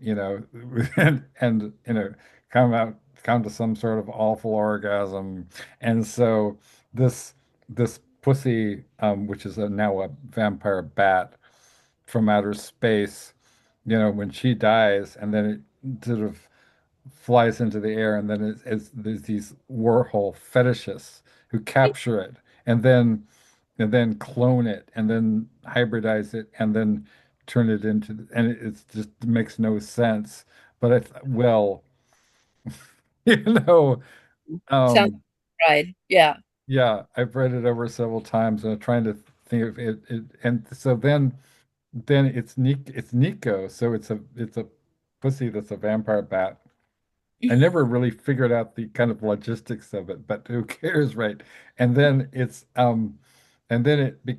goes on tour. It puts out another album. It's like the greatest hits of Nico, but it's a vagina, and it's a bat too.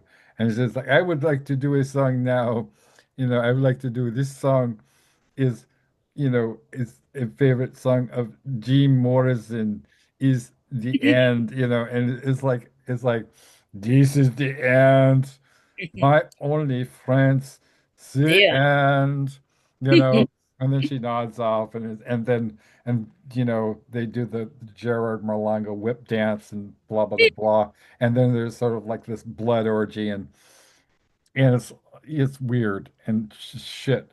And then because I don't care, and then I sent this book to Bibby Hanson. Hmm. And I was like, hey, can I send some books to you, Bibby Hanson? She's like, okay. She never, I mean, we're friends, she's a very lovely person, but she never gave me her any thoughts about this story. But I think, I mean, she's a Warhol, you Yeah. know, like, superstar. So and Yeah. hilarious. I think she Oh yeah. would probably dug it. I like to think that she liked it. I would like to think that she liked it too. Yeah. Yeah. So, okay, my friends, we're I just it's like 4 hours. So, any thoughts? Not final thoughts, because that sounds very like, um, what? I'm sorry, but I have a morbid turn of thinking. Any thoughts about this show and your things you're working on, and like where you sort of projects that you'd like to see me do, or whatever. Any just thoughts? Well, I did find the poem I wanted to read, which I Oh, couldn't find before. Do you guys yes. want to Oh, read it? absolutely. Please, please, please. I won't be a hog or anything. Oh no, Um, you're not a hog. You're not a pig. it's called "It fills in the cracks and holes with more cracks and holes." There is a wind howling in me. The wind is speaking a language I cannot translate. It is an unfortunate bitch, like a dog that only knows the shadow of meat, not the taste or smell.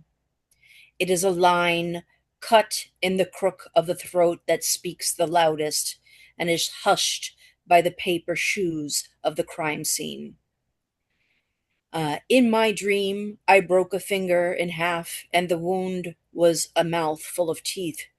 It was about to talk when I pulled it apart. It could have told me something, but I wouldn't let it.